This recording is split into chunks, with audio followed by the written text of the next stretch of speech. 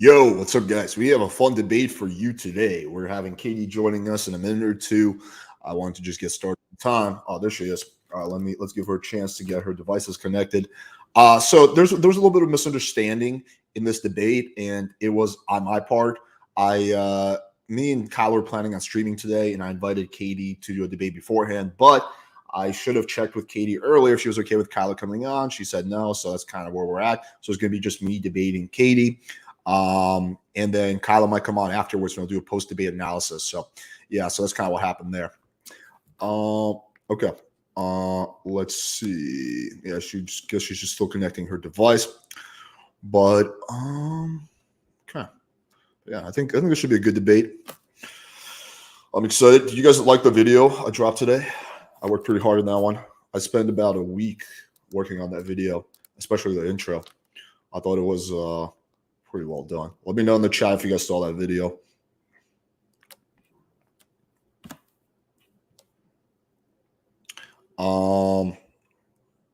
But yeah, so this is gonna be a good time.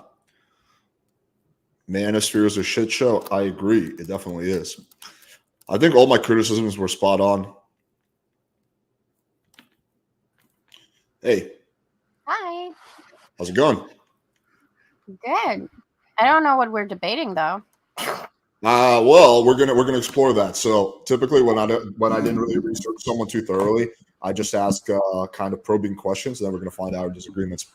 I'm sure there's gonna be quite a few.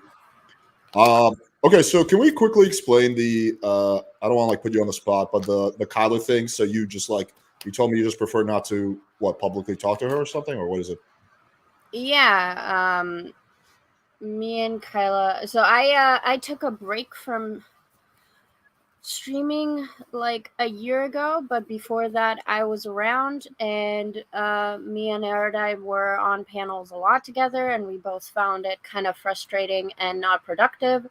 Then we kind of said, hey, I'm just gonna avoid you, you're gonna avoid me, chill.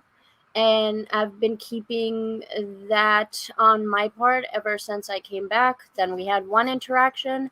It didn't go well. It seems we can't properly communicate still. So I'm just not interested. That's all. Okay, cool. So let's start off. Do you want to do a quick introduction about who you are? Just a very quick summary. I'm Katie. I'm called Dat Katie, Datkatee. I'm called that because where most people know me from is Talking to Destiny. And the reason why I'm named That Katie is because after Talking to Destiny, everyone in Twitch poll chat would go like, are you That Katie? So that was very funny to me. So I made it my name. So that's pretty much my introduction. Are you in Alaska right now? You got a jacket on. You got it looks like you're somewhere that's very, very cold. I'm in Israel, and today was like the first day it rained in a really long time. I think it's 20 degrees Celsius, and I'm freezing my ass off because I don't like when I'm cold, so I put on a jacket. That's translation. All. That's like about 70 degrees Fahrenheit. What part of Israel are you in? I'm in the northern part of Israel. Like the Golan Heights? No, not that north. I'm closer to the sea, around Haifa. Okay. Somewhere in that area. Cool. Yeah, I spent a month in Israel when I was 20. I did birthright and I hitchhiked all around Israel. It was a good time. My grandma lives in Jerusalem actually, and so do a lot of my cousins. Oh God, then we just found our disagreement. Did we?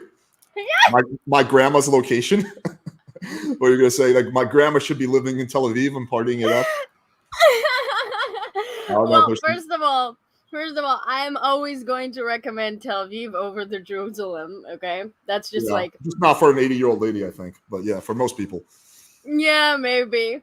But no, I'm pre-vocal anti-Zionist, and if you did birthright, I assume that you're not. So. Well, I'm not a Zionist. I just like Israel and I have family from there, and yeah, I mean we can talk about I feel like the whole Israel thing is going to be kind of boring to most of the audience. Plus, I don't really have super strong positions on that, so I don't think it's going to be too interesting. Let's start off with this. So, what are some of the things you agree and disagree with the Manosphere and pickup community on? Okay, so I guess you'd have to explain to me what exactly you mean. Do you know who fuck, what's his name? I was talking to someone about the pickup community, and they basically, we seem to have different definitions of pickup. So I guess my disagreement is that disagreement. Vikram. Do you know Vikram? Yeah. Yeah. So we were talking and we actually agreed on a lot of things, but he called stuff pickup artistry, stuff that I would never call it pickup artistry. I just call it being a decent, confident person. So I guess you'd have to tell me exactly what you mean. Red pill is like nonsense, generally speaking. I think the framing of like I specifically despise the whole like women being the gatekeeper of sex framing and like trying to orient men's actions around that concept is really toxic, really unhelpful for society. I guess I get why people do that, but like that's a narrative I'd love to move away from. In terms of pickup artistry, yeah, I mean, Okay, let's start off with this. Are you familiar with my channel at all? This might be a good start. no, I have no idea who you are. I'm sorry. Okay, no, that's okay. No worries. Okay, let's start off with red pill then. You mentioned that you think red pill is purely nonsense. So let's go into some specifics. What are some things that you disagree with the red pill community on? You mentioned the framing of women being gatekeepers of sex. I wrote that down. We can discuss that a little bit. What are some other things you disagree or dislike about the red pill community? Fuck, now it's all in my head. Because like irrelevant is black pill, not red pill. I don't even know the fucking difference anymore. There's a very simple difference. Black pillars believe that looks are the only things that matter. Everything else is meaningless. Red pillars believe that looks matter, but it's also money and status that you can increase. Versus black pillars believe like it's like you're either good looking or you're not. You're either going to be successful or you're not. Versus red pillars believe in the concept of self improvement. So that's the quick difference. Oh, yeah. I guess then that's really helpful. Thank you. So I think self improvement is good, but it seems that the red pill community kind of I guess fetishizes the concept of self-improvement, and then it like turns into like a toxic element where can you expand on that? How do they fetishize it? Yeah, I will. Like I'll tell you where I'm coming from, like straight up. I think the best thing forward is for people to want to be with human beings that like them for who they are without needing to achieve a bunch of like random things that society finds valuable. And I get that a lot of men especially would look at a girl who says that, and a girl they might find like not ugly, and be like, well, it's easy for you to say, you get all the sex in the world, but like if I don't have money, I don't get laid. You know, which I get is part of the appeal for red pill. What I mean by fetishize is that like capitalism together with like individualism and certain types of like red pill ideology kind of like created this like grindset mentality for people. And what I mean by fetishize is that like self-improvement is great. It's just like you should understand and want people to recognize your own value even when you're not the best self that you can be. And it's just like, it seems, and maybe I'm misguided here, but whenever I talk to people who have like red pill mentality, it seems like the entire concept of even self-improvement revolves around the idea at the end of the day, distilled is like, I want to get more pussy.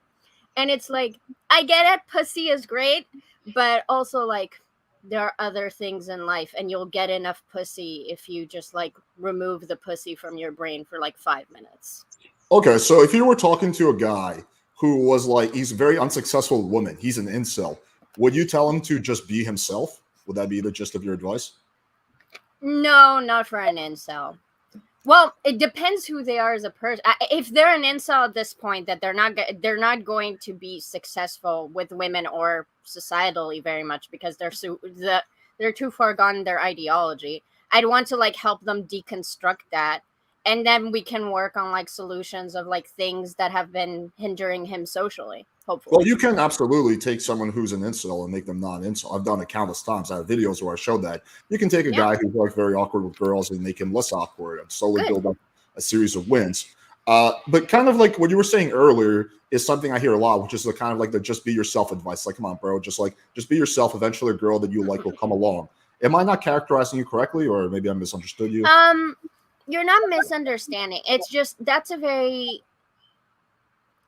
that was what I'm saying in like broad strokes. But what I more mean is that if someone is socially awkward, for example, like really socially awkward, my advice for them wouldn't be become good at like pickup. It would be like, hey, let's find social settings for you that you can integrate in, where like the first impression isn't like the be all end all. That you don't have to like completely change and learn a new skill set. Let's just utilize the stuff that you're already good at. Let's get you into like a book club and a hobby thing and like a D&D club or whatever the fuck, and you'll meet people there that are more interested in like long term getting to know each other. Now it won't get you pussy on the first night, which is why I'm saying put the pussy away for a second and you'll be fine, you know? What about a guy who's already involved in a lot of social scenarios and situations, but he's still not able to meet any girls and get laid? Can you expand on that just a little bit? Sure. I mean, I constantly have clients who are like, hey, man, I have a good social circle. I have a group of friends. I do this, I do that. I'm still a virgin at the age of 30. Really? Mm-hmm. Why do you think that is? Because being able to attract women is a specific part of subset of social skills that not anyone develops. You can be very good with general social situations and very bad with women, right? That kind of used to be me when I was 18. I was never a loser. I always had a really big group of friends. My friends always loved me. Problem is, none of the girls want to had anything to do with me, right? They would friend zone me. They would be down to be friends with me, but nothing sexually because it is Okay, it's a that's what different you mean. subject. So for that Okay. guy who's go ahead. Yeah, this is what I meant. So I was confused because I was like, how do they have a big social circle but they don't know women? But you don't mean that. You mean I know women, they're just not sexually interested in Right. me. They know them in a Gotcha. platonic way, not in a romantic or sexual way. Yeah, okay. This is kind of like what I mean. So you're talking about people who are like perpetually like friend zoned. Um a lot of the time, and they don't know how to not enter that situation, and so it always puts them at a disadvantage, something like that, right? Yeah, they're guys who are social. They have a social life. They even have a couple women that they're friends with. They just have absolutely no romantic or sexual prospects. Yeah. um from my understanding, usually like dudes that I've talked to that have been like that seem to be like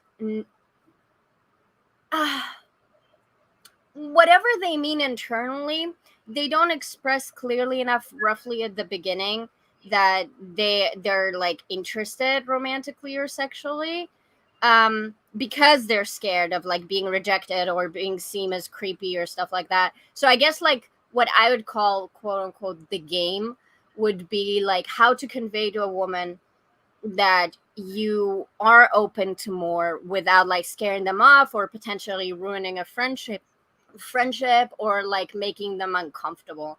And I do think that that specific thing is a skill that you can learn. Like Okay. that's something that I'd agree with. Like if that's part of red pill, it's not like a specific thing I heard used because but that's something I'm on board with, you What know? you're talking about, yeah. I mean, what you said was pretty base. That is, definitely a part of pickup is communicating intent, right? How do you communicate to the girl the right way, not going overboard, but also very clearly that, hey, I'm not looking for just friends. I want something more, right? So that is a big part of it. So then what would you say if like that guy, so then you don't completely believe just be yourself because what if that guy is just a guy who's really shy and really timid and never has in the past communicated intent? You would tell that guy if you were his coach, like, hey, you need to change that because this is not working and you need to get better communicating your intent. Would that be correct? Yeah, so again, when I said like just be yourself, it's not like the meme version of just be yourself, don't change anything. If you're an agoraphobe, never leave your house and you'll like find a wife. Obviously not. As I said, like self-improvement and like growing as a person, they're all positive things. It's just usually the prescriptions and ways that the red pill goes about it. I'm just like, this ain't the way. This ain't it chief, you know? That's Well, that's what are kind some of specifics of what is not the way that you've seen? Like, give me some specific examples of that. like something that I found interesting that you just said was like conveying intent, but conveying intent means, hey, I'm not interested in just friends. I think um I think it's good when you meet a woman if you're not interested in being friends, I think it's important to know that.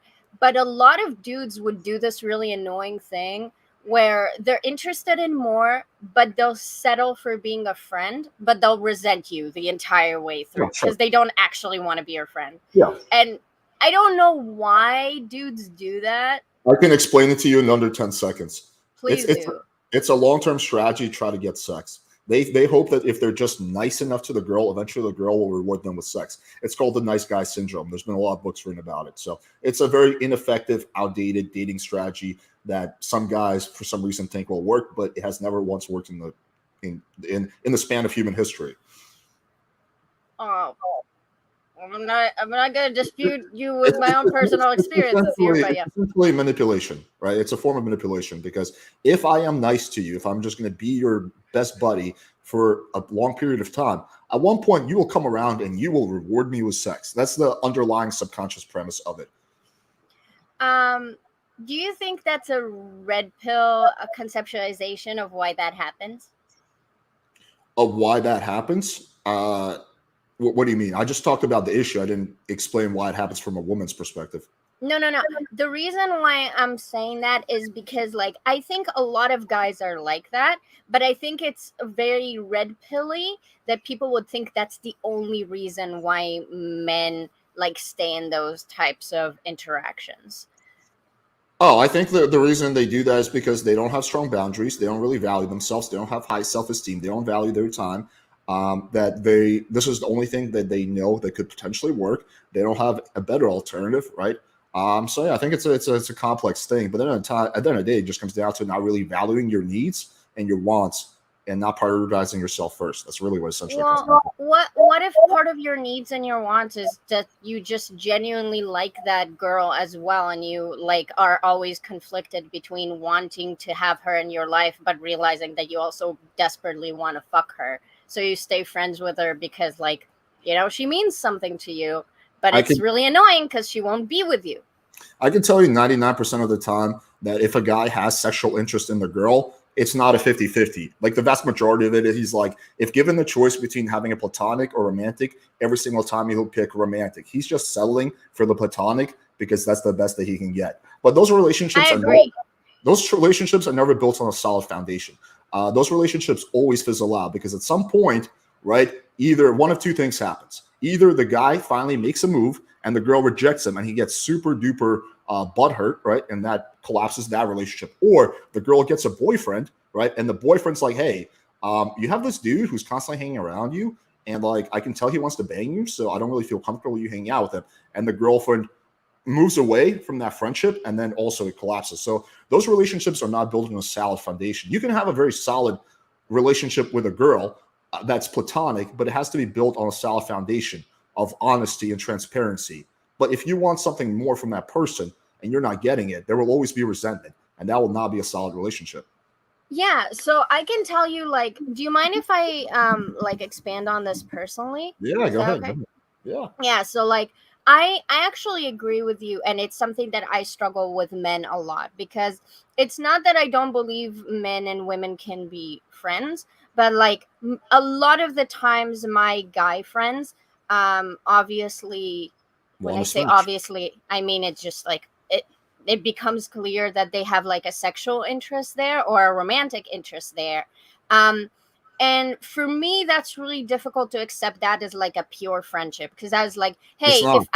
if I told you let's fuck, we'd fuck, right? So how is this a friendship, you It's know? it's not it's not a pure friendship. It's like okay, like we both know Destiny, right? Imagine that my main motivation for hanging out with Destiny is because I want his clout. That's not a pure friendship. Like if you have ulterior motives for relationships, it is not a pure relationship, which is why I said it's not built on a solid foundation.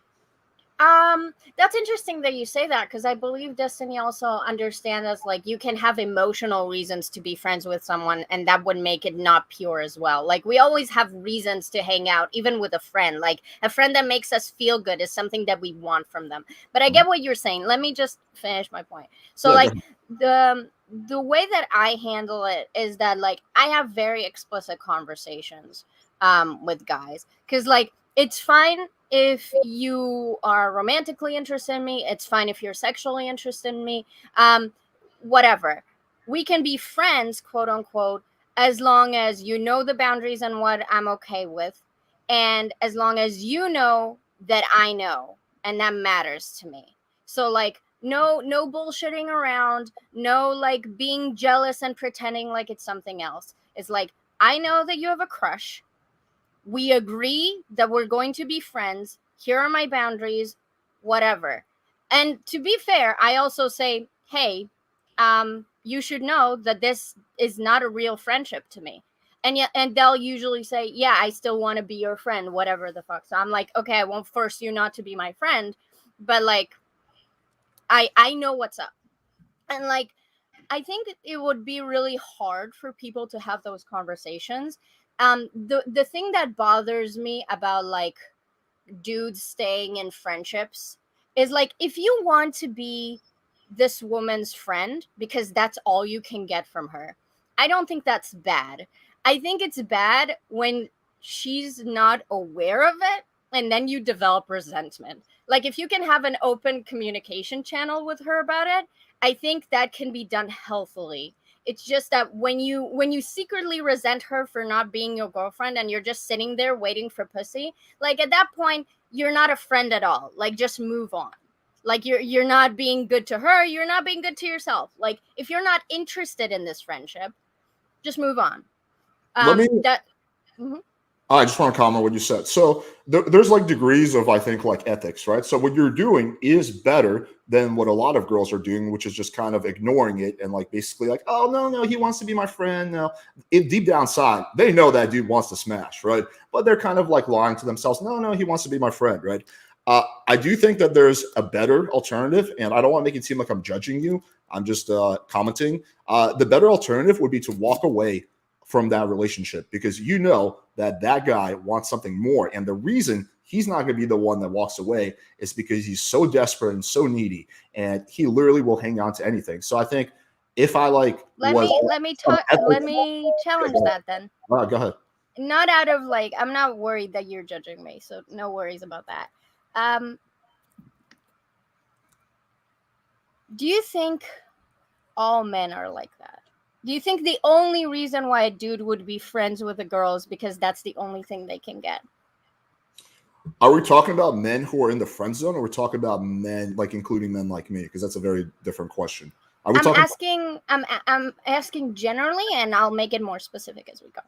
Okay, so if we're looking at all men, no, a lot of men will just simply refuse. Like me, I will not be friends with a girl if I find her sexually romantically attractive. I will be like, hey, listen, this is what I want. If you can't give it to me, that's cool. I wish you the best, right? And there's a lot of guys like me. However, there's also different groups of guys who are not like that. They don't have strong boundaries. They don't have strong standards for themselves. They don't really respect themselves that much, who will settle for anything and everything. Out of the guys who are friend zoned, so we're taking a sample. I don't know how big it is, but a sample of the guys who are friend zoned.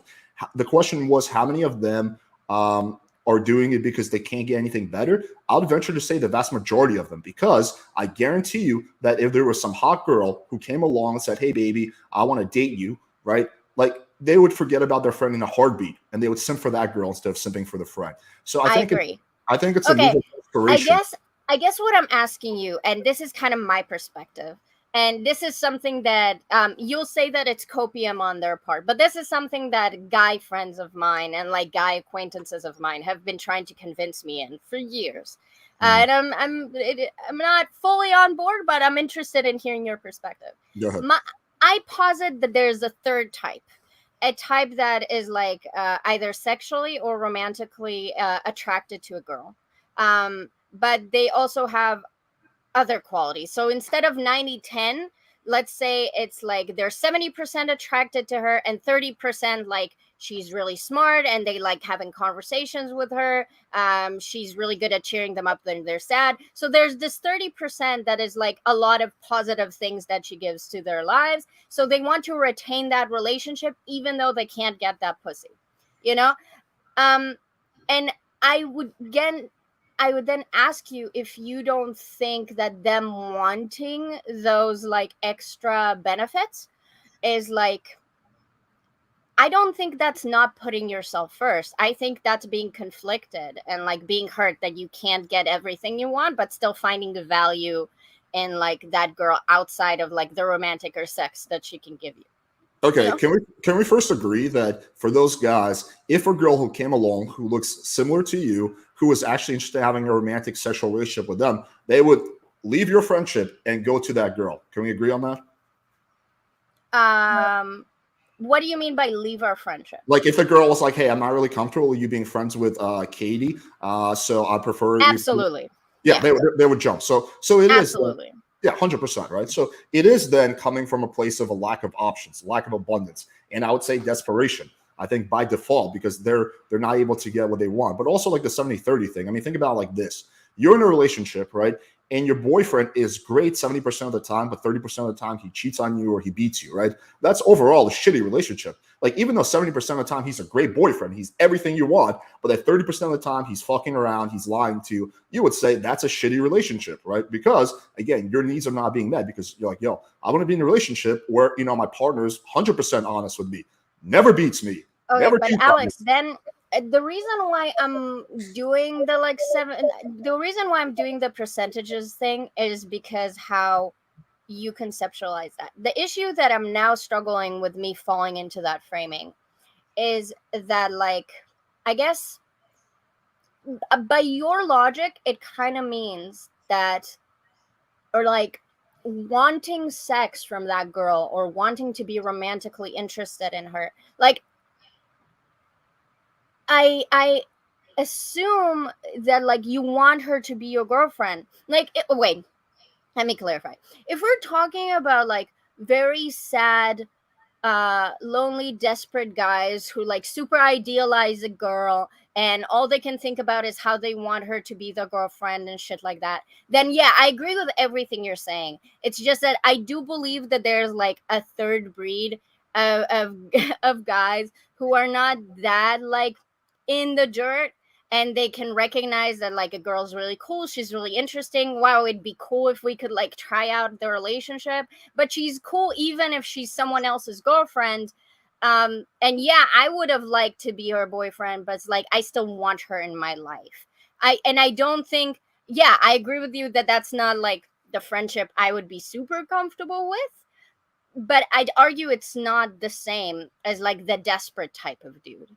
Do Have we you not thought about agree? the fact that this third category of guys is maybe just a lot better at hiding how they feel? I have thought about it. Like, um like it's interesting because there's been like a lot of like experiments done, right? Where like they take a girl and they're like, "Hey, do you think man and woman can be friends?" She's like, "Yeah, of course." Okay, who's your best male friend? Oh, blah blah blah. So if you were to call them right now and say, "Hey, do you want to have sex?" They would say, "No." Yeah, of course. Every single time the dude is like, "Oh, yeah, sure, yeah, I'm down." Right? So like it's that potent. Like every single time the guy's like, "Wait, what? Like, of course, sex. Yeah, yeah, yeah." Right? So it's clearly there's like an ulterior well, motive that's at let play. me let me I guess what I'm asking is, if they agree to have sex with her, does that mean that they are not also her friend? Well, they have an ulterior motive, which completely Wait, diminishes why do you think it's an ulterior motive? because it's a motive that they're not transparent, honest about. Okay. Let me try to give you an analogy. Like, let's say I said, "Yo, Katie, I want to come on and like interview you about like I don't know something like your experience in Israel. I just want to have a discussion with you." And then it seemed like I'm trying to debate you and challenge you. You'd be like, "Yo, you have an ulterior motive. Like, you said this, you made me think this, but you're trying to do that, right? That would be an ulterior Mm. motive at play." Okay. So Okay, I if see I'm I being see where the dissonance Yeah, if is. I'm Okay. being like buddy buddy with you, right? And I'm like, yeah, Katie, no, we're definitely just friends, but I want to have sex with you. That's an ulterior motive at play. Okay. I agree with this. So I guess I'll clarify what I mean. Um and this will address something that we talked about earlier. Okay. I think women, especially women who are like semi attractive, would find it really, really, really, really, really difficult to find a man that wants to be their friend and would say no to sex under all circumstances. Um, And as long as that reality exists, that kind of puts all women in a situation where they either have to lie to themselves or outwardly about like the intention, like what the guy wants. Um, but that is unfortunately the case. So I can tell you that I have not met or have interacted with a single guy that like we had a friendship, an acquaintanceship, whatever, that they were never romantically or sexually interested in me. Okay. I had one friend like that. It was in middle school. And that's the only guy who never, ever, ever wanted anything from me ever. So under your framework, that means I can never have guy friends. No, you Like can. it's It's just okay. I don't think it's the 100% ethical thing to do, but you totally can. You can do whatever you want. I'm certainly not saying you can't do that. I'm just No, no, saying no. What if we're what do you looking mean for by the unethical things to do? because at the end of the day, you know that that guy wants something more, and that guy is just not. He's not confident enough. He doesn't value himself enough to like actually express what he wants. He's not, and he's gonna just put up with this for years and years and years, hoping that one day, Katie, you will just realize how much of a great guy he is, and you will give him that chance. But you and I both know that day is never gonna come. Wait, Oh, but what about that other option where they have expressed interest? I said that I have none, and then they say, "Okay, well, I like you a lot, but I still want you in my life, even if we're not a couple." yeah, I think that's a lot better. So that's what I said earlier. I think what you're doing is a lot better than what most girls do. I just think Hmm. there's an even better option. Again, like I'm not saying you have to take that option. I'm not going to like stigmatize you for not doing it. I think what you're doing is again is better than what most girls do, which is just ignore the elephant in the room. But I also want to address what you were saying earlier. You were saying like, Hmm. okay, well then like men and women essentially can never be friends. There's elements of truth to that. A lot of male to female friendships are not legit. There are several categories where they can be legit. And let me explain these to you. So, this is something me and my girlfriend discuss quite a lot. So, the first one is if someone is gay or lesbian, right? Then there's no, not, or if the guy's gay. No, if the girl's lesbian, the guy can still be into her. But if the guy's gay, then that's typically why women really like to have gay best friends, right? It's because it's like they know that this dude doesn't want anything from them, right? That's why it's so popular. That's the first category. The second category is if the guy's happily in a relationship, right? And the third is if there's something that's gluing them together, some purpose that they're working on. So, for example, I'm friends with, I'm friends with not so erudite, right? Like, I would say it's a very legit friendship. If she was like, hey, you want to have sex? And I'd be like, no, Kyla, like, you're awesome, but no, right? But okay, what's the condition there? One, we're both in happy relationships, right? Two, we have a purpose outside of us, and that's YouTube and streaming, right? So you see this like with coworkers, yeah, you can legitimately be friends, right? But if none of those conditions exist, I think you're going to be really hard pressed to find a legit friendship.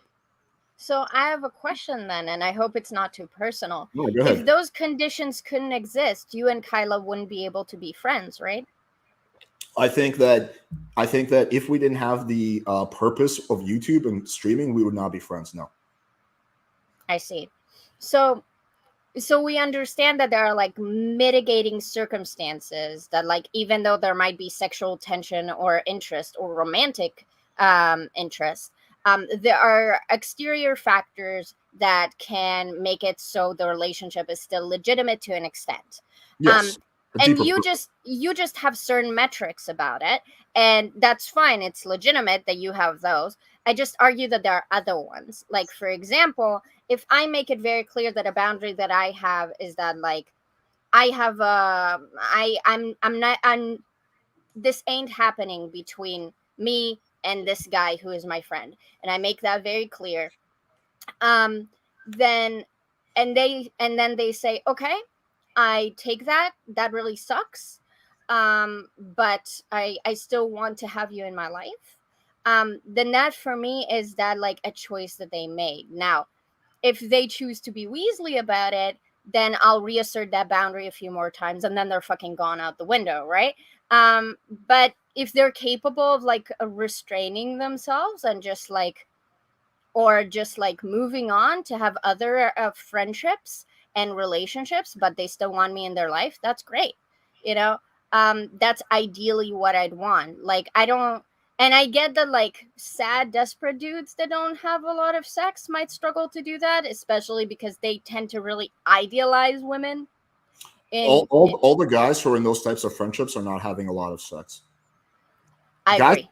guys who are having a lot of sex are not going to be like friend zoned by chicks. They don't have the time for that. They're like, okay, cool, wish you the best. You know, I want something romantic. You're not into it. Cool. See ya. You know, wish you the best life. Right. That's how I guys agree with you, have a lot of actually. sex handle themselves. So all those guys are by default not having a lot of sex. I know because I used to be one of them. Right. I used to literally fall down this trap every single time, and I'll be disappointed. Why? Why did she go with another guy? Oh, like I wonder what it could be. Well, maybe I should have been friends with her a little bit longer, right? But that's, you know, there's some really good books on this called No More Mr. Nice Guy, which break down the psychology of this. But yeah, like I think that, you know, a lot of those friendships are flawed. Now, again, like what you're doing is better than what most people are doing, but you would have to agree that acknowledge that people will agree to shit that's not in their best interest, that they don't really want all the time. Like people can very easily delude themselves, right? It happens all the time. And I would argue that those guys who are agreeing to that or deluding themselves into thinking that this is going to be okay. But if we look at them, and I don't think it's your job to play like fucking psychologist and try to figure out what's deep down inside their soul. So I'm arguing Yeah. purely from like kind of like a 10,000 feet, like just macro perspective, not from micro perspective. But if we were to play that game, I think if we try to explore what's in their brain, we would realize that all of them aren't really happy with that arrangement, right? And that they secretly want more, but they just don't have the abundance or the respect for themselves to walk away from something that's not getting them what they want. Yeah, so I actually kind of agree with that. And I'll tell you more, like, since we're doing the very far away perspective thing, I'm not happy with that agreement either. I would much rather, like, have a friend that I don't have to worry about, like, them agreeing to fuck me, right? Find a gay Or, guy. Find a gay guy. so I'll make my point very clear. Okay, It go was ahead. like, um, yeah, so like I'd much rather have a friend who doesn't have feelings for me or is not attracted to me or is not like secretly waiting for me to break up with my boyfriend. Unfortunately, I don't know a lot of gay guys, and unfortunately, the most of the male population is not gay, which means that if I do want to have guy friends, and me specifically, I struggle having girl friends. I have a really hard time with that. That means that I would have to be friendless. The reason why I'm saying this is less to whine about my situation and more to explain, I guess, this point. The reason why I dislike the red pill and why I went on this whole tangent in the beginning about like having the pussy in the brain all the time is that people make agreements and enter relationships that are not optimal for them all the time. We accept that human agency. But the red pill seems to have like a certain specific resentment to the concept of a guy wanting sex and not being able to get that sex. And that is like a terrible, terrible, unbelievably horrible situation for a guy to be in. And I hate that framing. I just think it's really, really toxic for men and women. I think it's okay that if an adult man decides that he wants to be in a friendship where he has to curb his crush or while he's waiting to get sex from other women, I think they should be able to do that without like being told that that it's bad that they're doing it, that they have no self-esteem. I think they can genuinely care about someone and still want to fuck them. And that's what I'm saying, basically. Okay, I want to address what you said. So I actually agree with one of the things you said. I do think the idea of, I think the word you're looking for is entitlement to sex. I do think it's not good for to be teaching men that they're entitled to sex, because when you think you're entitled to something, you assume that you don't have to like really work at it, i.e., not really do the self improvement shit, and that can create all kinds of issues down the line. So I don't like that framing in the red pill either. I'm a guy. I'm entitled to sex. Like no one's entitled to anything in this world. In terms of the thing you were saying earlier about like how it'd be really hard for me to have a friend, well, aside from the gay guy, you can find a guy who's in a happy relationship with a girl who's as attractive as you, right? She can't be a fat chick, but a girl who's as attractive or more attractive than you, and you can have a legitimate friendship. Like that can happen.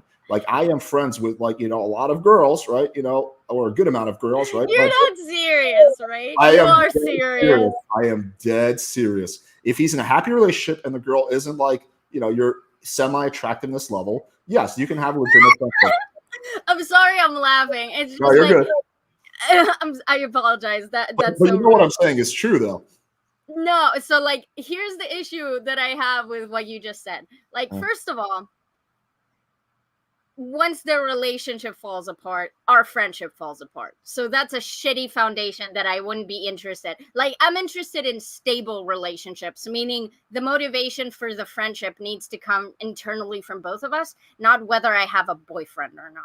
You know, like all of the people that I flirt with or friends that I have right now, let me think if I have anyone that I would like pursue romantically if I wasn't in a relationship.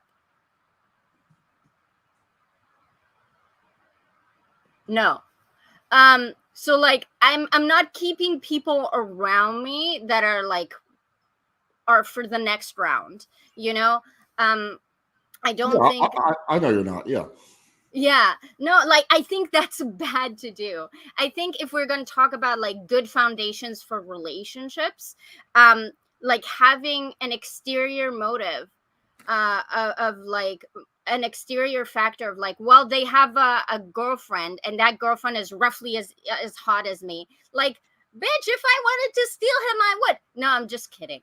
The point is, it gets kind of silly. Is my point. Well, Like, this is a lot of mental gymnastics. Well, I disagree about the idea that the friendship would fall apart if the guy became single. I don't think so because the initial motive was pure. The foundation is solid, right? So if a guy is in a relationship with an attractive girl, I mean, of course, there are some guys who like, might still want to fuck you, right? But generally speaking, if you guys develop a friendship, it's going to be on a stable, pure foundation. So if he becomes single, right, maybe he will start hitting you at that point, but probably not because again, the initial foundation, the establishment for the relationship was pure, rather than the guy like, I was always trying to smash, right? So that's Okay, kind of I have a question. So if they have a girlfriend and they're roughly as attractive as me, and then we're hanging out, just me and my friend who's in a relationship, and then I like decide that I'm horny and I take off my shirt and I like get on top of him and I'm like, hey, do you want to fuck?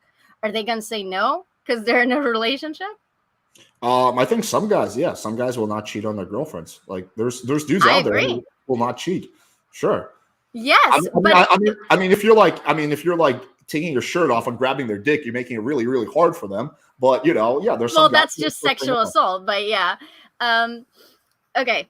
So my point is that in the same way that you can recognize that some men will not cheat, my point is that we can also recognize that some men would want to be your friend even though they also want to fuck you.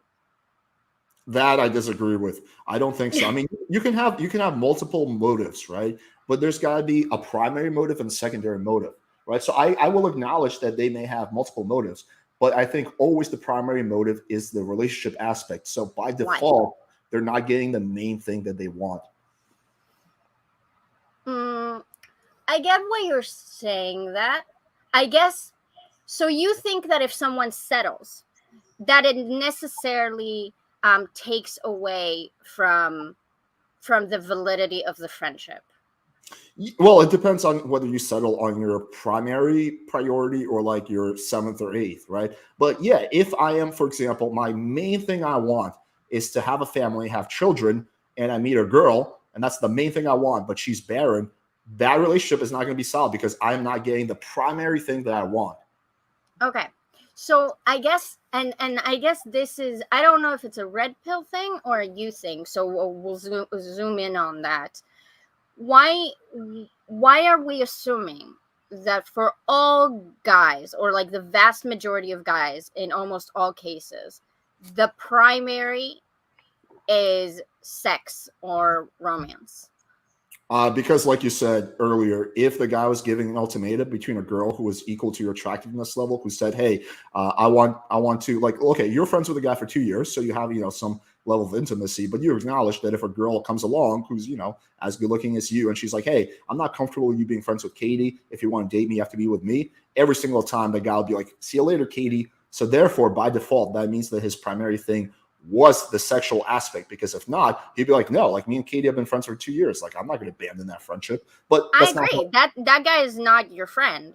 But there are that's dudes other guy. who would not say that. You know, there are dudes who would still be my friends, right? I think that's a tiny, tiny percentage of men. I'm sure there's one or two out there somewhere in this universe, but I would say that's a tiny percentage. I think the vast majority of men would be like, see you later, Katie. Nice knowing you. I know. I agree that most men like are dishonest in the way they run their friendships. I do agree with you on that. There's no doubt. I like. I actually think we agree on more. We Yeah, it disagree. seems like we largely agree. Yeah, it's like I'm pretty doomer on like dudes and relationships. Like it's like dudes and friendships. It seems that dudes really cope around like how much they want you sexually and romantically, Mhm. and they'll say that they're fine with the friendship, but then they'll bitch and whine about it the entire day and like always push boundaries. And then the second they have someone else giving them attention, they're just like out the window. So Yeah. like but I'd argue that's like not a positive thing. I think if you're seeking out a friend, I think okay, you'll give me this because I believe in you. I think that there are some men that if they make a dedicated effort in their head to be honest with themselves and their friend who is a girl, to have a real friendship with them, even though they also have sexual interest towards her. But that is not the main thing they're concerned about. It is possible to have a real friendship. Anything, anything is theoretically possible. The question is like how likely. Oh, don't do this. All I I'm saying is, I think it's quite unlikely, but sure, I'm sure it has happened. Yes.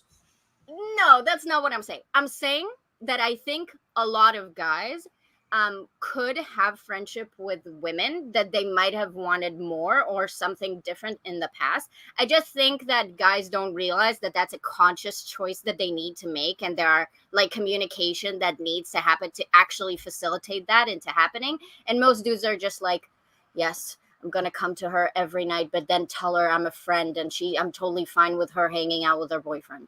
It's like, no, no, Yeah, but I no. just like that argument because Katie, you could be in a relationship with a guy who constantly cheats on you. There's nothing physically preventing you from doing that. You could do that, but you don't want to do that because I think you value yourself enough to be like, hey, I deserve someone who's not going to cheat on me. Like, am I correct?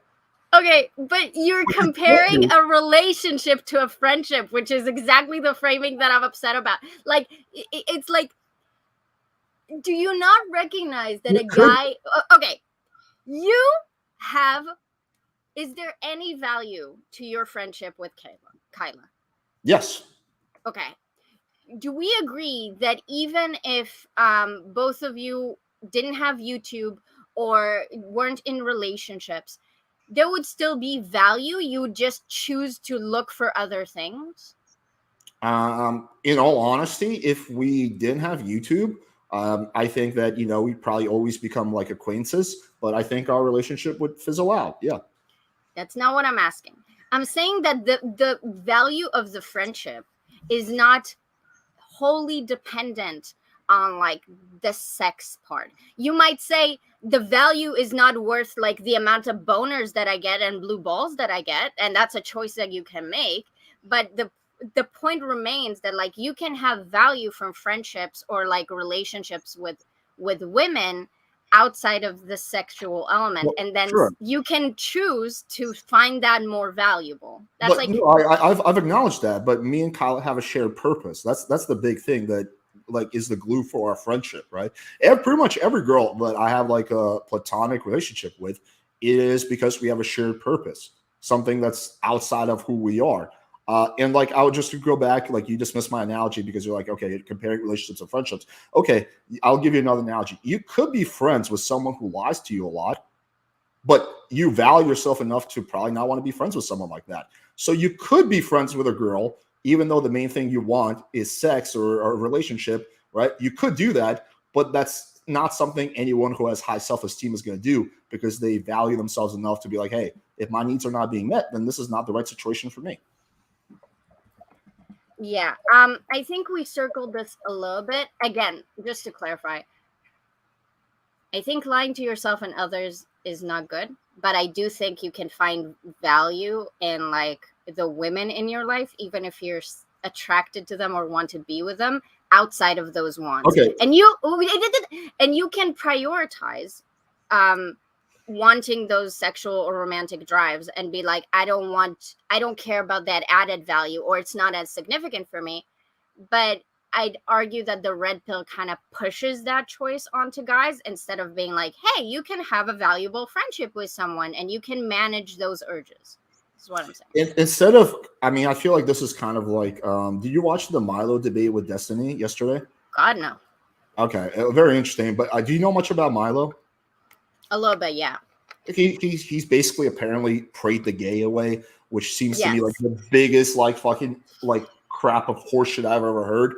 I think he cocained the gay away. I but think that's what happened there. But this actually came up a little bit during the Q&A. He was saying, he's like, yeah, man, you know, he's like, you know, the best you can strive for is to be celibate. You know, he's like, if you get really turned on, you take wax and you put it on your dick, right? So it's theoretically, I guess, possible for him to become like asexual, right? But I think the question shouldn't be could you? I think the question should be should you, right? Because could, yeah, you could, but should. So I would flip it back to you and say, should those guys keep going into those, you know, friendships, quote unquote friendships, if the primary thing they want is a sexual romantic relationship with that woman?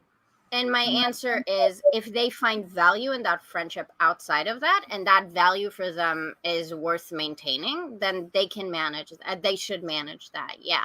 But I do agree that like most guys don't see the added values from friendships. So I'll give you that. But don't you think it would be better if they found a girl who wants to have, you know, a real relationship with them? Like, wouldn't that be much better use of their time and energy? What do you mean a real relationship? It kind of sounds like you don't think a friendship who doesn't go anywhere has meaning. No, that's not true at all. I Okay. feel I have a lot of friendships that have insane amounts of meaning. No, I think, but those are Between men and women, between yes, you and sure. another woman. Okay. Sure, I have female friends who I find a lot of value in that. But again, all the same things that I've talked about apply. There's usually a shared purpose. That's typically what it is. And outside of that, when you don't have that shared purpose and the guy is straight and the guy has sexual, I think there's actually one other caveat that I forget to give. I don't know if you're going to agree, disagree with this, but I think another way that a male-female friendship could work is if they used to hook up or date or whatever, and the guy was the one decided to friend zone the girl. If that is the case, then I do think those can work. I've seen that work. It's worked for me because I think women are much better at like just letting go and just being like, yeah, okay, he just wants to be friends, whatever. Versus guy, if the girl friend zones the guy will hang on to that for like the rest of his like existence. Okay, I'm gonna ask you this just because I know you're not memeing. I'm so sorry for laughing. It's just No, like. but you know what I'm saying is right. I mean, it's funny, right? But it's also kind of true. No. I just like I agree with you in a lot of things, not about all things. Well, explain okay. what you disagree with that. Oh, okay. I know. This is the disconnect that happens with Destiny a lot. Okay. I agree that the things that you're saying might be true descriptively. I think that a lot of the reasons why they are true descriptively is because we have socialized people to be in a certain way. And the way that I find descriptive claims about the world is that I'm saying, okay, should it be that way? Should we want it to be that way? Should we not go in X direction for the best utility for society, for example? So I think the more we enforce certain narratives and saying, this is how it is, this is how it is, this is how it is, this is how it is, we're also teaching people that that's how it is. It's not just like truth statements that came out of nowhere. These are very long narratives that like society have constructed over decades and decades and decades. And like my way of like pushing against that is to be like, hey, let's do a new narrative. Let's give an alternative. So I'm not necessarily saying that like descriptively I disagree with you. I just don't think that taking that as like a truth, like a natural truth instead of a truth that we created is the best way to go about things. That's what I'm saying. Yeah, I mean, I think that if you take any guy who used to be like a quote unquote nice guy and used to have that happen and they got out of it, every single one of them will agree on that. And I'm speaking as someone, one, who used to be in that category, and two, someone who like interacts with a lot of guys and coaches a lot of guys, and I've just never seen anyone disagree with that statement. But okay, let me pose the question like this: do you have any male siblings? No, I Okay, wish. let's assume you had like a little brother, right? And your little brother came to you. He's like, Katie, you're so cool on YouTube. I want to ask you for advice. And he's like, there's this girl that I've been friends with for a year, and I have really strong feelings for her. I want to, have a relationship with her. And she told me that she's not interested in anything besides, besides a platonic friendship. Do you think I should keep hanging out with her, or should I try to find a girl that can actually reciprocate what I want? They should do what they want, which in this case sounds like they want the second option. No, But he's not telling you what he wants. He's just asking you. He's not sure. He's equally confused between those two. He wants well, your I'd opinion. ask them, do you want to be with her? He says, yes, I would like to have a romantic relationship with her. Okay, then I'd say you should probably find someone who reciprocates those feelings. We agree. But I think there's a different scenario where my little brother can come to me and they'll say, Katie, I have a friend and I really appreciate her and she makes me happy. But recently I've developed a crush on her. And like, she has really nice tits and I want to touch them. I want to touch them so bad. My dick's so hard, want to touch them. But like, she makes me really happy and like, I like when she talks to me and I don't know what to do. Because sometimes I get distracted by those titties. And I'll be like, okay, it sounds like your little brother has a big thing for big tits. So that's like we're a tits family. My sister and my mom have like gigantic breasts and I have nothing. So like I have a lot of resentment. So yeah. Fucking hogging all the titties. Literally, dude. It's just like all of it went to my sister and the bitch left nothing for me. Okay, like I'm so pissed. It's unbelievable. Anyway, moving on. I have slight resentment. So yeah, so I'll tell them, hey, it sounds like you really like this person and it sounds like you have a boner, and yeah, maybe you should work through that because your boner isn't everything and you might ruin this friendship and it seems to mean more to you. Yeah, this is kind of would be my response in this church. I would say, what do you value more? Having what is priority number one?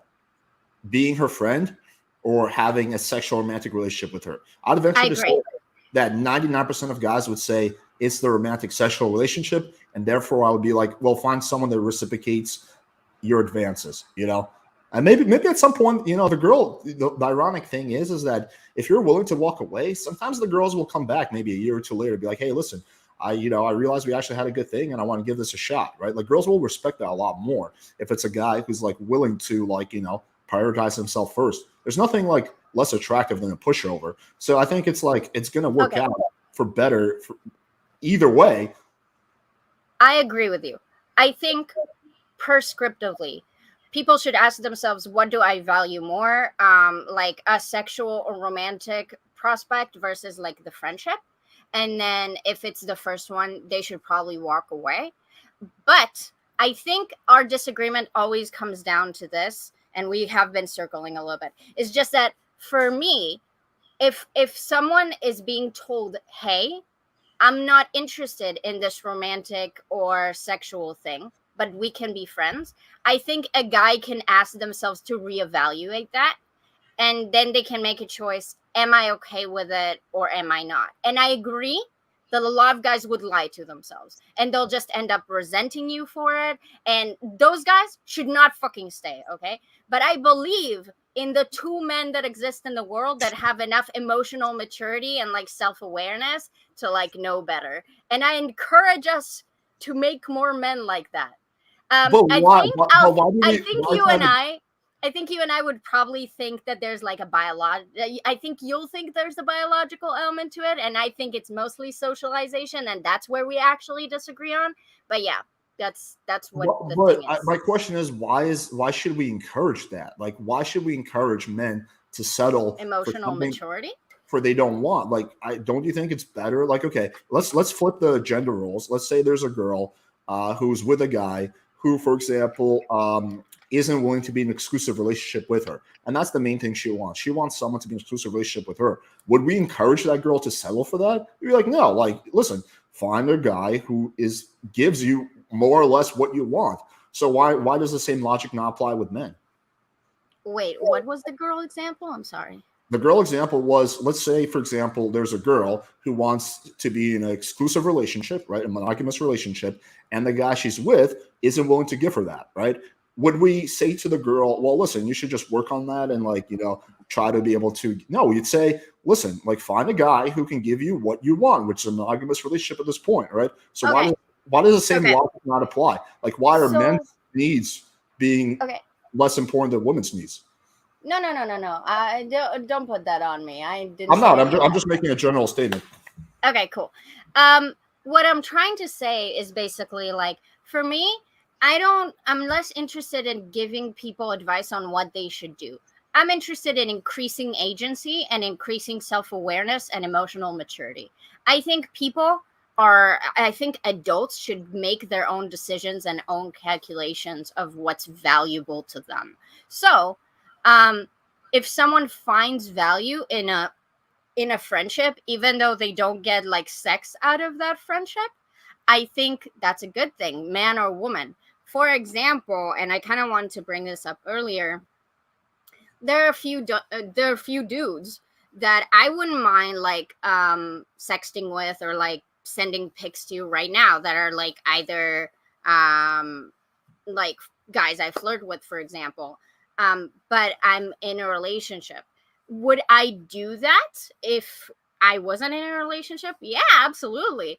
So it's the same applies, but that doesn't mean I don't want to be their friend. And now you're going to say that, like, men and women are different. I just think that we're less different than what society tells us that we are. You might be right about the last thing you said, but I want to clarify. Do I think that men should be able to make up their own decisions and have agency? Absolutely. I'm not, like, advocating a no friend zone, like, law, like Congress needs to, like, pass this. I'm not saying we should, like, socially enforce that. I'm coming in from the perspective of a coach, right? From advice, right? That's typically my channel is advice. So people ask me for advice. What kind of advice would I give a friend? What kind of advice would I give a brother? What kind of advice would I give to someone that I want to help? And the advice to me in this situation is very clear. If the girl is not interested in reciprocating then what you want, then you're better off investing your time, energy, and love somewhere else with a girl who can. And I agree with you. I guess the only thing that I'd push back on is to ask you, why are we assuming that a guy wanting, like, if a guy says, look, my main priority, the only thing I care about is, like, sex or romance, that's fine. I feel like my pushback against this narrative is that it feels like society tells men that should be their main priority. That if it's actually, like, 50-50 or 60-40 or 70-30 or whatever the fuck, then it's like, it's not possible for a guy to care about a girl's, like, political views and how she makes them smarter than more than they want to fuck her. And I just disagree with that reality. You acknowledge that if a guy is friends with you and a girl who's as good looking as you comes along and says that, hey, I want you to call off a relationship with Katie, that most guys would do that. So I don't know how you can... most guys are not authentically your friends. So we're talking about a very small percentage of men right now? We're talking about okay, maybe I'm not making myself clear. I'm arguing that it's a small percentage of men because we don't allow societally for there to be more of those men, I just could not disagree with that narrative more. I think that human beings generally are somewhat selfish and they like to have their needs met, right? That's just kind of men, women, anyone. We all like to have our needs met, right? And so when you're in a situation, a relationship where your needs are not being met, that's not going to be a solid relationship, right? I think it's really as simple as that. I don't really think society has much to do with it. You can make the argument society, for example, is pushing, some other things. You can make a convincing argument for that. But for this, I don't really see, like, any kind of like big society push to be like, hey, don't be friends with girls. There's red pill content creators who are talking about that, but in the grand scheme of things, red pill content creators are like 0.1% of the media. If you look at most movies and like TV shows, quite often the guy will have like a friendship with a girl. So I would argue, if anything, it's the opposite. It's certainly not that society's like telling men like, yo, you cannot be friends with girls. I would argue it's the opposite, if anything. Well, I actually kind of disagree with that, but I think the main contention is just about that. A lot of ailments that I see with society, I see them as an element of socialization. I believe that you think there's a much more strong biological element, and that's truly where we like separate there. But just to like the example about like the movie thing, I think is a really good one, because in most movies, when a girl and a guy are friends, he kind of resents her for it. And if it's a romantic comedy, they either become a couple or the relationship falls apart because the friendship wasn't good in the first place. So again, society reinforces this narrative that like no true friendship between men and women exists because it's always meant to go somewhere else. It would be very interesting to watch a movie that like deconstructs the concept of friendship where there are like complicated elements to it. I'm trying to think of a movie that has like something that ended up as a friendship. You're gonna be thinking for a while. Okay, let me ask the question like this: do you agree that human beings are generally selfish? Yeah, absolutely. Yeah, right. That's a pretty well established fact. You're correct. Human beings are generally selfish. Would you agree that part of being selfish is wanting to have your needs met above Yes. everything else? So Alex. if we follow this logical trail, if human beings are selfish, men are part of human beings, they want their needs met. Alex. If their needs are not being met, then therefore, like how are you Do not? we agree that men have other needs besides sex or wanting to be romantically involved with a woman? I think that typically the sex and romantic involvement supersedes their need for a friendship. Yes. Okay, then I think that that would depend on the guy. But I guess a lot of my pushback against like red pill mentality is this constant thinking of like the highest, most desperate need of men is to have sex and like being romantically involved with someone. Well, I don't think it's sex. I think it's intimacy. I agree. I think men, here's something that I wonder what the red pill thinks about. Men don't know how to have intimacy without sex, and they supplement the need for intimacy with sex, because they don't know how to accept other forms of intimacy or how to look for them. So a lot of the desperation for sex doesn't come from I want to put my dick in a vagina. It comes from like I haven't talked to a human being that likes me in like 6 months. Jesus fucking Christ, like I really want to be like held right now. But for men to have that thought, that's very pussy like. So they have to be like, God, I want to fuck. You know? Well, So I think that's a problem. they're both like big needs, but like it's hard to have intimacy, very high, like the most intimacy you will have will be with your partner who you love. Like I have friends I've been friends with for 15 years. The level of intimacy I have with them is nowhere close to the intimacy I have with my girlfriend, who I've been with for 2.5 years, right? Like, so you will be able to hit a whole new level of intimacy with your partner that you will not be able to hit with anyone else, right? That just kind of is what it is. For sure. I guess what the point that I'm making is that like you can achieve intimacy without sex. For example, I have really like the most of the times where I have sex, it's like it's pretty not intimate because I'm uncomfortable like being like that emotionally invested while having sex. So like my intimate moments with my partner is when like we're sitting and talking. Like I'm much more verbal like bonder. So like our sex is, well, it's I guess I could call it's not dry, but it's like I'm very emotionally disengaged. Because I don't like emotionally investing while we have sex. I emotionally invest outside of sex. So like that's like do you have trauma? Do you have trauma around sex? Yeah, I do actually. Okay, that's common. Like what you're saying is common. Yeah. I mean, Yeah. I don't want to get into like a therapy session, but I would definitely like try to find some way of like working on that.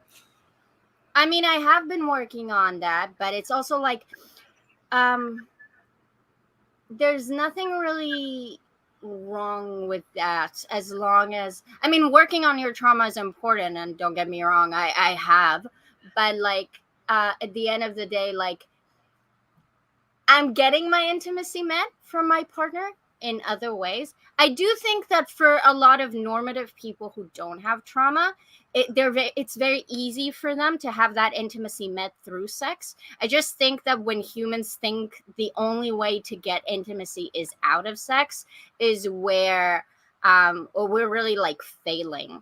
I don't know what you'll think about this, but like I've talked to a lot of dudes, and they'll talk about cuddling. They want to cuddle. I hate cuddling. I don't want I don't want to cuddle. Like, get the fuck away from me. Like, they'll talk about having sex and then like cuddling after sex, and I'll be like, after sex you don't touch me, you leave. Like, I don't want you to touch me. So it's interesting because I think the cuddling is more of the expression of that intimacy. Um that comes from like a guy's side. So I wonder if you think that's like cope on the guy part, that they're into cuddling, for example. No, I like cuddling. Okay. Cuddling So is fucking dope. cuddling is fucking dope. Yeah. So do we agree that you can get intimacy out of cuddling? Yeah, sure. I Yeah. would just like going back to this. If you're uncomfortable with sex with your partner, like someone who you're in a relationship with, and I'm assuming you love, then there's definitely still a lot of work to be done. I mean, I didn't say I'm uncomfortable. I'm sorry. Did I I thought say I heard that? you say that. Yeah. Can you rephrase that then? What's the issue when you're having sex like with your partner? There isn't an issue. I just said I'm not very emotionally engaged. Is that Okay. what uncomfortable means? I thought I heard you say uncomfortable. Maybe I misheard, but I could Oh, have. then I probably meant to say that I'm uncomfortable, like being emotionally invested. That's all. Okay. That's a little bit different. Yeah, of course. I did not mean to apply. Um, as a But person who works through their like sexual trauma, I make it a habit not to have sex that I'm uncomfortable with anymore. That's not something that I okay, think well is that's good. that's a good thing. I don't think anyone should have sex with more comfortable. But I guess on the emotional investment side, I mean, I would venture to take a stab that like you maybe at some point in your past where like you emotionally invested and you were really disappointed. Is that correct? What'd you say? I would venture to say that if you at some point in your past you had a situation where you're very emotionally invested in someone, they let you down, they disappointed you, right? I don't know. Um, Because that's got to come from something, right? you mean like the sexual trauma? No, not necessarily, because we're talking about emotional investment. So there's a reason why your brain is like not comfortable with the idea of emotionally investing during sex. There's got to be some. Oh, You weren't born that way. no, but I've always had like a medical issue that made sex and like sexual engagement like painful. Oh, So yeah, so like it created this dissonance where like everyone's saying that sex is really good and nice and feels good and is super intimate and great. But then like I'm losing my virginity with like a guy that I love and that we've been together for like 6 months and I'm 17, and then like I'm in a lot of pain. okay. Um Got and it. like if you and then like if you repeat that sexual experience for like the next 5 years, then it's like it kind of translates sex into, so like Okay, I yeah, understand. I understand yeah, now. Okay, yeah, okay, gotcha. Yeah, I mean, I think we can move on to the next topic because I think we largely more or less agree on this. I yeah, don't we know. agree on a lot of things. um Well, I don't know about a lot, Descriptively. but it's this topic. But yeah, go ahead. What were you gonna say? No, good. There's a Okay, next topic. Ooh. there's the next topic. Man, that is a giant ass bottle of fucking Coca Cola. You're just getting that straight from like Coca-Cola.com. That is fucking 2 liter you got there. I don't understand, like people keep having that reaction. Do you people not have like a 2-liter bottle? I I'm so don't. I haven't confused. drank soda in 8 years, so I'm the wrong person to ask. I'm like hardcore. I'm like hardcore paleo. Uh, yeah. But I want to go back to. I want to circle back Do to you where we're mind? talking. Do you mind if I chew on gum while we talk? Would that Nah, annoy you can you do at whatever all? you want. I don't care. Okay. Chew on whatever. Thank Smoke a blunt. Do what you got to do. Um, okay, so we're talking about the just be yourself. Initially, it seemed like you were kind of, you didn't say it directly, but it seemed like you're kind of hinting. That's like what your uh, kind of your take was. But it seems like when we explore a little bit further, that's not actually what you believe because you are you. okay with levels of self improvement. So I'm just wondering, like, I'll where's the clarify. okay? Go ahead. So when you gave the distinction between black and red pill, what I meant with like the be yourself stuff is that like the point of like, oh, you have to be rich and you have to have status are things that I'd really discourage people Okay, so from you trying disagree to. with the superficial stuff, but you're okay with the Yes, non-superficial. Okay. yes. We actually don't really disagree that much. I think the obsession with superficial stuff is also. I actually dropped a video on that today. But yeah, I mean, having status will definitely help. But I think that's again focusing on the I mean, it superficial. would help. It's just like, but the question that I always have when guys say, like, okay, so how do you feel about how women look for a partner that earns more than them? And I'm like, dude, if you want to have that partner, go ahead. But it's like, I don't want to be with someone like I don't have a job, for example. Okay. I don't work because I'm disabled. So I don't work. Okay. If I met a guy and they like looked less at me as a person for not working, I like why would I want to be with that person? There it's like it's fine that they want to have a partner that works. That's a preference that they have. I just don't know. Again, it's like this unbelievable insecurity.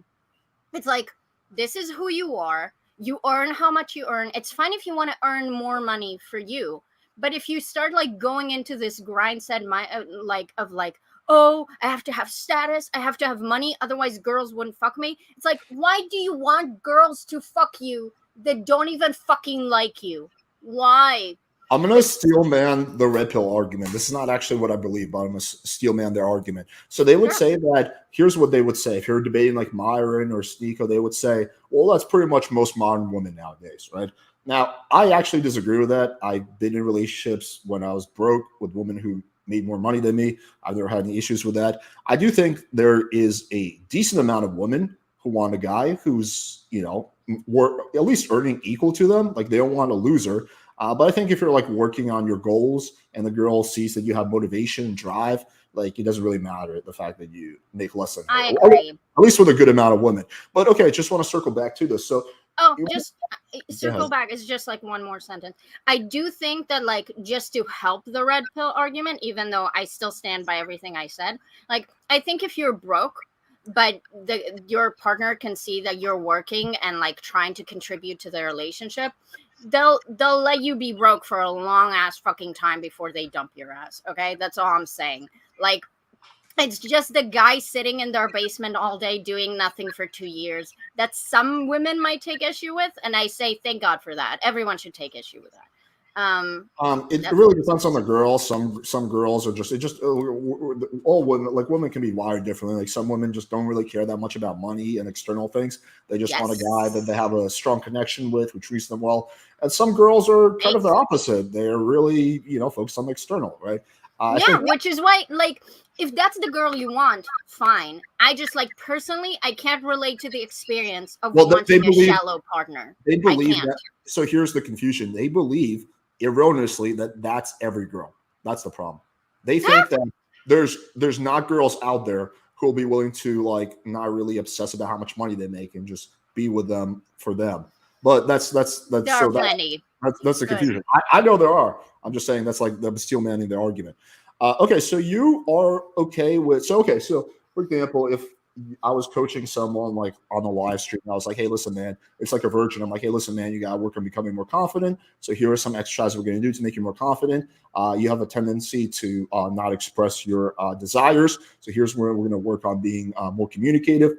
You have a tendency to never make a move and just pussyfoot your way around a date. So here's we're going to work on actually being more grounded and masculine. So you'd be on board with all of that.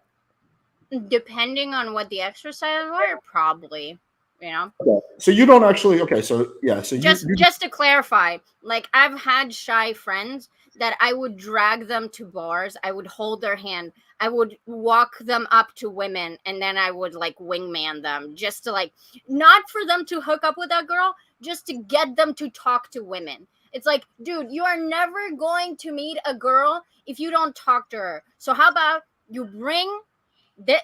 Hey, use for having friends who are women. If you suck at finding women, take a woman friend that you have and have her guide you through a bar and have her support you while you practice on other women, on building your confidence. It's super safe. Your friend would help you. Your friend would make the other girl feel safe, make sure you're not like super encroaching in an unreasonable way, and you'll get a lot of practice out of it to like boost your confidence. Just do that. It's very effective. It's very nice. It's not harmful to you, and it's not harmful to the women you're talking to. Yeah, that's pretty good. I would say a step above that is get a girl that you're either dating or having sex with who's bi, and pick up girls with her together, and then have a threesome with a girl together. That's a step above. But I disavow. what you're describing is pretty good. Disavow. It's a step in the right direction. Disavow. You say that, but I don't think you actually truly disavow that. Okay. I disavow that concept, but like, hey, if you're looking for a threesome with your bi girlfriend, like, go ahead, okay? I don't think you should use your bi girlfriend to pick up other women. No, but if you're both into like meeting girls, right? If that's like a mutual interest. Yeah, if that, top tier. Find a bi girlfriend who is into picking up women as much as you do, and that's your hobby together. Damn, nailed it. Based. Boom. Based. Okay, so in terms of the that topic, I think we actually agree. I'm also not a fan of the superficial shit. I also like have constantly talked about how like being obsessed with money isn't really going to do you any favors. So I think we largely agree. So it seems like your disagreement wasn't with like fetishizing self-improvement. It was fetishizing the superficial elements of self-improvement, like money and status and whatnot. Yeah, that's why I want you to clarify what you meant with like self-improvement, because when people talk about like, I'm thinking about like fresh and fit, like money, status, like having a high-paying job, and it's like, dude, if you're confident, if you can speak, if you can like express yourself, like, you're fine. You're fine. Like, it's just that a lot of guys are really shy and they're really introverted, and it's a lot harder for them. I mean, I think a lot of guys, this is a question I've thought about a lot. I don't know how familiar you are with the statistics on incels, right? But they're pretty scary. 2008, something like 8% of men were incels. Now it's 28%. I mean, we're literally growing up in a society of 1/4 of men being sexless. That is pretty bad for a whole multitude of reasons. So what do you mean by sexless?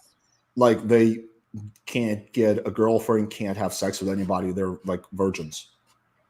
Okay, but that doesn't mean that you're an incel. We're talking about by choice. So we're not talking about like religious people, right?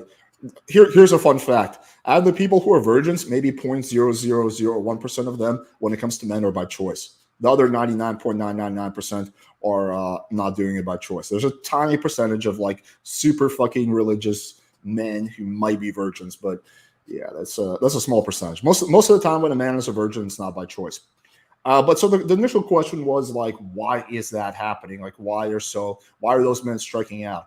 And I think it's a combination of several things. I think it's a lack of good information about what is actually going to make them more attractive to women, and what is going to be a way that they can seduce women. What is the way they can build attraction? What is the way they can build sexual tension? What is a way that they can express that their interest without coming off as creepy? I mean, a whole bunch of things. I think second thing is that I think a lot of guys are like really just have a bunch of limiting beliefs, and they're just like really worried about either coming off as creepy or coming off as like too this or that. So I think it's like it's probably a lot of limiting beliefs combined with poor information, and also combined with a culture of people who are not used to delayed gratification and working for something, and are used to like instant dopamine highs. So that would be like kind of my prescription. Do you mind if I go hard on you for a second? Yeah, go hard on me, Katie. Not in that way, you pervert. I have a girlfriend, for God's sakes. Okay. Whatever you say. Anyway, okay. I think that part of like why people end up as like pure incel type shit has to do with like red pill. It's kind of like I think red pill introduces them to those ideas, or like I guess red pill um tells them that there are solutions. The solutions don't work for them. They get highly frustrated and resentful, and then they go full incel. And then, ironically, red pillars are over here, and they're like, "No, dude, come back! Like we have the solutions." And I think that's really cute. I think that again, it's this obsession and entitlement with like my only purpose in life is to breed and have sex with women, and like that mentality that ends up making men less likely to ever end up in a relationship, because women, with all due respect to the penis, women do not like it that they can't recognize that the only thing a guy cares about and their entire purpose in life is having sex, and like doing all and changing their entire life and learning a whole new skill set and spending like thousands of dollars and like going to courses and workshops just to learn how to get laid. Like that's a pretty big turnoff, Oh for yeah, obvious you reasons. don't tell the girl that you're like learning pickup, but what percentage of men do you think watch red pill content out of like the total general male Ooh. population? I mean, to be fair, like it really depends, because even red pill content is on a spectrum, right? Just Um, general manosphere stuff. oof, I wouldn't be able to tell you. Too Just many. like, just like, yeah, you don't. I'm not going to hold you to an exact percentage. Just like ballpark, what do you think roughly it could be? When I'm thinking about like dudes in their like teens and 20s, maybe like 30%. Okay, I think you're way off about that. I think it's like literally less than like 2%. I think the reach of the Woo! red pill is not that big at all. It may seem big because we're both in like the online community, but Maybe. I'd for the hope average so. person, like when I talk to my friends who are like not into this shit, they have no idea what the fuck any of this shit is. Like they're Thank like, God. what red pill? Like that's so. I think it's a small percentage of men. Yet 27% of men are technically incels. So yeah, I don't think the red pill is causing them to become incels. I think Okay, I see what they're you're already saying. incels, and then small percentage of them gravitate towards the red pill community. Let me explain it. So I do agree that um, a lot of IRL people don't know what red pill is, but like red pill ideas, like pickup artists, that's a pretty like people know what that is in the general population. They have a vague memory of it from like the time where there are all those reality TV shows and crap. But there's a big And difference between knowing what it is and like actually watching pickup content.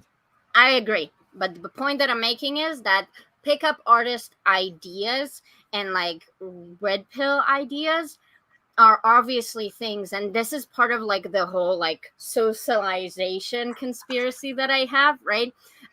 Those are ideas that we have in our social consciousness, so it didn't come out of nowhere. Like there are general kind of red pilly ideas, like the concept of men and women can't be friends is not a thing that YouTube red pill invented. That has been a thing for a long time, you know. And that concept isolates men because it tells them, hey, don't waste your time on having friendships with women.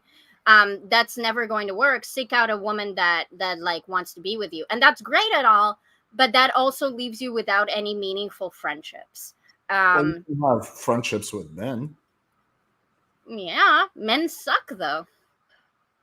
Why? Like, what do you mean? I have great male friendships. Why do my male friends suck? Mm, What is um something a female friend is able to give me that one of my male friends can't? Probably some emotional reassurance and intimacy and openness. Like men are less likely to be emotionally vulnerable with other men. um Generally true, but you can like I'm pretty emotionally vulnerable with my male friends, and also the intimacy I mainly get from my girlfriend. yes. So what I'm saying is that men generally feel more comfortable being emotionally vulnerable with women, and that's not good, but descriptively that is the case, which means that if they're too scared of doing it around other men and they don't have women friends, it means that they never get to like emotionally express themselves in a meaningful way, and that's going to lead to really bad outcomes for them psychologically. So that's like the downside of not having friends that you can like express yourself fully with, or like express elements of yourself that you wouldn't be able to with other friends. I think you can totally be emotionally vulnerable with your male friends. I think you can try, yeah. Well, it's definitely like possible. I've done like for example, I mean, this is a little bit of like Alex, everything is possible, but no, is but I'm it just saying, likely? I think it happens more often than you think. Like if you think about like firefighters, like right after like a big fire, like they're sitting there and they're like opening up, like, "Hey, man, that was really sad. I watched this person die in front of me." Right? There's all these like tight knit communities of men. I think the bigger issue is that there's less like real life communities nowadays in general. But like if you are in a tight knit community, like yeah, you will be. Typically, or at least a lot of people, be emotionally vulnerable. Also, if you have a girlfriend, that's one person that you're also going to be emotionally vulnerable with. Hopefully, you have a good relationship with your family, so you can be emotionally vulnerable with them. So I don't know. I mean, I think that I don't see any like massive advantage of having a female friend over a male friend.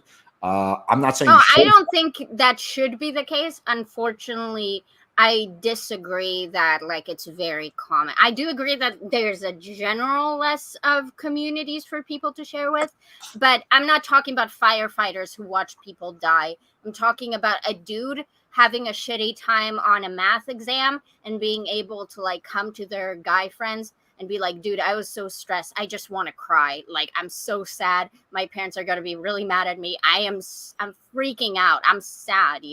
Like, that's not, if you have a good friend, that will go okay. Generally speaking, dudes can't really do that ever, which is unfortunate and not good for them. Right, you totally can. There's nothing stopping you from doing that. Like Alex. you absolutely can do that, and it Yes, the happens. same way you can be friends with a girl No, right, even though you want to fuck her. but You can. we're not describing something. But should you do that doesn't really apply there, because with the Why? can you be friends with a woman that you want to fuck? Yes, you can. Should you? Probably not. Can you be emotionally vulnerable with your male friends? Yes. Should you? Yes. So it's a different Then equation. let The me do the shoulds are same. aligned. Would you? Would you? So can you? Should you? Would you? Would I personally? No, not you. You might be better off. But I think it's a bit the best way I can describe it. I guess it's a bit willfully it's very optimistic to argue that a lot of men have the capacity to come to their guy friends and like start crying over like having a stressful Well, day at I'm work. not saying it's a lot of men. I'm just saying Okay. the could and should align in this situation. So could you? Yes. Should you? Yes. In terms of the other thing I was going to say is, fuck, I was going to forget the point. Oh, I would also venture to say that the men, I'm sure there are, like, I do agree that I don't like the stigma about men like being able to be emotionally vulnerable, right? I don't like how the red pill kind of pushes that. Yeah. I do think that men should be able to be emotionally vulnerable with people they're close to, men, women, wherever, right? So I'm like, that's one thing that I That's don't like about the red pill. And the idea that emotions are bad, right? Like emotions, if channeled productively, can be good, right? It's important to like talk about your then emotions. maybe Otherwise, they get balled up, and then you release them in really weird ways, like Myron flipping out on some chick who like asked them to pass a bottle of water. But the point yeah, I'm maybe making, you are the least cringiest red pillar I know well, about. I'm not a red pillar though. Okay, coach, are what are you? I'm closest to pickup, but I call myself a sex and dating coach. Okay, maybe you are the least cringiest sex and dating coach I know. Well, we're just getting into it. I don't know. You might have a different idea after I give you a few more of my takes. Oh I no, was can I I was go you first? yeah. Go ahead. Go ahead. Then I'm actually going to get a drink too. So do your thing.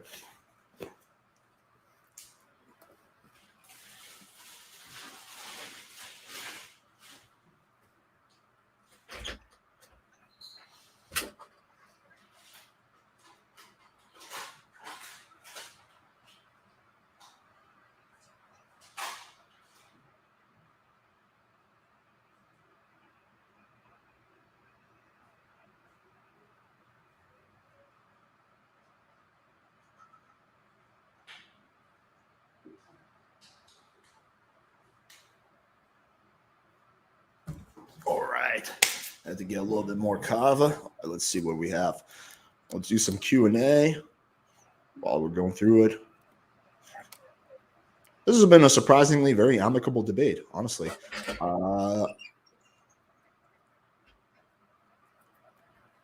Yeah, I agree with that. It doesn't have to be extreme, like crying. I very, very rarely cry. It's typically just like, hey, man, like, I've been really worried about this and just want to get your, just run it by you. Okay, so the other thing that I want to bring up Wait, was, did you answer that question that popped up? yeah. Do you have anything to add to that? Yeah, you don't have to cry. You should be able to have the ability to do so. Yeah. Well, I think like Ta-da! you don't need to cry to be like emotionally vulnerable. Like, right? You can just I never cry, but I am very emotionally vulnerable with people I'm close to, right? Because I'm a cold-hearted Russian psychopath. I don't feel pain. Is it okay if I lie down? I'm getting tired. Yeah, you're good. So here's what I Yay. wanted to discuss because this is something you brought up initially. I wrote this down. So you mentioned that you don't like the whole concept of women being gatekeepers of sex. Is that because you just fundamentally disagree with that premise, or you just don't like the implications of that?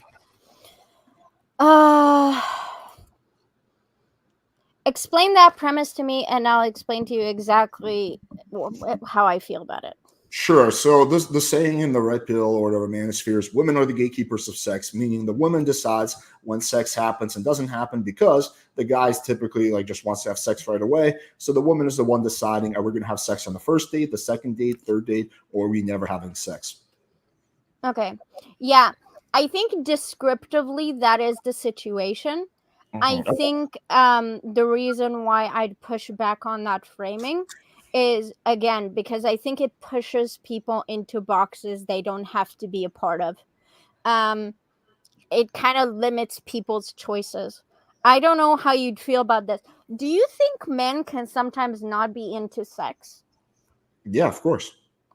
Okay, so remember that scenario that I gave you about, like, if I'm hanging out with a friend and he has a girlfriend, and then I take off my shirt, I sit on them, and I'm like, fuck me right now, and then Mhm. I call that sexual assault? You seem to not really agree with that. If you got on your friend's crotch and you took your shirt off and you said, let's have sex. I mean, is the person telling you no, no, no, no, no, or they like it depends on what they're doing, I guess. Okay, so it's not like so I felt like the vibe you were giving me is that they're like into it, but you're saying I don't know specifically in this situation to know if they're into it or not. Well, you have to explain to me what are they doing when you're doing this because you don't just like abracadabra onto their dick, right? There's like you're kind of making moves and How do stuff. you know? Do you know my magic? Okay. I don't know. I mean, I don't know if you're part of the secret Zionists who have like instant teleporting abilities, but I don't know. Oh But no, I'm just we're assuming that JQing and we just started. there's a little bit of a process. So yeah, so you'd have to explain if the guy's like, no, please, no, I don't want to do this. Then yeah, I guess that's kind of sexual assault. But if the guy's just like sitting there with a smile on his face, then I don't really see that as sexual assault. No. Okay. So the reason why I'm asking is because when we say men are usually up for having sex, um, we don't often ask dudes if they're okay with like something sexual happening because there's like this implicit understanding that they are. Um, so there's a lot of discourse around like check in with women, ask the woman how she feels, make sure that she's comfortable, make sure that she's this, make sure that she's that. And I'm sitting there and I'm like, do we not want to make sure that the guy is comfortable?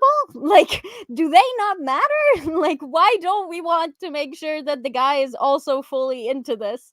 Um, and like on the reverse end, sometimes women are really into sex, but when they are constantly told that they are the ones that should be like holding back, kind of like how Jordan Peterson says that like a high value woman is a woman who doesn't put out until she's sure, then like that puts women who want to put out because they feel like it in a difficult position, you know?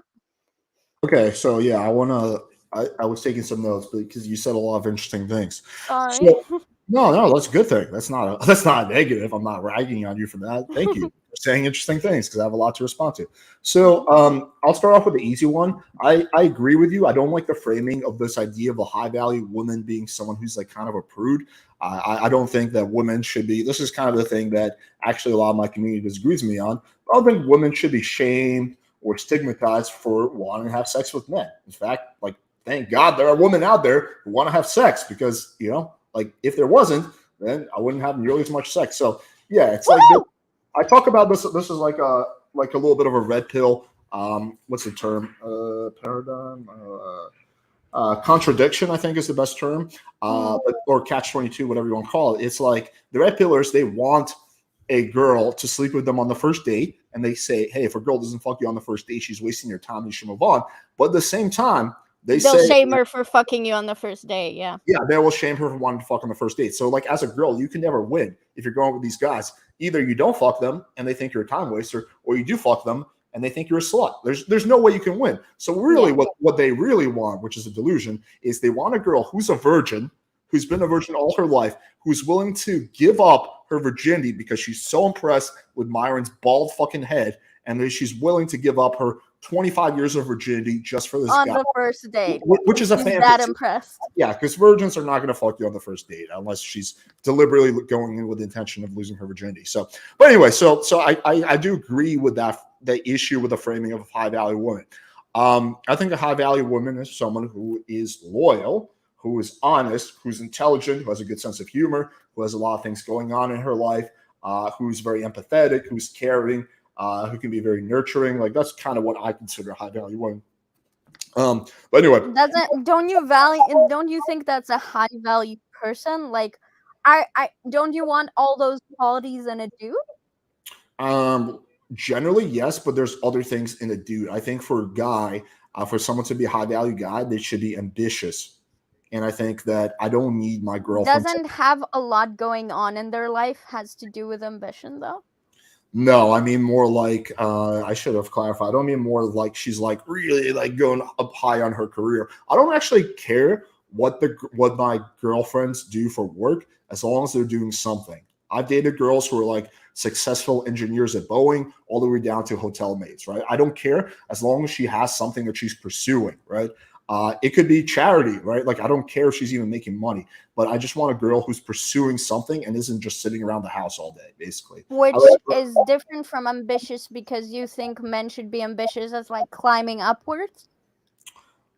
I think men should, whatever field that they are most interested in, I think they should seek to excel in that. Why? Because for a myriad of reasons. One is financial security. One is financial security. Number two is because you will have more respect. Number three, you will have the ability to change things.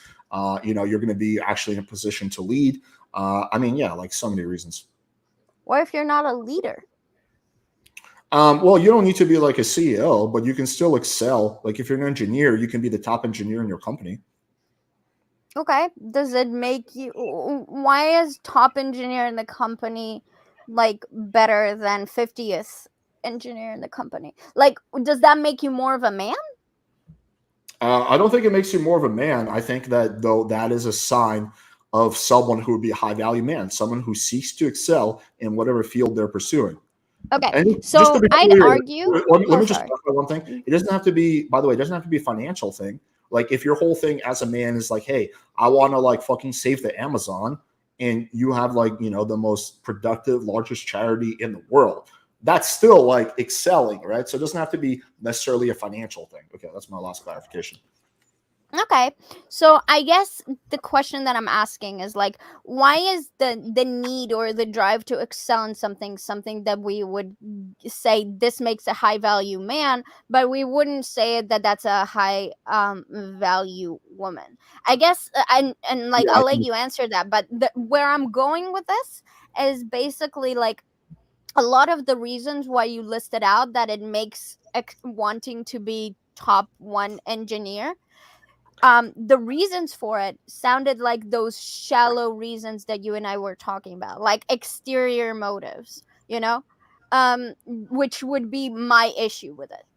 Yeah, so I think it comes down to dating preferences, right? So I think the vast majority of men don't really care if their girlfriend or wife is very ambitious and like at the peak of her career. That's not something they're looking for. Versus, I think that women do like a guy who's a winner. Like I think that is attractive, but there's a big difference between being a winner and having a lot of money, right? Like this is not necessarily a money thing. This is just the fact, like, hey, this is a guy who has drive, he has ambition, he's focused, right? And he can get shit done, right? That is what's attractive to women. So yeah, we're just talking about like men and women look for different things in their partners. That's what it comes down to. That's interesting. Just to make clear, I don't necessarily agree with it, but there was something. Well, I don't agree with it, but there was something that you said that I'm interested in exploring. So like, so women want men who are winners. Um, Yes. and you'd say like a winner is, how do you determine a winner? Because someone said really interesting in my chat is like that it's framed as like a competition. You're like a winner when you beat out other men in a certain like scenario. Would you agree that that's what makes a winner? Sure. I mean, the concept of winner is somewhat subjective. What could be a winner to one girl would not be a winner to a different girl, right? I So agree. there's nuance to this. So, for example, a guy who's like, he has, let's just say, he has spent a decade, promoting, the idea of like, helping veterans, and he has raised more money than anyone else. He's the best at raising money for veterans, right? But he doesn't really have that much money, but he's just the best at what he does. He's really passionate. He's really ambitious. That's what he cares about. To some girls, that might be a winner. To other girls who are a little bit more superficial, that might not be a winner, right? So I will acknowledge that it's definitely subjective. What was the initial question before I went on my tangent? Uh, I guess like why is, well, you explained why excelling with things, it's because like men and women have different expectations for Different their things that dating different preferences. things that they Find desire, attractive. find attractive. Yeah. Yeah. I guess since you said that like people can see winner differently, that's why I'm not really amicable to that type of argumentation, because like if we're talking about like how winner is subjective to different people, then to say this is like a preference that women have. Yes, women want a guy who is a good guy, but like what a good guy is different to individuals, you know? So it's just like it's kind of like a meaningless statement to me. Yes, of course, women want a winner. A guy wants a winner too, but everyone decides their own version of what a winner is. So it's like, it doesn't Well, the really. thing is that most men don't really care when it comes to women, whether she's at like the top of her game, whether she's a winner. At least when it comes to like career type of stuff, they don't really care about that. Versus for women, it's a little bit different. I mean, I would ask the question like this: do you not want your boyfriend to have drive and ambition and motivation, or would you want a guy who's just cool, just like whatever, let's just chill, bro? Um, so I'm kind of a bad person to ask. I'm going to tell you this. I want my partner to be happy, because if they're not happy, they're going to make me miserable. Now, it is completely fair to say that most men's version of happiness would probably be to have drive or to be competent in some kind of way. It's just like I wouldn't look for a winner. I would look for someone who's happy, and they would usually consider themselves as winners, right? So I'm not looking for that specific trait. I'm looking like, is this person doing what they need to be in a place to make me happy? But what if your boyfriend was really very intelligent and competent, but he was in a dead end job? Would that not kind That's of irk you? literally my boyfriend. Like he But was does that not irk you? Don't you wish that he would capitalize on his intelligence and his competency? I mean, I it mean, irks me because it bothers him for sure.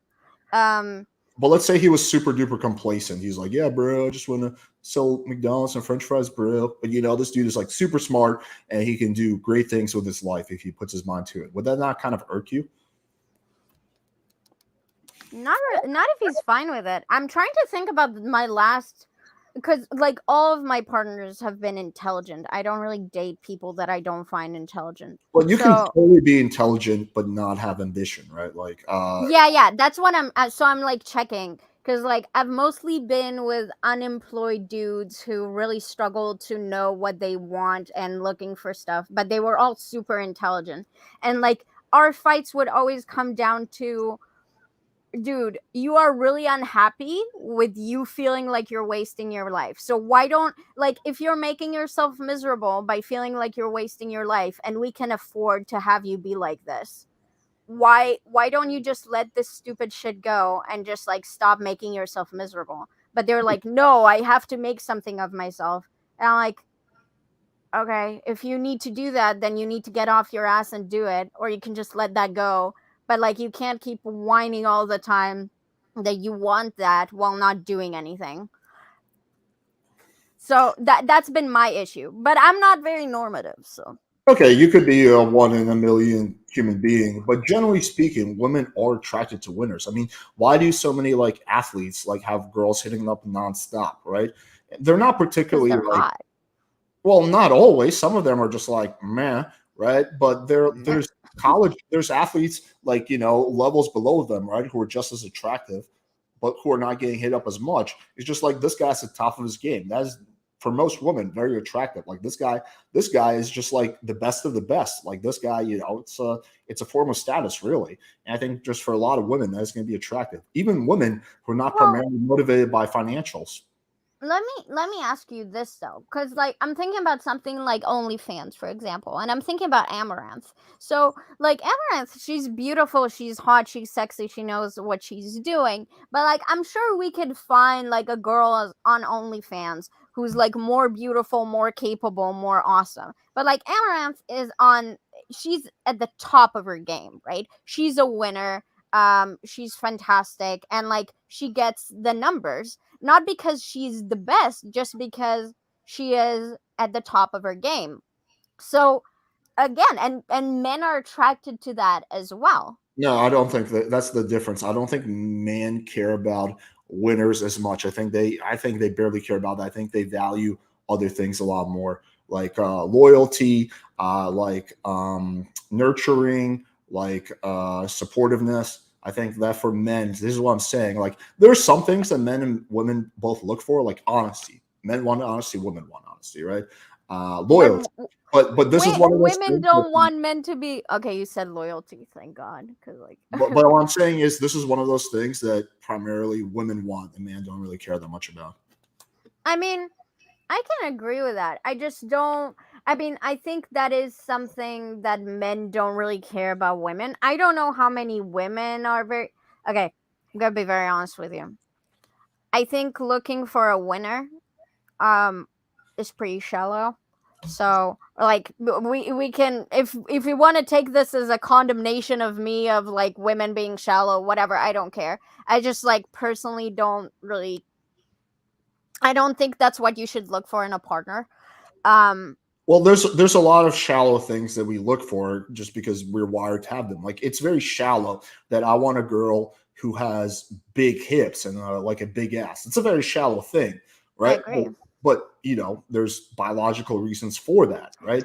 I'm so happy you said that. So you said wired to have, um and I think again, this is what will always come down to. I think you attribute a lot more to biology than I do, which is where things come across. So like I assume that like the women want winner things come from a biological perspective, the men want nurturing and loyal comes from biological perspective. And I think those are things that as society becomes more progressive and like gender becomes like less strict and less coercive, we're going to see that those differences minimize. It's not that those differences would never be there, but like I don't think that's going to be much of a concern in like 50 years from now. But we'll have to see. We'll have to rehave this conversation in 50 years. Yeah, at the end of the day, pretty much everything is a combination of nature and nurture. But the question is to Agreed. which degree. And unfortunately, there's really no way to get to the bottom of it because this is something that even the scientific community can't agree on. I mean, this is something that's Agreed. highly debated in science, you know? So there's like just really no way for one of us to prove that to the other. So that's why, like, that's a topic. I mean, sure, we can talk about it, but it's like, I don't think it's going to lead to anything because, again, this is like, we have no way of proving that. Like, you know, Yeah. we can look at some studies that were done, but again, there's very conflicting data on nature versus nurture. And you're all right. I do think a lot of that stuff is nature. I do think nurture plays a role, but I do think a lot of that stuff is nature. I guess I want to go back to what you were saying. Just let me clarify. The reason why I push on things again, and that's why I started saying descriptively a lot, is like sometimes people will make a descriptive claim like men are X, women are X, blah blah blah, and then I'll say no. And it's not that I'm rejecting that that's how it is in reality. I'm just saying this framing doesn't contribute to I want to. The only thing I can influence, I can't influence someone's biology. What I can influence is like nurture. So I want to change the way we talk to each other in society to influence nurture. So when I say no, and that's why when you ask me, I clarify. Like I'm saying, okay, descriptively it's fine, but this is not advancing us doing something societally. Like saying things are the way they are because that's how they are doesn't do anything. You know. So I try to influence what I can. That's why Well, I do that. it starts off though with acknowledging the reality. Like if I say climate change is a real issue and we're going to Yes. face a lot of catastrophes during our lifetime, I'm not helping the issue at all. But that is the truth that we have to acknowledge. And I think we have to acknowledge the truth before we can move things So forward. I agree with you. The problem is that when we say stuff like men want X and we pretend it's the same truth as like climate change is what I take issue with, because when I say no to you, when you say women want men who are winners, I am maybe unfairly assuming that you think that is driven by biology a lot more than what I'm comfortable saying. So I say no because if I say yes, I totally agree with you, women just want winners, you'll be like, yeah, they're just wired that way, and I'll be like, fuck no, that's not what I think, so Well, at I'm the end just of the like, day, I don't really care that much whether it's nature or nurture. I just care about that it's a thing. So I feel like that's a whole separate debate why it happened. I'm just talking about the what, not the why. I understand. But for me, the reason why it is related is because when we talk about the what, um, when we say the world is the way it is, and we're not saying, and this is how we want it to be, like, we're not saying if we're okay or not okay with it, it implies that we should conform to how the world is right now. But this might be a little bit too boring for your audience, so we can move on. It's just like I'm explaining why I talk like this. Yeah, I understand, but I do think that you can like have nuance. You can be like, hey, this is the way it is. However, I think it's unfortunate, and I would like to see that change. You can have that kind of nuance in there. It doesn't have to be like a no. Like if you agree with the prescription, you'd be like, hey, I agree with the prescription, but the description, but I would like to, not see that, like play out in society, right? Like I agree. you can have that kind of nuance. But I want to answer the question you had earlier because you were when you said like why would or you're talking about a situation where you get on some dude and you take off your shirt and whatever. Mhm. Why is that not really like considered sexual assault? Well, that's because 99% of the time men are the one that are escalating, move things forward. So if a guy's not sexually attracted to a girl, he's just not going to make a move, right? It's pretty rare that a girl's the one that's initiating and move things forward. So I think that's the answer to your question right there. So I gave you a scenario where I jump a guy and you're like, well, the guy initiated first in this imaginary scenario that you made up. No, I'm talking about in general because you posed a general question. Why is it generally that we don't like take that stuff nearly as Okay, seriously? that's fair. Um I guess I have Another reason also in your hypothetical scenario, if you were to jump on this guy and get all like rapey Katie, is that men are generally a lot stronger than women. So a man is in a position to physically stop you from doing something versus a woman is not. So that's another big reason. Yeah, Unless you're like Ronda Rousey or something like that, I guess the issue that I have with that is that, again, when we allow for that type of rhetoric, we don't acknowledge that men freeze just as much as women, and that men can like think themselves into um being like, oh, I'm totally fine with this even though I wasn't in the mood. And men are more likely to actually being, I believe, that men are being coerced into a lot of situations because they are socially discouraged from saying no. Like, if you were offered sex and you say no, you're a pussy ass bitch, your friends are going to be shitty to you, you're going to be shitty to yourself. And that's very bad.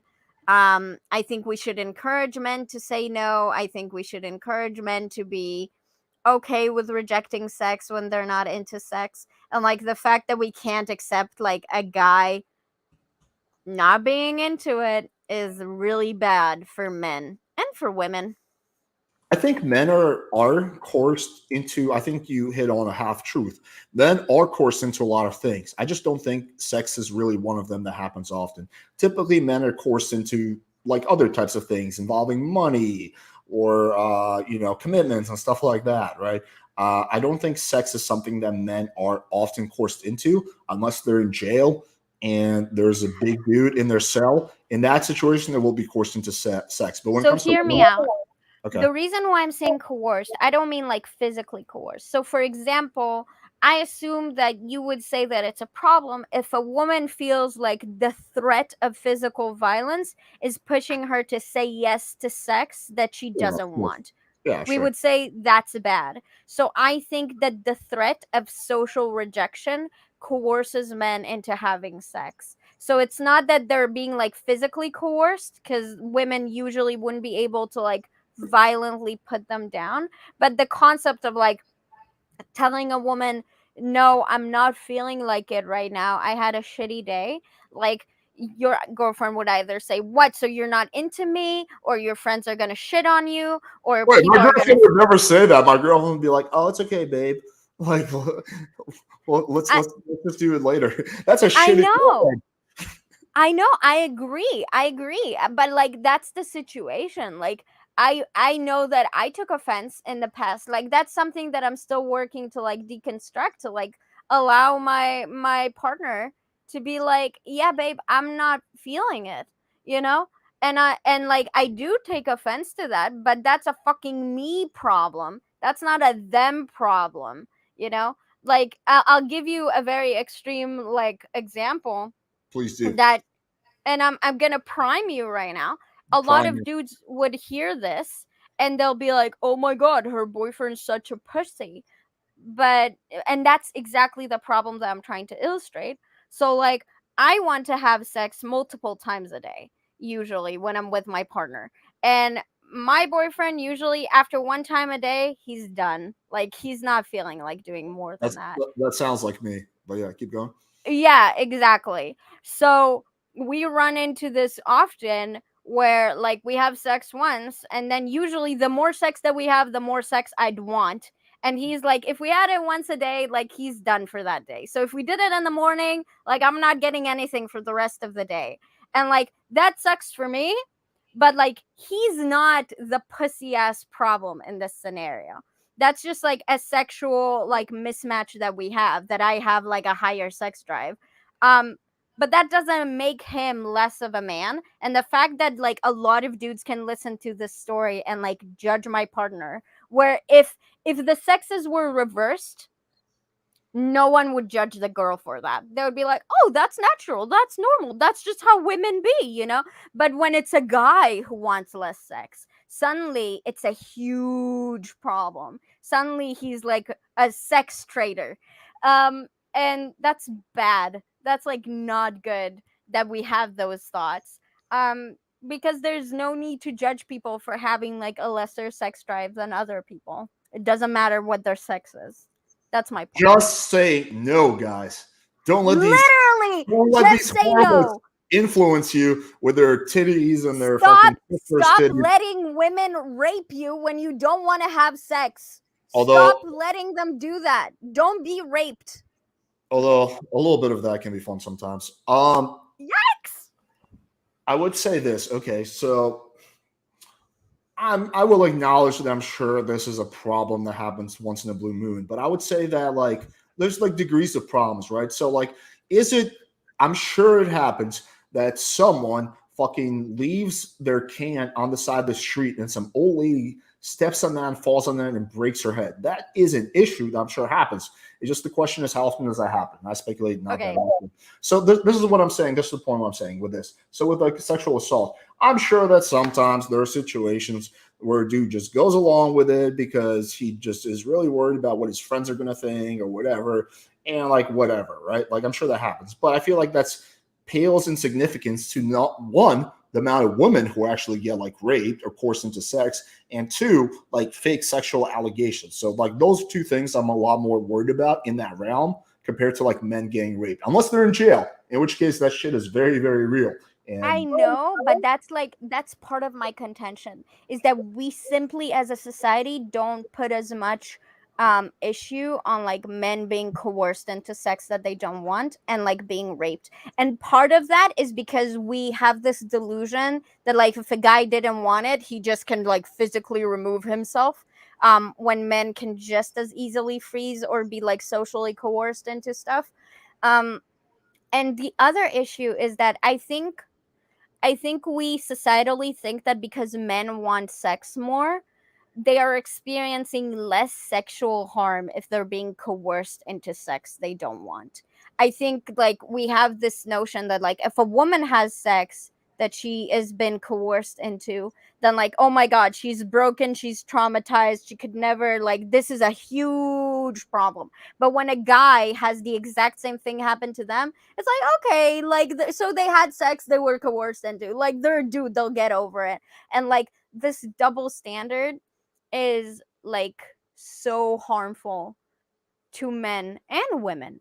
Um and that's like something that I really want to push back against. Like I think the fact that we don't care about men being coerced into sex as much is a really big problem for men. I think it's harmful for men. I think we should care about men more.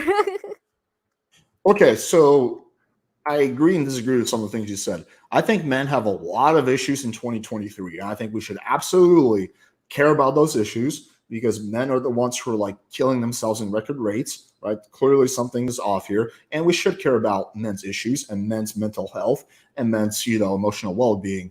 I just think that on the list of things, this problem is like close to the bottom of the list. I think there's problems that are way higher up that we should focus most of our attention on. And once we solve those problems, maybe we can talk about this. But I think this problem is like close to the bottom of the list. Here, I'm going to say this. Here's a controversial take I have that a lot of people disagree with, and I have a feeling you will disagree with. So I think when like a male teacher has sex with a 16-year-old student, female student, I think that dude should be sent in jail for 5-10 years. He should be punished. He should be shunned. That dude, not the death penalty, but he should be in jail for a very long time. I think conversely, when a woman has sex with a 16-year-old man, I don't think she should go to jail. I think she should maybe lose her license, probably shouldn't be teaching again, but I would not punish her nearly as severely as I would if the scenarios were reversed. And I know that's a double standard, but I think sometimes double standards make sense. And I think it comes down to what the quote unquote victim wanted. The vast majority of the time when an older woman, like a teacher, has sex with a male student who's like 16, he wants it, he's bragging about it, his boys are giving him props, versus with a woman, it's typically the other way around. She typically doesn't want it, and she's being shunned by her classmates, she's being called slut, and so on. So I do think that some things when it comes to that should be handled differently. Yeah. So I disagree with this, right? I had a feeling. Like I don't feel like I need to say that that I disagree with that. And I'm happy to hear that many people disagree with you. Yeah, my audience, I knew that a lot of them were going to disagree with me. That's the thing about me, though, guys. You know that I'm going to say the shit that I actually believe, and I'm not going to pander. Wait, I'm worried though. Do they disagree with you because they think the male teacher shouldn't go to jail either? No, they disagree with me because they think it should be equal punishment. Fuck yeah, that lady needs to go to jail. Um, I am almost, yeah, like I just think it's a different type of crime. I don't think it's a different type of crime. Not only that, I think that if we wanted to talk about what the victim wanted, I'd be open to that discussion. For adults, for minors, and for students, it is highly irrelevant what the victim wanted. For me, and like since you brought this up, I am gonna take it there. Let me know if you're uncomfortable. So, No, I'm cool with everything. You can't make me uncomfortable. So go okay, ahead. the reason why we're very strong about our position in terms of like child molestation is because it does not matter what the child wanted. It is absolutely irrelevant The what the child child can't wanted. consent. Yes, I understand. Yes. No, that it's not about can't consent. Oh, so when you're saying what the victim wanted, you're saying that like since like it's a 15-year-old boy, he has more an ability to consent? Is that like what No, you're saying? someone who is underage cannot consent. Okay. So the reason why I brought up a child is because people don't like thinking about it, but it is obviously very easy to convince a child that you're molesting that they want a lollipop or that they are playing a game. Children can be told that they should be excited, or children like, but we don't care what the child wanted in that scenario, nor should we care about what the teenage boy or girl wanted when their teacher was raping them. Completely irrelevant. um so that's like why I completely reject that notion. Like a 15-year-old guy, look, I've had conversations with dudes where they're like, yeah, when I was 15, I had sex with my teacher and like I completely wanted it. So like it wasn't rape. And I'm like, dude, I don't want to define your experiences for you. And it's like, I'm glad you don't feel like you were sexually harmed. And I'm not even saying you were traumatized. Um, that's rape. Um, Technically, yes, but don't you think there's degrees of it? Like, and it is a lot worse if the person, like, two scenarios. One is the guy, like, totally wants it. He's like, fuck yeah, I'm so excited. The other one where the guy's like, no, I don't want this. Please leave me alone. I don't want to do this. Right? They're both. They're both rape legally, but one of them is just a lot more fucked up than the other, right? Well, a lot more fucked up in the sense that, like, obviously, if you are raped and you escaped without like sexual trauma, that would be a better outcome for you than like being raped and coming out with sexual trauma. I think we all recognize that coming out with trauma is worse than not coming out with trauma. Sure, A but very it's Mhm. not just that, it's also the perpetrator. I think you have to be a lot more evil to I mean, I get, I just want to be clear, I'm not saying fucking 30-year-old milfy teachers should have sex with like 16-year-old male students. I'm just saying if that happens, but I think you have to be way more evil to, like, if someone's telling you no, don't do this, please leave me alone, I don't want to do this, to push past that and like physically take advantage of them, than to have sex with Wait, someone oh, so who's who's like enthusiastic and eager. So in your head, the male teachers who are having sex with their female students, like the female students are saying, "Oh no, please no, stop it, please no." Is I that don't what I you don't think? think it's typically that extreme, but yes, I do think a lot of those times, they are not like fully consenting. Not that they could consent, but again, I'm talking about degrees of wrong, right? There's a Yeah, big you're difference. talking about being enthusiastic towards the act. Well, yeah, there's degrees of wrong. There's a big difference if like you shoot me because I'm breaking in and like fucking killing your boyfriend versus you shoot me in premediation because you don't like how this debate went. You know, they're not so. Okay. There's degree. You shouldn't have shot me either way, probably, but there's degrees of wrong. Okay. So I guess I'm a really bad person to have this conversation with then. So I think something really bad that happened is that for feminism to try to convince men that they should care about rape, we kind of like inserted this notion that what's bad about rape is that it's highly traumatizing. And I think that notion created now issues that we're really struggling deconstructing. The issue that I have with rape is not that it's traumatizing. Women can experience, anyone can experience sexual assault and not come out traumatized. However, my issue with sexual assault and rape is that it's removal of agency from the partner who is meant to give consent.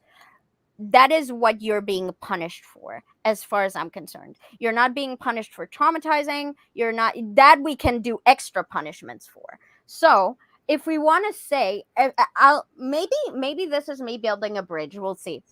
Let's say the punishment is you go to jail because a teacher cannot have sex with their student, and then you get extra punishment, like depending on the outcome of like your victim.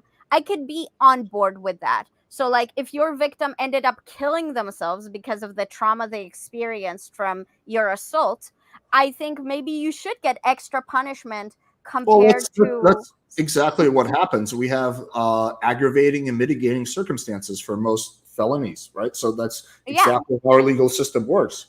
We So do, we do. I'd be open to that, but I think whatever the punishment for raping your student is like equal under all circumstances, because the aggravating circumstances would be then in the aggravating circumstances or the alleviating circumstances, you can insert like the like enthusiasm element, but the punishment for the actual rape needs to be the same because there's no distinction there. That's what I'm saying. Yeah, so that's what I was saying. This is one of my more controversial takes. Let me ask you this question. So if someone punches me in the face and then that same person punches you in the face, do you think they will be treated differently by society and just in general? Like, do you think that, They would be, yeah. yeah, like Absolutely. it would be way more shunned? It's like, yo, she's a girl. You can't punch a girl, right? Yeah, So, absolutely. so there are some double standards that make sense. Do you think that no. So you think that's good that they'll be treated differently? Yes, I think that punching a I girl don't. is a lot more wrong than punching a guy. Yes, I disagree 100%. there's many reasons for that, because if someone punches you, there's a pretty good chance they can kill you, versus if they punch me, the chance is a lot lower. So I'm not, violence is wrong either way, right? No one should be punching Mhm. anybody. I want to be clear on that. But there's degrees of like morality, and it is wrong, it is more wrong to attack a girl with physical violence than it is, I think, to attack a guy, all things being considered, right? But it's wrong either way, but some of those is like more wrong. Because Okay, as so a girl, you have zero ability to defend yourself unless you have like a fucking knife or taser against a random dude, versus I actually have a good amount of ability to defend myself. so here's the thing that really bothers me about this. If Okay. we wanted to say it's more wrong to attack someone who is physically inferior to you, then I'll be on board with that. But when we distinction men and women, like if okay, my boyfriend is 6'4" and like 220 pounds. So most guys that will try to punch him, like it's not gonna be a big deal for him. Okay. Um, but so I would argue that he should exercise caution in how he utilizes his strengths over other people. But he needs to do it with men as well. I would not be okay with him punching a dude who's my height. No, you can't do that. You are much more physically capable than them. So I don't like the gender distinction is dumb, because if I was bigger, we would still say that he shouldn't punch me. So I think if people want to say, hey, you probably, it's worse when you punch people who are physically weaker than you, I'll be on board with that. When we make it, you shouldn't punch women, but it's okay if you punch a dude. It's like, how big is the dude? Is the dude my size? Because then it's not okay that you're punching him. You're a lot stronger and bigger. It's like, that's awful, you know? And that's the issue that I have. 99.9% of the time, the woman will be physically weaker than the man, unless she's like a fucking Ronda Rousey or something like that. I mean, like growing up, like I grew up in Europe, right? And like one of the big things that I was taught over and over again is you don't hit women. You don't, even if you're arguing with a girl, you never hit a girl, you never punch a girl, right? And I think that's a good thing, right? Obviously, if it's self-defense and the girl's attacking you, you can retaliate, right? I get all that. But assuming like that's not the case, like, yes, because you are You a should lot not stronger. hit people, not girls. People.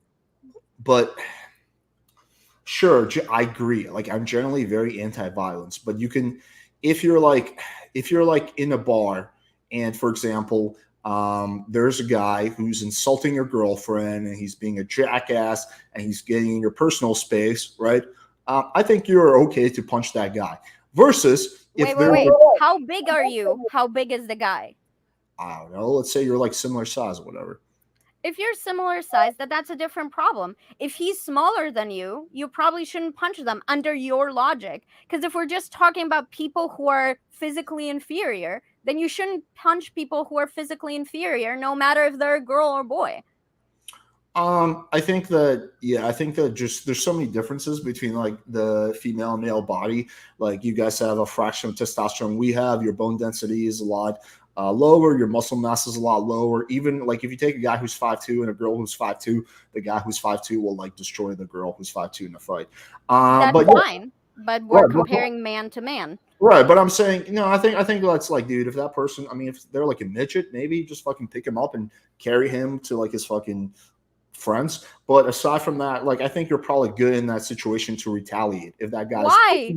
getting in your personal space. Versus if it's a girl, I think probably the way you should handle that is maybe just to like walk away or be like, Yeah, but Alex, this is what I mean with like this double standard doesn't hold up to why you're saying that. I'm asking you, why do you have this double standard? And you're saying, well, because women are weaker. And then I'm saying, okay, then I can be on board with us not punching people who are weaker. And then you're saying, no. If the guy is weaker, that's fine. So your reasoning doesn't track. That's the issue that I have with this. Generally, I think that you should probably not fight with people who are weaker than you. Yeah, like I generally agree with that concept.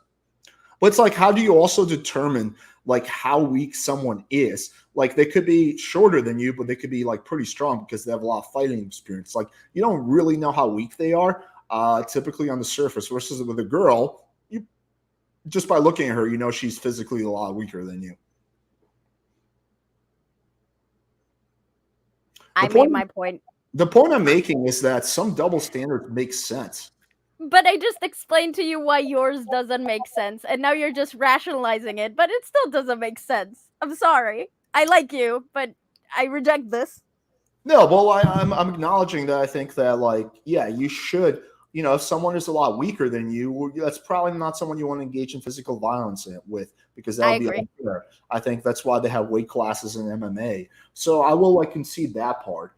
I'm just saying that in general, like, you can't really tell someone's like fighting background, their like muscle mass density just by looking at them. But as a general rule of thumb, you can with women? Women by default are going to be way weaker than men.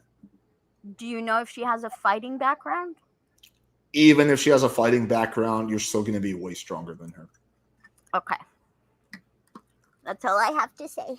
I mean, it just kind of is what it is, like, I don't know what's, I mean, do you disagree with that? Like, do you think that women can like generally outfight men? I mean, that's like extremely like uncommon. That's not what I'm saying. I think I've made my point. It's like, it's good. I think generally we should not hit people whoever I agree with her. No, I agree. But by your logic, it shouldn't be based on gender lines. It should be don't hit people who are smaller than you. I think you shouldn't hit anyone, whether they're bigger, smaller, or the same size as you. And I don't think the gender of that person matters. I don't think you get a pass for punching a dude in the face versus punching a girl in the face. I think if you're a violent person, that's a problem, period. I don't care who you're punching, and I don't care how big they are. That is my personal opinion. Yeah, I mean, I feel like maybe you're a little bit strawmanning my arguments. No. I'm not saying that's your argument. Okay. No, I'm making a general statement on like my thing. Okay, It's not. let me clarify. So I also agree that physical violence is wrong. I don't think I haven't been in a fight in like over a decade, right? Like I'm not a fucking fighter. Based. I've had invites to participate in like red pill boxing matches. I always decline them. I have like no desire for violence of any kind. But and I do think it's wrong to engage in violence either way. However, I think there's degrees of wrong. You have to acknowledge degrees of wrong. And I do think it is worse if you punch a girl in the face than punching another man in the face. And that was my whole argument. Yeah. Okay, then I'll clarify. When I was doing this whole spiel, I'm saying that I disagree with your levels of wrong, and I think it's wrong regardless of the gender distinction. That's where we disagree on. But don't you think it would be more wrong if someone punches you in the face compared to punching me in the face? They're both wrong, but wasn't one of those even more wrong? Like, would you agree that someone attacking you and punching you in the face is more wrong? No. You don't. You think they're equal levels of like wrongness? Yes. Okay. Interesting. Okay. You just have a different value system than me, I guess. Yeah, and I think this also crystallizes across like the discussion with the teacher. It's because for me, the way I determine when I decide if an action is good or bad, I'm not looking at the outcome. I'm saying, is this action bad? Yes or no. If it is, then it's bad under all circumstances. However, a lot of other people are more concerned with the outcomes, and they say, well, if you punched me in the face, that would probably damage me a lot more than if you punched my boyfriend in the face. Therefore, it is more wrong that you punched me.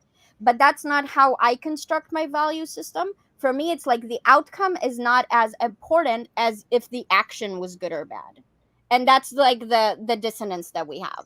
Well, in the legal system, the outcome very much matters. So if you're drinking and driving and you just drink and drive, right? Like you will get maybe lose your license for 6 months and pay a 10,000 fee. However, as drinking and driving, if you hit someone and they die, like it's still the same thing. You're drinking and driving, right? You hit them by accident, but you will go to jail for many, many years. So we do. Yeah, and those are the mitigating circumstances. Yeah, but in the legal about, system, right? we typically consider the outcomes when we're evaluating, how wrong something is. Yes, but when you are being on trial for hitting someone with your car, depending on the outcome, they'll adjust the crime, so it's not the same crime, right? Because the crime adjusts with the circumstances. So the same with the teacher. The crime is you hit someone with your car, and then there are extra levels of crime to how bad the outcome was. So is punching me in the face the same as punching a guy in the face? Yes. Is it worse if I ended up dying because of it? Of course, but I don't know what ended up happening to me. So when you're asking me about the action of punching me in the face, I'm saying they're both equally wrong. If I ended up dying, obviously that's a worse outcome, and that's like you punched someone to death, which is worse than punching someone not to death, you know? I think that the dissonance comes from people like assume the harm from the action. Like they'll say it would 100% be worse for you to punch a girl in the face because 9 out of 10 times she's going to have a worse consequence out of that than if you punched a dude in the face. And that's fine. That's just not how I do like my ethical considerations. Well, I think you have to consider both. I mean, like, let's say I drink and drive and like nothing bad happens. That was still wrong, but it's a lot more wrong, I guess, or at least we would punish it a lot more if I like hit someone and they die. Or let's say like I punch you in the face and that starts off a massive process of like self-discovery. And 3 months, like, Alex, I'm really happy you punched me in the face because when I was in the hospital, I met someone that really great and changed my life. And now I'm so much in the face. Well, the outcome was good, but the action was still wrong. So, I mean, I think you have to consider both things. I mean, that's kind of like, I guess we're getting into like the fucking how the nitty and picky of the legal justice systems. Let me move to this question. By the way, just to clarify, there's a difference here between like societal stuff and law. So you keep like mixing like law versus societal judgments. And I'm not talking legally. I'm talking about what I think is right and wrong. I'm not talking about how the legal system does something, right? No, I understood that. I'm just trying to paint a picture of how the legal system deals with the things that you're talking about into considerations. I mean, unless you're going to say, well, I disagree with the way the legal system does it, which is fine, I guess. You can disagree with that, but yeah, I mean, I'm just kind of like explaining, like, okay, well, the legal system looks like this. Yeah, for sure. So what I was going to ask you is this is probably the last question I have on my little notepad. Do you think it's more socially accepted for men to take advantage of women or the other way around?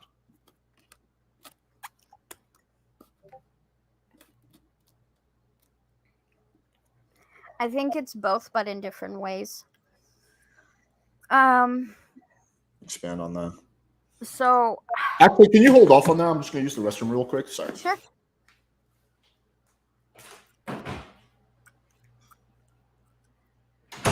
Alex's chat. I'm gonna ignore you and talk to my chat. I hope you're okay with it. Literally, ride. That is the opposite of my point. You retarded little thing. Oh my god. That's his argument, not my argument. I will not punch my boyfriend. He keeps wanting me to punch him, and I will not punch him.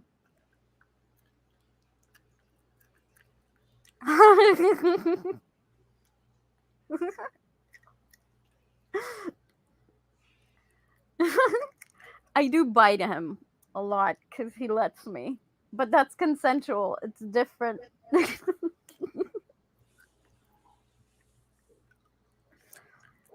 All right. All right. All right. Kick it off, my lady. Yeah. So I think there are ways in which, okay, I think the way I think there are certain female privileges that exist, and I think that usually when we try to acknowledge that socially, it turns into this really misogynistic rant, which is why women are not willing to address it as much. For example, because of how I look and because I have a more feminine voice, I'm more likely to get into places that guys wouldn't be allowed to alone, or I have an easier time getting followers on Twitch. People click on my stream more. Sometimes people let me yell over them, which they wouldn't allow other men. So there are a lot of ways in which my female privilege like makes my life better. Yeah, check the privilege, Katie. No, it's important to acknowledge privilege, right? The question is like, what does taking advantage mean in this scenario? And the problem is that like if women are acknowledging their female privilege, then people would go like, well, you're doing something bad. So I think we're getting a little off. Sorry, I don't want to interrupt you, but I think you're going a little. I'm bringing us back. Don't worry. Okay. I'm bringing us back. Go So ahead. I guess what I mean by women taking advantage of men, I think it's seen that way when women have female privilege and men feel like they're being taken advantage of. On the other hand, I think women do get to take advantage of men sexually, as we illustrated before, which I think is a big problem, but I don't think it's societally addressed at all. And I think we are working on making it less okay for men to take advantage of women sexually. That is my answer. But I think you missed the question. I was talking about which one is more socially accepted. Okay. More socially accepted. Yeah. Ooh, that's a tough one. Like, for example, if you and I both cry on stream, it would be a lot more socially accepted for you to do than me, right? We can agree on that. So I'm asking with like taking advantage, which one do you think is more socially accepted? I guess it would really depend on what type of taking advantage it is.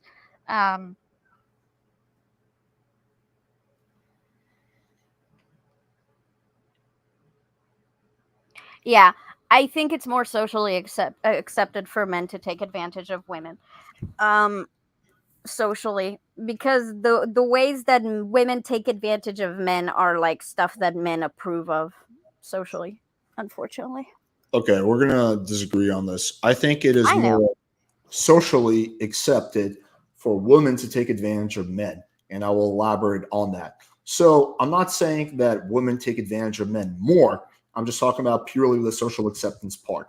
Hmm. So it is not socially accepted for men to take advantage of women. So if I was, for example, to make a YouTube video saying like, "Hey, yeah, I like, I tricked this girl into having sex with me," or I gaslit her, or I pulled a Tinder swindler on her ass and got her money, that would be like I would have massive pushback. I'll probably get like the video taken down. I'd probably get canceled like that. There would be massive pushback. However, I see quite a few channels on TikTok, which is the most like SJW like policed platform ever, literally of girls whose whole channel is dedicated to taking advantage of men financially as much as possible. These girls will straight up, and they have hundreds of thousands of subscribers or followers, they will say, yeah, this is how you extract as much money from your man as possible. And whenever they're pushed on that, their only defense is like, well, men suck too, so I'm just playing the game. And that seems to be somewhat socially accepted. Those channels don't get taken down, they don't get massive amounts of pushback. So that's why I think, yeah, it is unfortunately much more socially accepted when women take advantage of men. Alex, do you think the two examples that you gave are the same example? Because they're not. In what sense?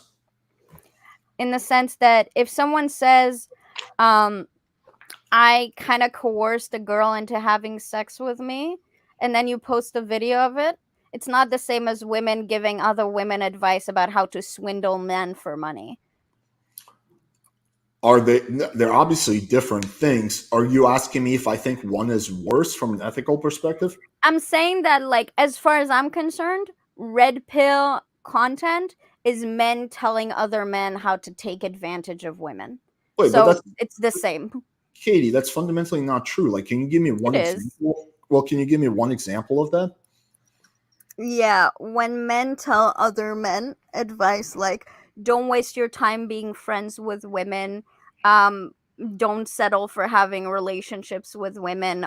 If you care about sex, just prioritize sex, and like don't like, just get yours. um that sounds But that's that's get yours on both ends, you know. but that doesn't seem like taking advantage if you're upfront about what you want, as long as there's no deception involved. If I'm like, Yeah. hey, I'm just really looking for sex and that's what I want, and then you fuck me, I didn't take advantage of you. So I don't see how that's taking advantage. You could argue that's being selfish, that's being short sighted, that's not Hmm. being true to what you really want. But I don't know how then you maybe end up. then maybe I misspoke. So in those videos of women teaching other women how to get money from their partner, they're like telling them to lie and deceive and to, like, Mhm. what? Can you give me an example?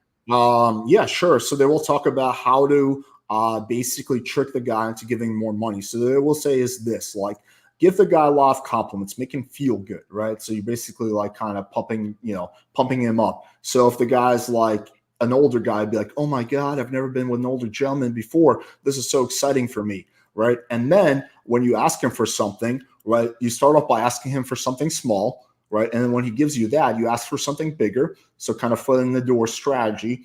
And then Yeah. you if he doesn't want to give you what you want, you look at him all cute and say, oh, don't you love me? Don't you appreciate me? I mean, we're talking straight up manipulation. Yeah, this just sounds like pickup artistry, but for women. Not at all. This is not pickup Liter- artistry. Alex, oh my God, let me, okay, let What me what give wait, advice wait. to your audience. Okay. Give me like an equivalent of that. Like what is a Okay. pickup artist So creator you who's meet teaching that? a girl at a bar, and you get there, and you give her compliments, okay? But you don't compliment her personality yet. You first, like, you say, oh, you have nice hair, oh yeah, that's cute dress.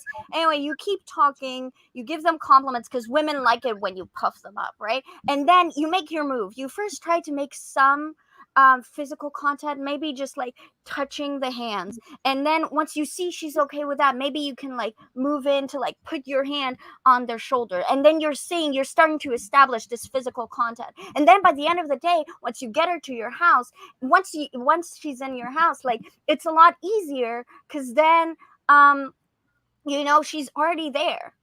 Like this is the exact same process, but for pickup artistry. Well, first of all, okay, you got several things wrong. First of all, pickup artists do not advocate giving the girl a lot of compliments. That's literally the opposite of what pickup artists do. They're literally, you will never hear pickup artists that I know of saying, yeah, give the girl a lot of compliments. So no, that's not what pickup artists are doing. A big part of like, what the pickup artists advocate is like playing hard to get and being more mysterious. So that's not. You don't get my point. The point you're trying to make is, I think, a very weak one, that you're comparing apples and oranges. You're talking about straight up manipulation and gaslighting and lying compared to just being socially tactful. They're not the same thing. I think knowing how to get things out of people is something that both men and women do. Now, I don't like either, okay? I just think that like teaching people how to get sex out of women is the same as teaching people how to get money out of men. The manipulation is the same, whether one is nagging and one is giving compliments. Manipulation is manipulation. That's my point. Most pickup artists, like, you would never see that shit on my channel. Most pickup artists don't have this mindset, I'm gonna get sex from you. It's more of like, how can I seduce you and we can both enjoy a really good experience, which is sex. Good. And those women think, how can I seduce you to give me money so I'll stay around you so we can both have a really good time doing that? See, this is nonsense. No, they're not. They're thinking purely selfishly. I want to extract as much from that guy. Versus, I don't think a lot of guys are thinking purely selfishly. I mean, this is like kind of confirmed. I don't know if you're familiar with who Ella is, but she's done a lot of surveys, and she said, one of the things she said, I was really surprised how many men really care about pleasing the girl they're with. Like, they want to see the girl come. And most of the people I coach, like, do care about the girl's sexual pleasure. Like, it's a small percentage of men who are just like, yeah, I'm just going to bust a nut and then I'm just going to like fucking. Okay, but here's my question. Do they care if the girl wants to have sexual pleasure with them? Do they care? Well, yeah, they do care. They want to make it so the girl wants to, correct? They want to turn the girl on. Yeah. So. But would you argue that turning a girl on is unethical? No, I wouldn't argue that it's unethical. I'm sorry that I'm laughing. It's just like we have entered the twilight zone for me. I'm saying that it's great that men want to pleasure their sex partners. It's just that we started this whole thing by talking about how men can't have female friends because they always want to fuck all women. Hyperbole. So if men generally go around wanting to fuck women, it seems that men wanting to pleasure all, like, they want a pleasure. That's great. That's wonderful. But they're not thinking about, maybe this person doesn't want me to pleasure them, so I'll back off. They're thinking, how do I get this person to let me pleasure them? Well, if the girl tells the guy no, they're gonna back off unless they're like fucking rapists. Alex. Like what do you mean? Like, are you saying that like if the girl tells the guy no, yeah, like you are as a guy looking at the girl's body language, trying to pick up on cues and seeing like, okay, should I go for the kiss? Oh, she seems like a little awkward or like a little creeped out. Maybe I should like chill out for a little bit. Maybe I shouldn't even try to invite her back to my place, in the first place, because she seems uncomfortable. Maybe I should wait until the second or third date. So yeah, part of having a good game is being able to pick up on a girl's body language and what she's telling you. Like, that's just a key part of like game. Yeah, like how those women are like, oh, maybe I should lay off asking for money and I'll wait till next week to ask for more money because then they'll be more receptive to giving me money. The big difference is the girl getting money from the guy is a zero-sum game where the girl's the only one winning and the guy is losing, compared to what I'm talking about, which is two adults developing a sexual relationship where both parties are winning. Mm-hmm. They're very different things.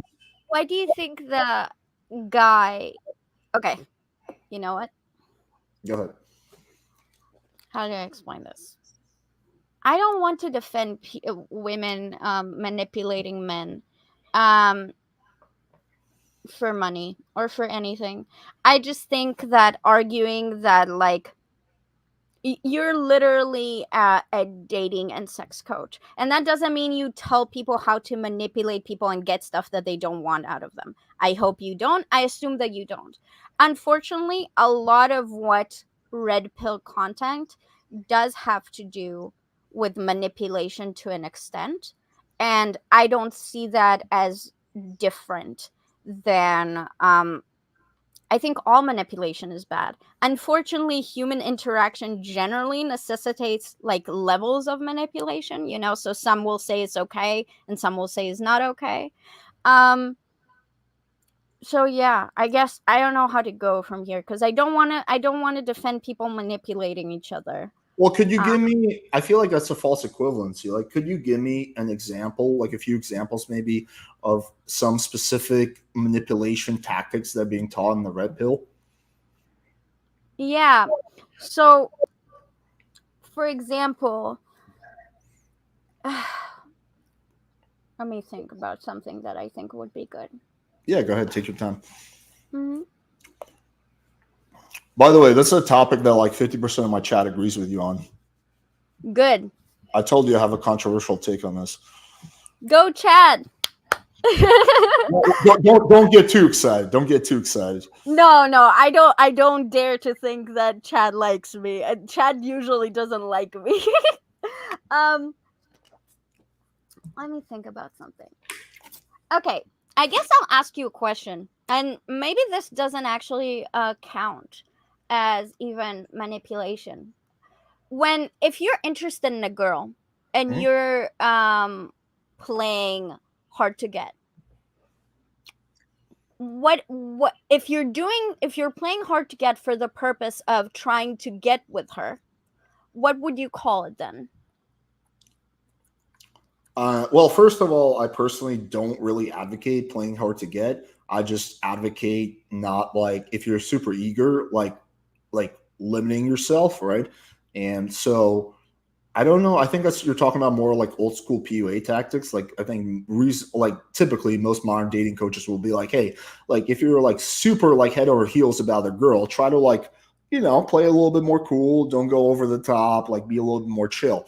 But in the analogy you gave me, if you are you're playing hard to get, um, what would I call that? Mm,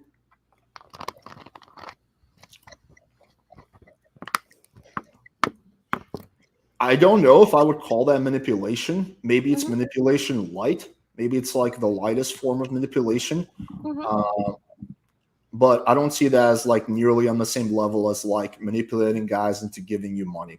It's not, but and this is the thing, so like a woman giving a guy compliments will probably not get them to spend money on them, right? So there are techniques, it's like a long-term game or like a mid-term game. There are like steps you need to do, there are multiple actions you need to take, multiple manipulations that need to be performed. So Whoa, obviously, whoa, whoa. We can't just throw it in there. What are these manipulations? I'm explaining. Okay, So okay.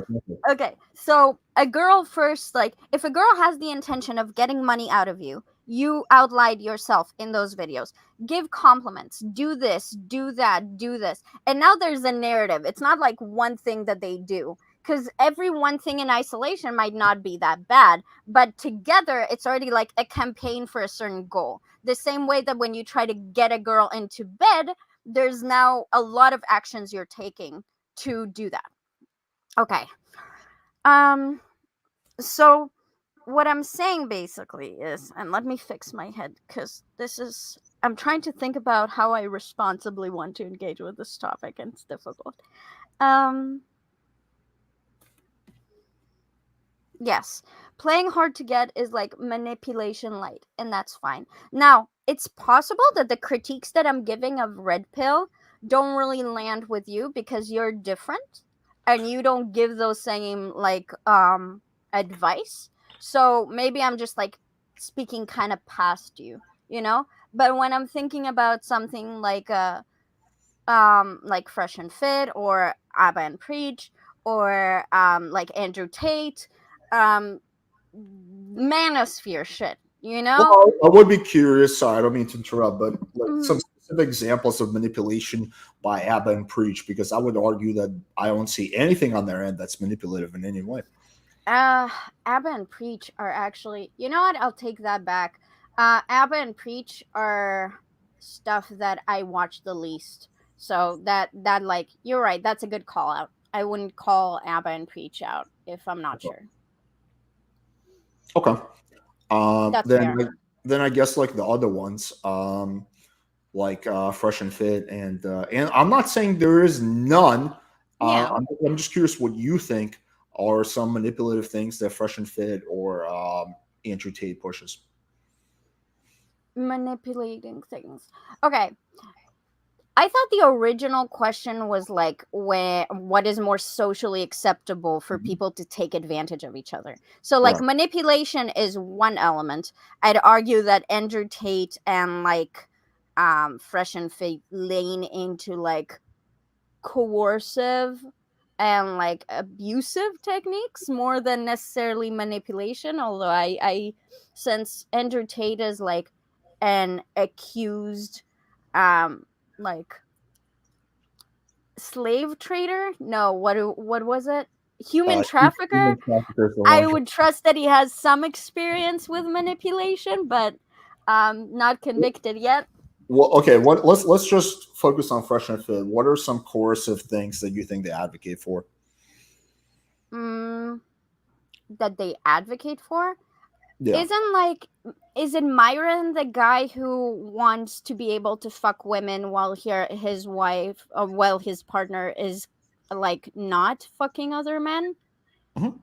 because of what's the reason?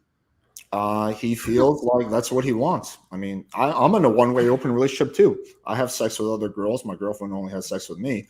But I don't see how that's coercion if you're upfront about No, it. it's not coercion if you agree on that and that's like the terms of your relationship.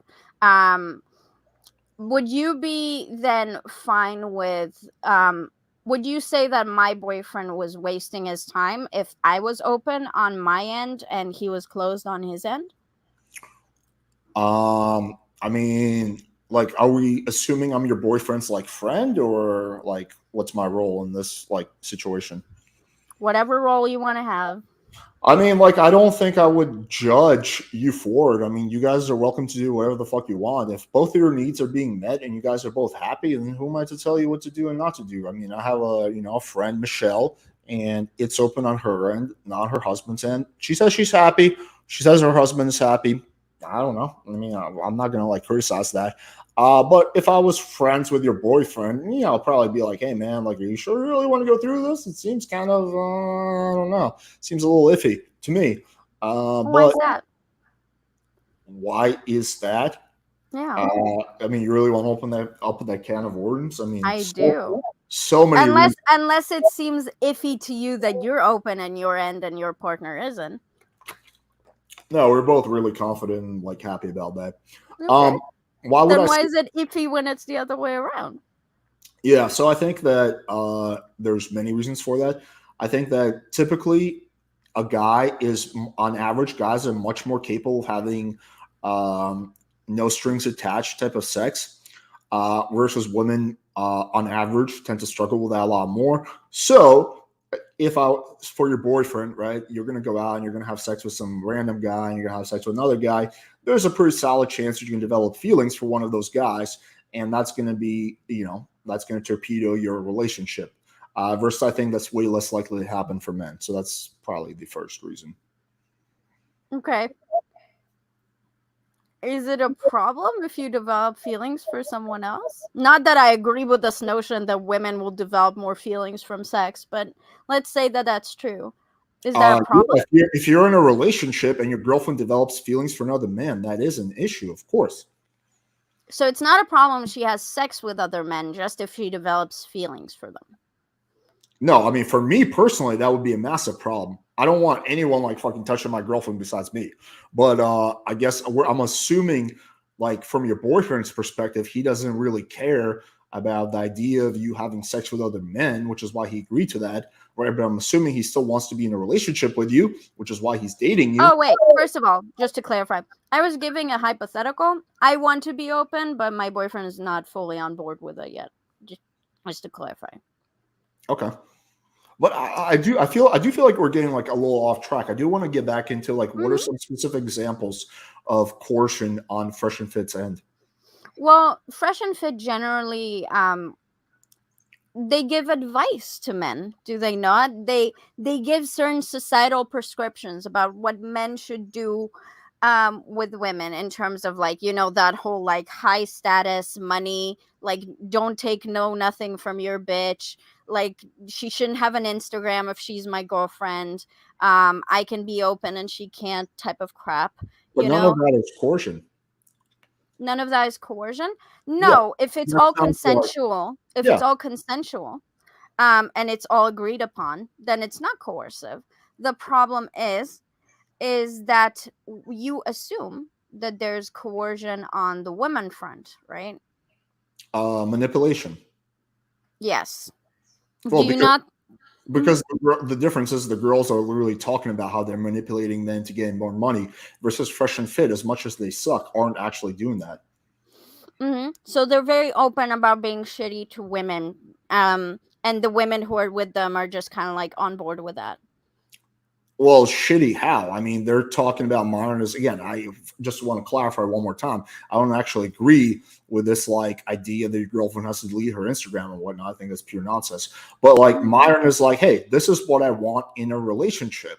Like, and that's, I don't see how that's manipulative or coercive in any way. He's like, yo, these are my standards. Take it or leave it. Like, I don't see that as like coercive or manipulative. You can say those are like dumb standards to have, which is the argument I would make, but not that it's coercive. I think that's fair. Let me think about this.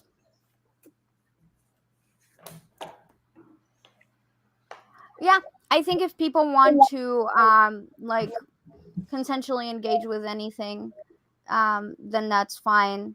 Then I'll take back what I said about everyone except for Andrew Tate. I'm not taking that shit back. But yeah, so how do I want to say this? Manipulation is bad. Depending on what advice you give men to get with women, I think there's a manipulation aspect to that as well. But maybe you never give such advice, so it's irrelevant to you. Well, I guess the more interesting question is like, how common is it in this community? Like, I know this community pretty well, so I can like, like comment on whether that's a common piece of advice. I don't know. Like, do you have like maybe some examples of like, like pickup dating advice that is coercive? Something like, hey, don't scare her off, but once you like, if you can like change their location and like get out of the bar and get her like in a setting alone, it will be easier for you to like seal the deal. If you are alone with her, that it'll be easier for you to seal a deal. I don't see that as like manipulative. I see that as just like I'll tell you why. If you in the club and you are planning to fuck this woman, and you're not telling her that you're planning to fuck her, you're not telling her that you want to fuck her, you're like, hey, do you want to just get out of here and like grab lunch? When all you really mean is like, can we get out of here so we can grab lunch and then I could try to get you to my apartment to fuck you? You're lying. You're not being honest. That would be manipulative, right? Typically, that's not how it's done. Typically, the way it's done is like you're at the club, you're making out with a girl, you guys are dirty talking each other, right? And you're like, hey, you want to get out of here and have a drink? That's fine. That's fine. That's typically how it's done the vast majority of the time, right? I mean, maybe for Chads, dude. I don't know what type of guys, but like, it's not very common, for you to just like. If you already get a girl to make out with you in a club, you're already better than like 90% of dudes. Well, the vast majority of guys aren't pulling from clubs, and if they are pulling out that like, let's be friends frame, then it's backfiring in their face, and the girl's like, no, thank you, and have a good day. So it's not working out either way, 99% of the time. Okay, did I say lunch and your chat is molding about that too? My chat is going insane because I said lunch. I Um, meant grab a bite. Jesus fucking Christ. oh, they think you said Chad with a D. No, I did say Chad. I said that you're a Chad. Never mind. Let's I'm a Chad. continue talking. Sorry. I'll take that as high praise. Well, yeah, I think that if you're working off the framework of like, yeah, you're making out with a girl in the club and then you ask her, hey, do you want to get out of here? That's fine. I can't tell you the amount of times though that like I met a dude at a bar and we were talking and we're just having a good time and they would be like, hey, do you want to just like go hang out or do you want to go catch a movie or something? Like, hey, do you want to go to your house and we'll just watch a movie? What they mean is, I want to fuck you. But they won't say that because if they'll say that, I'll say, no, I don't want to fuck you. So what they say is, hey, let's go to my house and watch a movie. Hey, do you want to go and just like hang out? And it's lying. Um, and they get away with it by saying, well, the girl knows that what I'm actually asking for is to fuck. I can tell you though that when guys like these days, when a guy's like, hey, do you want to go watch a movie at my house? I'm like, I'm not gonna fuck you.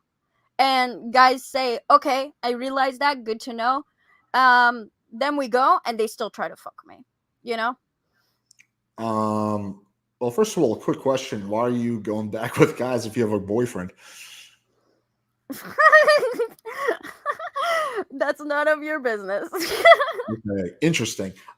Second of all, yeah, I mean that's I do agree with you. That's like somewhat manipulative. It's also highly ineffective to do that. Like, I mean, you don't have to exactly say like you shouldn't be like autistic and be like, hey, you want to go back to my place and fuck, but it should be like really clear what your intention is and what you're looking for. Again, you can communicate that through like your tonality, your body language, your eye contact, like your physical advances at the club. Yeah, like Wait, Alex, can we recognize that most dudes, when they aim for sex, wouldn't directly say that they're aiming for sex because that would scare off most women? When you say aiming for sex, do you mean like the guy's doing what I'm saying, which is that he's not explicitly saying that, but he's implicitly communicating that we're talking about? He's not communicating that at all. I think there's a middle ground when they're being friendly and flirty, but friendly and flirty doesn't mean when we get to my house, I'm going to put my dick in your vagina. Like, there are levels. Yeah, there are levels. I mean, yeah, I do think a decent amount of dudes are like fucking like, yeah, like kind of leading the girl on in terms of that or whatever, like kind of playing footsie with the idea of sex. But the initial question was about social acceptance. And I think that if a guy was to post that story, like he would get socially stigmatized. People would be like, dude, that's disgusting. Like you tricked the girl into coming over. That's the point I'm making. No, I can guarantee you that whenever I tell people the story about how someone invited me to their house to watch a movie and I said explicitly, I will not fuck you. And then we got to their house and they immediately tried to fuck me. Everyone's first reaction is, why did you go to their house? Well, I mean, I do think that's a somewhat valid reaction. Sure, you can say that, but then the reaction is not to shame the guy. So, yeah. Well, I don't know if anyone needs to be shamed per se. It's just more of a matter of like, just kind of like a weird situation where like no one wins. But I do think that like, what this guy wants, like, why even put yourself in an uncomfortable situation like that would be my question. Like, why do that to yourself? It's like we can talk about that, but if you're going to make the argument that men are being like more chastised, that just simply isn't the case from this line of questioning. But you're talking about a small anecdotal experience you had. Are we talking about people were saying that to you where, like over chat in the comments, like what you have to give just like when I have conversations with people and I tell them that story? It would be interesting to like, I can do an experiment and post it on Twitter and see what people say. That'll be interesting. But I'm sure Destiny would have a lot to say. But then once you say like Yeah, but do you think the guy deserves any like blame? I think most people would say, well, yeah. Good. Sounds So pretty based. I think they would just like quote unquote blame both of you guys, you for putting yourself in a uncomfortable, silly situation, and the Yeah, guy. like how I directly communicate something and how they lied and then they tried to fuck me even though I made it clear that I won't be fucking them, right? Very Right. silly. But, Very but silly. well, it is though. It's dude. Let me try to give you a good analogy. It'll be Please do. like I'm a like a career criminal, right? And I'm like, hey, Katie, I just want to like go to your house when you're not there and just like inspect some things. And you're like, okay, Alex, but I don't want you stealing anything. No, Katie, I'm not going to steal anything. Like, trust me. And then I go there and I steal your shit. It's like, okay, I was the one that was in the wrong, but you put yourself in a silly situation by like, obviously, if a guy's inviting you straight to his place for a movie, it's pretty clear they want sex. Okay, what if I told them that they're not getting sex and then they say, no, that's fine. We won't have sex. I just want to watch a movie. No guy ever in the history of movies just wanted to watch a movie. No one Okay. wants to just watch a movie. So they lied and they were being manipulative to get me to their house. So it would be harder for me to leave their house once I'm there, correct? So they were being coercive and manipulative and a liar. They were being manipulative. I don't know about the part that it would be harder for you to leave their house. I mean, maybe in some situations, but I'm assuming with this situation, this guy didn't like physically keep you in his house. Hopefully not. So no, he ended up raping me. Yeah. Oh shit! I'm really, really sorry to hear about that. It's okay. That's just cool. what happened. Like, okay, I'm trying to think of how to navigate around this without like being insensitive. You don't need to worry. Like, there's no like insensitivity about it. The coercion, he didn't like physically hold me down. He just like he kept asking to fuck, and I was like, I thought like I told you I'm not down to fuck, and he just kept like trying to grope me and touch me. And at some point, I realized like after a few times of like trying to keep watching the movie and like being like, no, I don't like, this is not what we agreed on doing. I just kind of realized that he's not going to stop either way. So I just stopped like saying no. And then he just like raped me. Yeah. But you don't have to worry about like being insensitive about that. Like, that's just what happened. But my question would be, why not just leave?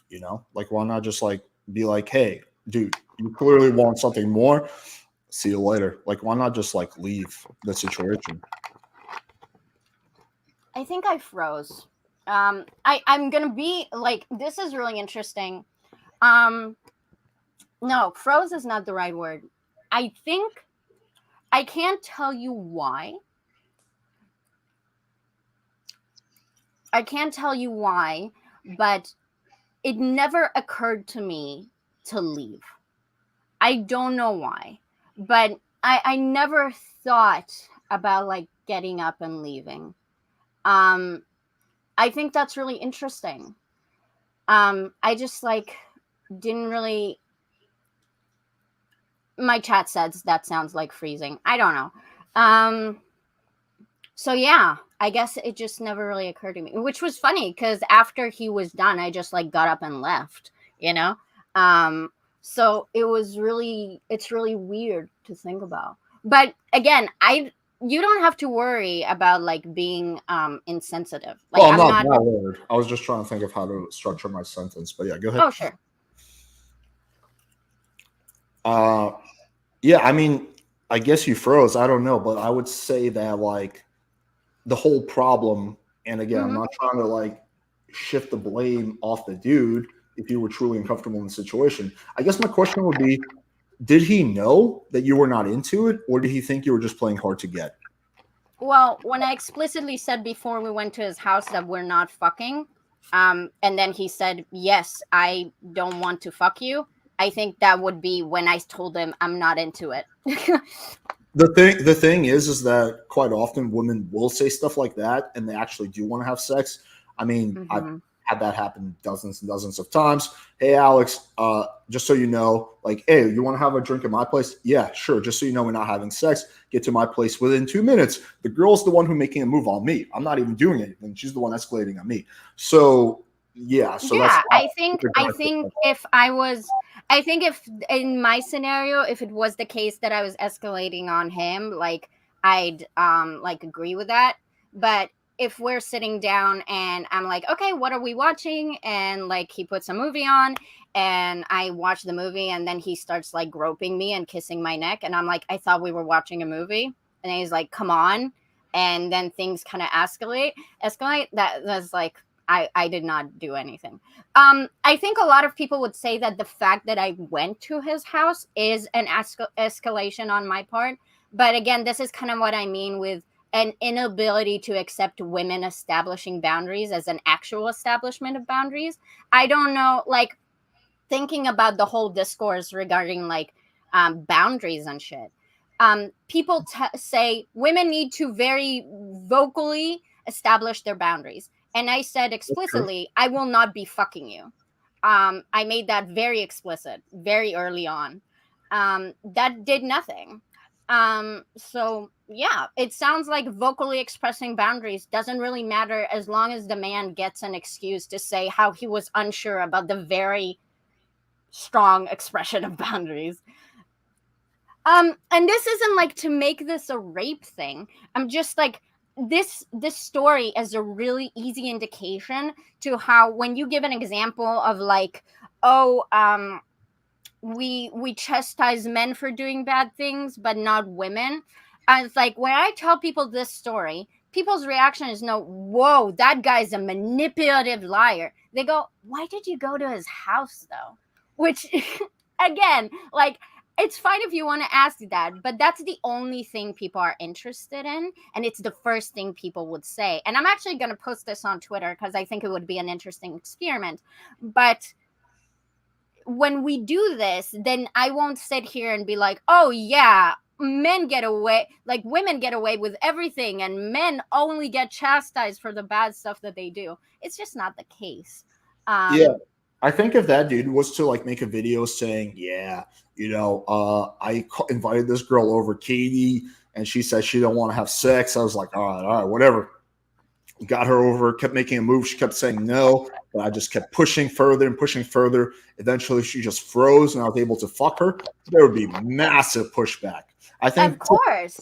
I think of course there'll be massive people, pushback. people are talking to you, so they're going to more focus on your actions rather than other person's. But I think if it was reversed and that dude made a video, there would be insane amounts of pushback. Well, to be fair to that dude, I'm sure that his conceptualization is not that he raped me. I'm sure that he felt like I was just playing hard to get, or that he didn't get the signals, or that I was totally down to fuck. Otherwise, why would I come to his house, even though I said I don't want to fuck him? You know, like this dude would never say, yeah, I realized she froze and I raped her anyway, because no dude would say that. What they say is, oh, I got a very clear boundary, which I ignored because I wanted to fuck her. Then I got her to my house and then I started groping her. And like she was playing hard to get. And I was just like trying to get her to like get on board with things because I knew she wanted it. And then we fucked. And that's going to be his story, you know? Well, you're probably right. I think deep down inside, he legitimately doesn't think that he raped you. I mean, did you ever communicate that to him? Did you ever go to the police? Did anything ever happen? No. So I would venture to say that he has no idea. He probably just thinks that he just like fucking smooth talk you into sex. Yeah. Rapists don't think that they're rapists. That is true. But why not, like, at the very least, let him know that what he did was inappropriate? If not, like, go to the police and, like, because if he doesn't know he did something wrong, he's probably going to just do it again. Yeah. I'm not very interested in talking to my rapist. Sorry. Or at the very least, like, file a report, and just being like, hey, this is what happened. The police can decide. I'm not going to file a report so a police officer can ask me, well, why did you go to his house? And like, did you scream no enough times for us to think this is actual rape? No, I'm not very interested in that. Also, I don't hate him or anything like that. So yeah, I'm just not. I'm sure he raped a lot of other women. Like, I have no doubt he was very coercive. So, yeah. Right, but the question is if you could stop this from happening again, if you felt this experience was rape, and if you want to stop other women from going through that, like some action needs to be taken. Because you're all right, the dude probably has no idea what he was doing. He probably just thought that he just like fucking whittled his way into like fucking you, right? So there needs to Mhm. be some like with nothing is going to change if nothing changes. Yeah. That's why we need to educate men to understand that pushing boundaries is not the best way to prevent rape. I don't think anyone though is advocating for pushing boundaries though. I don't really see too many people doing that. Well, when we say men push, push, push, and that's just what men do and that's what men are, we're not saying men stop doing that. We're saying it's generally the role of a man to push, and it's generally the role of the woman to be a bit more expressive. So to make sure that the guy doesn't push too far. And like, yeah, that's awful advice. Well, I think that men are typically the initiators of something physical, and that's Mhm. just kind of how it works. But I don't really see any channels at all in this community talking about like pushing past no's and pushing past rejections. I just don't see that at all. I mean, if you can give me an example of that happening, I could Oh really. yeah, I had a very interesting talk like a few days ago with someone where he was confused about like when he's in a girl, like how much does he need to wait before he pulls out if she tells him that she's removing her consent and she wants to stop. He was like, "Do I need to pull out or can I like verify while I'm inside?" And he was very confused on this. So I thought that was interesting. Wait, that like happens? I've literally never had that happen of a girl that I'm fucking is like, I don't want to fuck anymore. Uh yeah, I mean that but that seems just like one confused person rather than like a content creator who's an influencer in the space. Um okay. I could talk about an influencer in this space, but I'm also trying to not talk about them. So, although Destiny does try to do a good job in like telling men to push less, so um, I guess that's good. Yeah, I mean I don't think Destiny's at all pushing for, pushing past boundaries. So this whole thing is like being really honest and upfront about what you want from like the myriads of debates I've had with him. I don't know. I Yeah, was for just sure. It's just the like if a guy stealthed you and they weren't sure if they can take the condom off or not, like how would they know if they're so yeah. Yeah, I was just curious if you had any like specific examples of that because I it's just gave you one, but it's okay. with Destiny or who? Stealthing? That's a Destiny thing. I don't know who stealthing is. Or this a content creator or this is a term? No, stealthing is a term. Okay. Stealthing So is when you fuck someone with a condom and then you take your condom off without your partner knowing and then you continue to fuck them. Also known as rape. Destiny pushes for that? No, he doesn't push for that. Okay, you're not okay. Never mind. If you don't know the discourse, this is going to take too long. It's okay. Let's not go into it then. Okay. Destiny does not push for stealthing. Well, that's what I figured. Destiny, let me very clear. Destiny is very anti-rape. All anti-rape, rape bad. That's Destiny's most correct take. Rape is bad. Prevent at all cost. Okay. Yeah, yeah. That's what I figured. But wait, who's the one that's pushing for that? No one's pushing for that. But when we say that, like, if a guy stealthed you, then like maybe they were just trying out their luck to see if you were okay with it. And like maybe like they were confused. It's like nonsense. That's rape apology. Yeah. But like who's saying that though?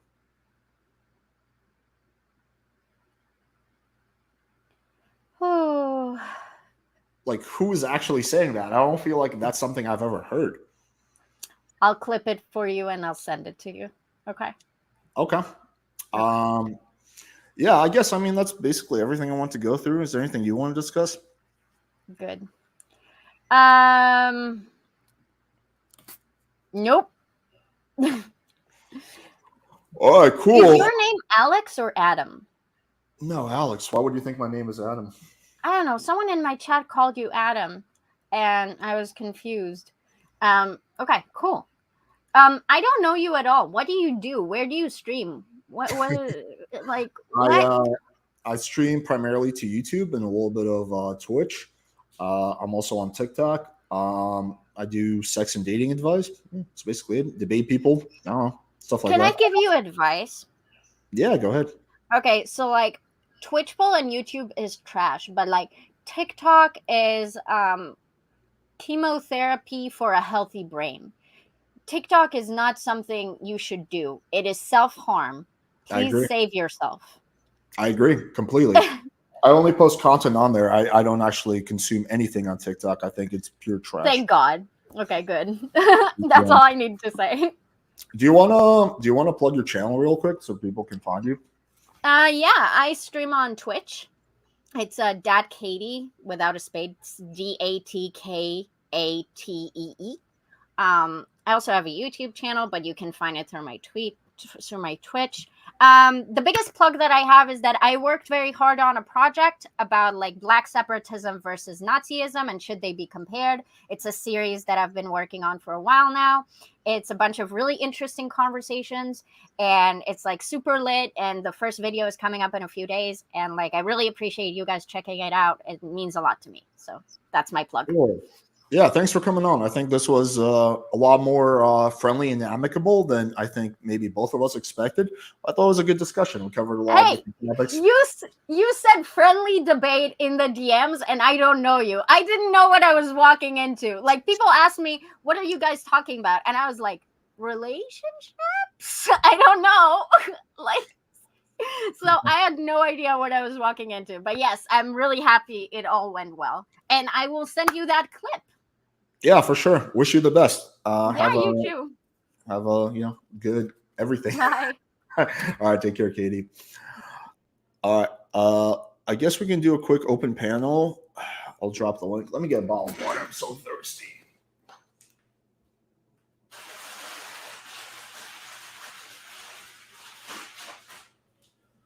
All right, we can do a quick open panel. Let's keep it like 20 minutes. I'm gonna drop the link.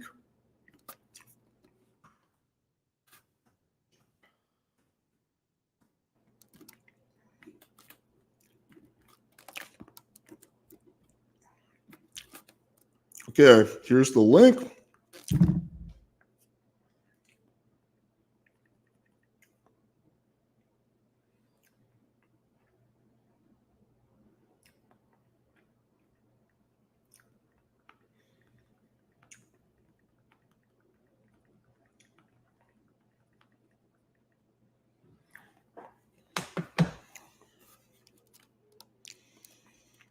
All right, link is dropped.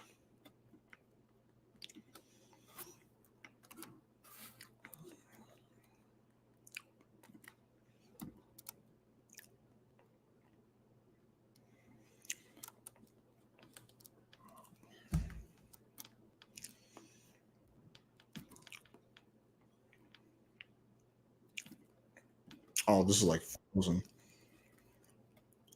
Okay, 1 second. Comments. There we go. Let's bring on Brad. I know you had some thoughts. Go ahead, my man. Man, that was scary, bro. I was watching. Scary. It was Dude, pretty that was funny. scary. That was scary. I was watching parts of it. I Oh. was I was watching parts of it, and I caught the last like 10 minutes. Guys, this is the kind of woman you need to avoid. Like woke feminists, run as far as you can. This is like the perfect example. She made a false accusation on stream. Her story changed like 10 times in less than 2 minutes. She really wanted to play the victim. Guys, your freedom is more important. Like, you need to pass on some of these women. There's elements Oh, of dude. Like, You go haven't ahead. Try even to opened downplay it it. yet. Try to downplay it. You can't no dude me before I even open my mouth. No, but go ahead. Go ahead. I think there's elements of truth to what you said, but I think like I do agree. Like generally, probably should avoid having sex, at least casual sex, with a girl like her. But how did her story change? Her story was pretty consistently the same shit. No, it changed a lot of times. I mean, Yo, Kyla. She just kept when she got pushed back from the chat, she just kept moving the goalposts, and then it was like, oh well, Are we talking about Katie and her sexual assault allegation? Yeah, that's what Brad is saying. Okay, But how I'm just going to be really clear, regardless of how you feel about Katie, it is like super, super like not the right place and time to be coming on in public and talking about a woman talking about her sexual assault, even if you feel like she used it in a really bad way. It's just like, it's literally exactly why all women hate this space. So like, please, for the love of God, don't be like quibbling publicly about the validity of her sexual assault case on stream. It's just like, God, it's the worst fucking idea ever. Like, please. all right. I'm sorry, I don't know what. Just to be clear, I listened to the conversation. I was frustrated the whole time. Katie dislikes me to the point that she didn't want me on here. It's not like I'm saying this because I'm a big Katie stan and I'm just like girl club. But like I can't underscore this enough. Like it's just not. It's not the place and time to be like after she leaves to come on and like talk about the credibility of her discussing. You could her bring her trauma. back on. I don't care. No, I mean You can that bring she her back on. does. I mean, I do agree. I do agree. That's It's not the like point. it's like kind of like in poor taste. Yeah, I don't know, man. I Like, mean, I would have to respectfully disagree because if a woman's actually been sexually assaulted, you should have tremendous empathy and respect for that. But a woman making a false accusation, I'm Did not she going say to have any respect for names? that. Did she say any names? She didn't make any accusations though. She didn't go to the police. She didn't like. No, that's fine. There's That's no fine. false I'm just making a point Did she say that names? you know. No. No, that's fine. So I'm just decided it's a false accusation, even though she's not named names. You're because just I saying listened her to the doesn't make story. any- I listened to what she It said. doesn't matter. Just because she didn't perfectly explain her trauma situation to you doesn't necessarily mean that it's a false allegation. She didn't even say a guy's name. Okay, that's fine. I don't Just care. to be clear, this is why women hate this space. I just need to be extremely clear about that. I think Okay, there's that's many fine. reasons why women hate the space, but yeah, I feel you.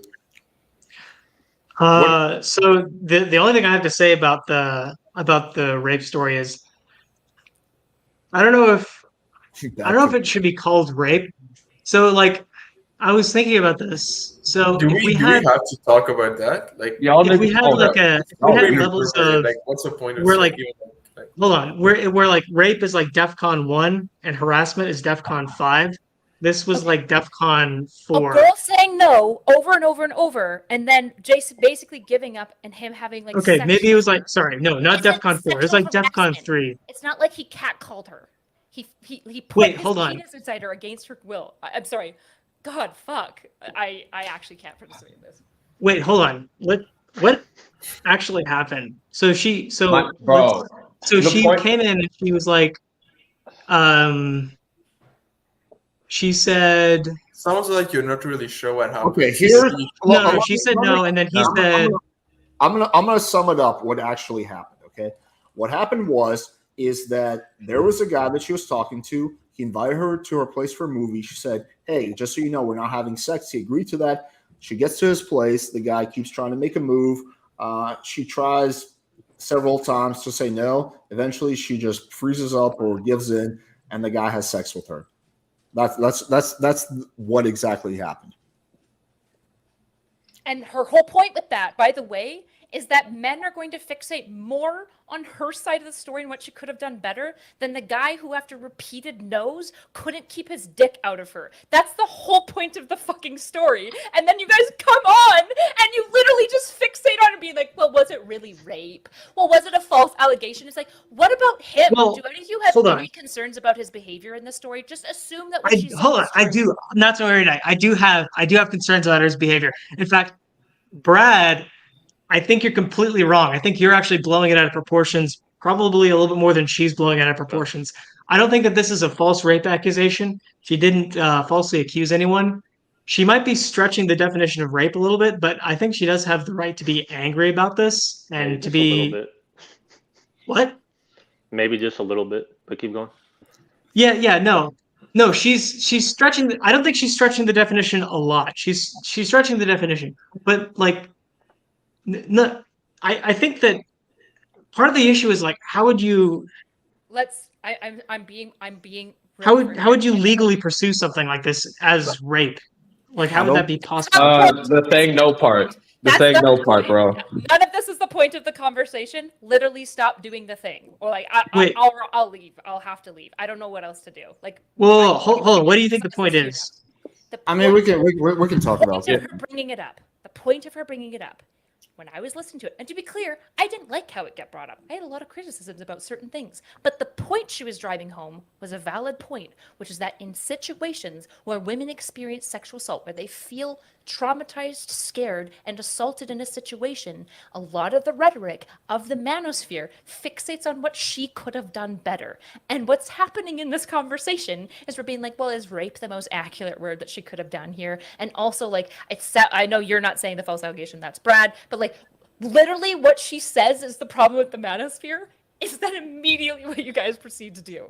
Like, that's the cringe part, right? There are conversations to have about women's accountability in sexual assault. I know, I have them all the time. It's why women in this space often don't like me. But I'm going to tell you, after somebody reveals their own personal experience with assault, that is not the time where you start like hyper analyzing their story. You need to be incredibly careful the moment somebody devolves that it's their personal experience that you're talking about, and maybe don't do the thing that they're concerned about what men do around women's sexual assault claims. So it seems like the main issue that you have is not necessarily the position, but like the emphasis that people are having, like the fact that people are emphasizing you're proving Katie's problems, basically. Yes. Yeah. You're doing the thing. And the issue is Katie's point is apt, right? This is why it's super frustrating. There are things that women could do to maximize their safety more so. But a really important part of the conversation that men need to be having is not talking to women about what they could do to maximize and be better about not getting raped. Men need to be having the conversation of like, which among us are the predatory loser fucks that are doing this behavior? Because all of you men, by the way, should be abhorred by what you heard that this guy do. All of you should be trying to figure out, well, it's not me. I don't think it is. But there's some of these motherfuckers out here doing this behavior. So who is it? That's a super important question. I just think it's a confusing situation because it also really comes down to the guy's like mental state, right? Because yes, it does happen where the girl gives you a playful no, like, oh no, I don't want to do this, but she's really down, right? That happens, right? And this seems to me like a case of the guy not being able to pick up on her body language and vocal cues and mistreating the situation, which is messed up, but it would be a lot more messed up if this was a premeditated rape where he was like, you know what? I don't care what she said. I'm going to get what I want, right? Or is this the situation where the guy just really couldn't pick up on the vibe that she was, basically setting down? Because that happens all the time where women will just do like, oh, no, right? But they really want to have sex. So that's why, I think the agency is on both of their parts, honestly. Sure. So this isn't the agency part isn't the part that I'm having an issue over necessarily. The point is the emphasis of what we're talking about. Who cares if you're having an issue? What is your problem? Why come on here and scold everybody? You don't need to be here if you don't want to be a part of this conversation. What's your problem? Why are you coming on here scolding everybody? Chill out, Ben. Chill out. I'll say again, if you don't want to be here, you're welcome to leave. You don't have Yeah, you're welcome to leave too. Chill out, Ben. Alex, I demand my rights. Okay. Yeah, he's trolling. Yeah, he's trolling. I don't know what The whole I invited Kyla. Just take it easy. Go ahead. I'm just kidding with you, Kyla or Kayla, whatever your name is. The whole point that I'm trying to get at is the concern of emphasis. For women, my frustration with women and Yas Queen Girl Group is when we talk about sexual assault, we just want to talk about how dirty, pig-headed, gross men do sexual assault. And that's about the end of the conversation. When a really important part about the conversation are things like, how do we make our cues more explicit so that situations that are messy and like unclear consent leads to somebody getting assaulted? What group is this? Queen right? group? When we talk to women, we should be talking about like safety and risk factors. So like doing things like, when are you drinking and why and how? When men are talking about sexual assault situations, you should be exclusively focusing on making sure that you figure out which men are doing the intentional rape, like Alex said, the worst kind, and the men that are being so predatory and selfish that they're doing the second type of rape, which is that they're like not taking the nose. Does this ever end? You just go for like 10 minutes at a time? Everybody just sits here? But I think, I would say, I'm on stream just so you know. Make a quick point, and we'll bounce it around. That's how guys talk. All right, chill out. I don't think that, though, we can right away assume Am I right, Science Man? that he was being predatory. You're It's entirely possible that dude is being a Jesus predator, right? I'm not saying that's impossible, but it's also I feel possible like you're that losing it. he legitimately did not know any better. He just thought that the girl was being playful, gave him a little token resistance, and she really wanted sex, right? I can see from his perspective as well. And so we really just don't know what category. I agree. We don't know, right? And I'm willing to grant that maybe it wasn't the most malicious kind. It was somewhere in between. What's important for men to get at is what is going on, because the men that fuck up in this way, by the way, are ruining it for the rest of you as well. They're the men that are going to be the type of characters that when women talk about like bad apples of guys who like can't figure out when to know. Oh God! Stop! What'd you think about the thing where he's saying you have to? Can we please mute Yeah, Alex, kick this dude, bro. Kick him. Like, get him out of here, bro. I'm gonna mute him. No, kick him, bro. He's It's a not little gonna stop, bro. Kick him. I'm gonna kick him. Relax, Q2. I'm just gonna mute him. Let Kyla finish, Ben, and then you can respond. Go ahead, Kyla. God, I don't even remember what I was saying. The concern that I have is when men are talking about this, you should be wholly fixated on figuring out which men are doing predatory, shitty things, if they're intentionally raping, or in the case of being so selfish that they're not taking no strongly enough and not making it as maximally easy for women to say no, because both of these men are ruining it for everyone. These two should be your fixation right now, not whether like Katie did a good enough job of certain things. So would you be better? Would you be more happy if I said because like okay, well, there's two things here. Okay, I get what you're saying. We should like address that the guy's a dick, but there is also the issue of I don't really think that we need to use the term rape for everything. So I think like do you think it would be a better idea if I said something like, "Man, that guy was a fucking asshole," but are you sure that's rape? Are you sure we should use that term there? Like, there's probably something else we could use here because rape is a crime. And I'm not sure that what he did constitutes a crime. Sexual assault is the crime, right? So, like, if we want to talk about like what rape is, why don't we just like figure out for this conversation what we think rape is? Okay. Like, I think technically speaking, the crime isn't rape; it's sexual assault. You know what I mean? Okay. Is it? I'm not actually trying to apply anything. I'm legitimately asking a question. Would that qualify? I actually need to know this. assault? Yeah. Can I offer a thought? Yeah. So rape is a type of sexual assault initiated by one or more persons against another person without another person's consent. But the crime that you're doing, like the legalese, is sexual assault. It's not like you're guilty of the crime of rape. You're guilty of the crime of sexual assault. Okay, well, that might just be kind of a technicality. You know what? You might actually have I don't know if it's necessarily fair to blow her up over a technical point. Yeah. So if I could be generous to you, I think where we're missing each other is I understand that you're talking about this idea, which is that like we're not really precise about rape and sexual assault, and sometimes we'll weaponize the word rape where it's like where sexual harassment was actually occurring. Right? And that's a problem because it leads to a dilution of the word. Would you agree with me? Yeah. Okay. So I hear you. So what I'm saying is that conversation is valid. That conversation is a worthwhile conversation to have. The issue is you need to be mindful about the context in which the conversation's occurring.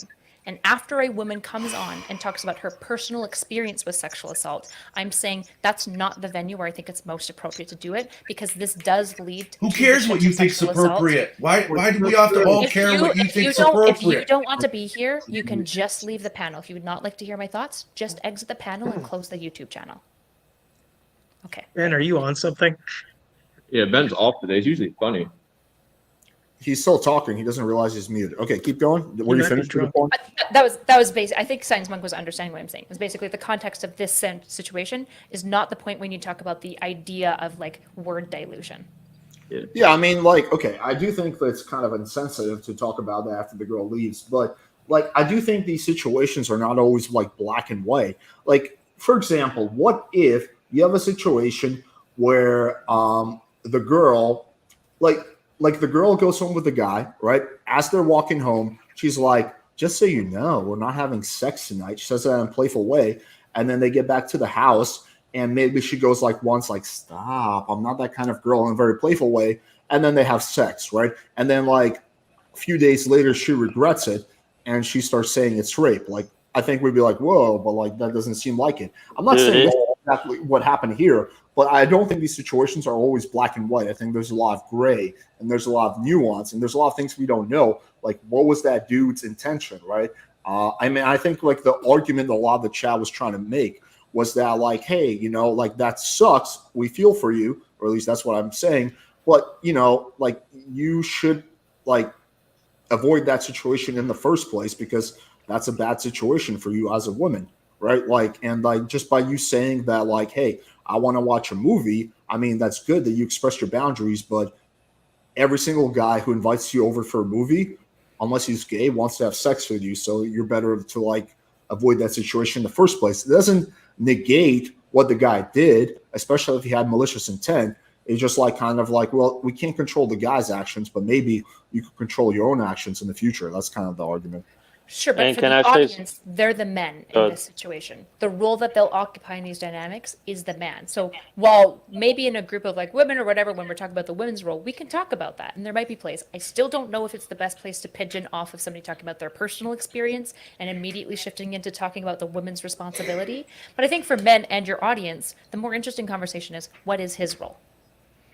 Kyla, can I ask you a question? Whoa, let me just respond to that. And unfortunately, we really would need to know his state of mind in order to really figure out his like culpability. And unfortunately, we don't know that because we don't have access to this dude. Yeah. Can I ask Kyla a question? Can I ask Kyla one question? Just one question. Yeah, that's gonna.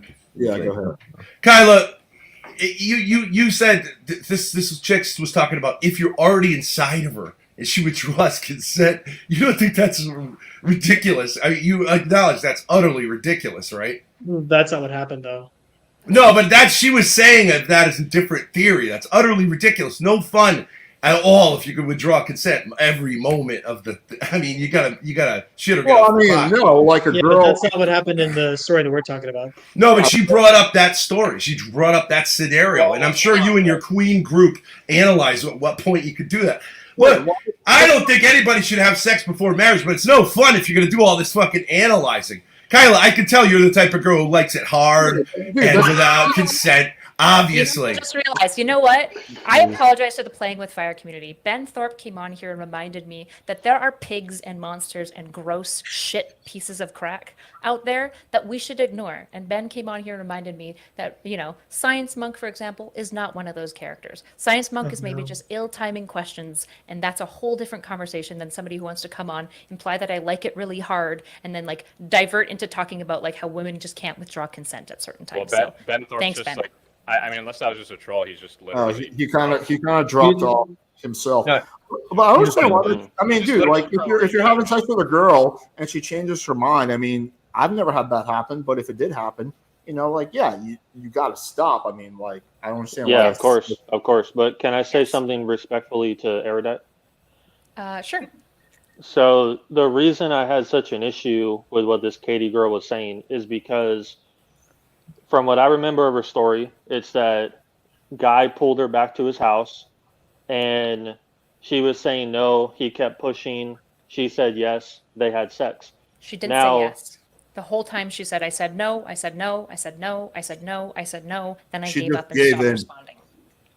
Wait, she never, so she didn't give consent. In her story, she didn't say ever that she gave consent. It's just, I think, why she's saying that she was I'm not just saying like going. Okay, so okay. Depending on what she means by gave in, that would like change. Like if by gave in, she said something like, "Oh, you know what? Forget what I said beforehand." Yes. No, I don't think that would probably be still questionable. But like she just said that she gave in.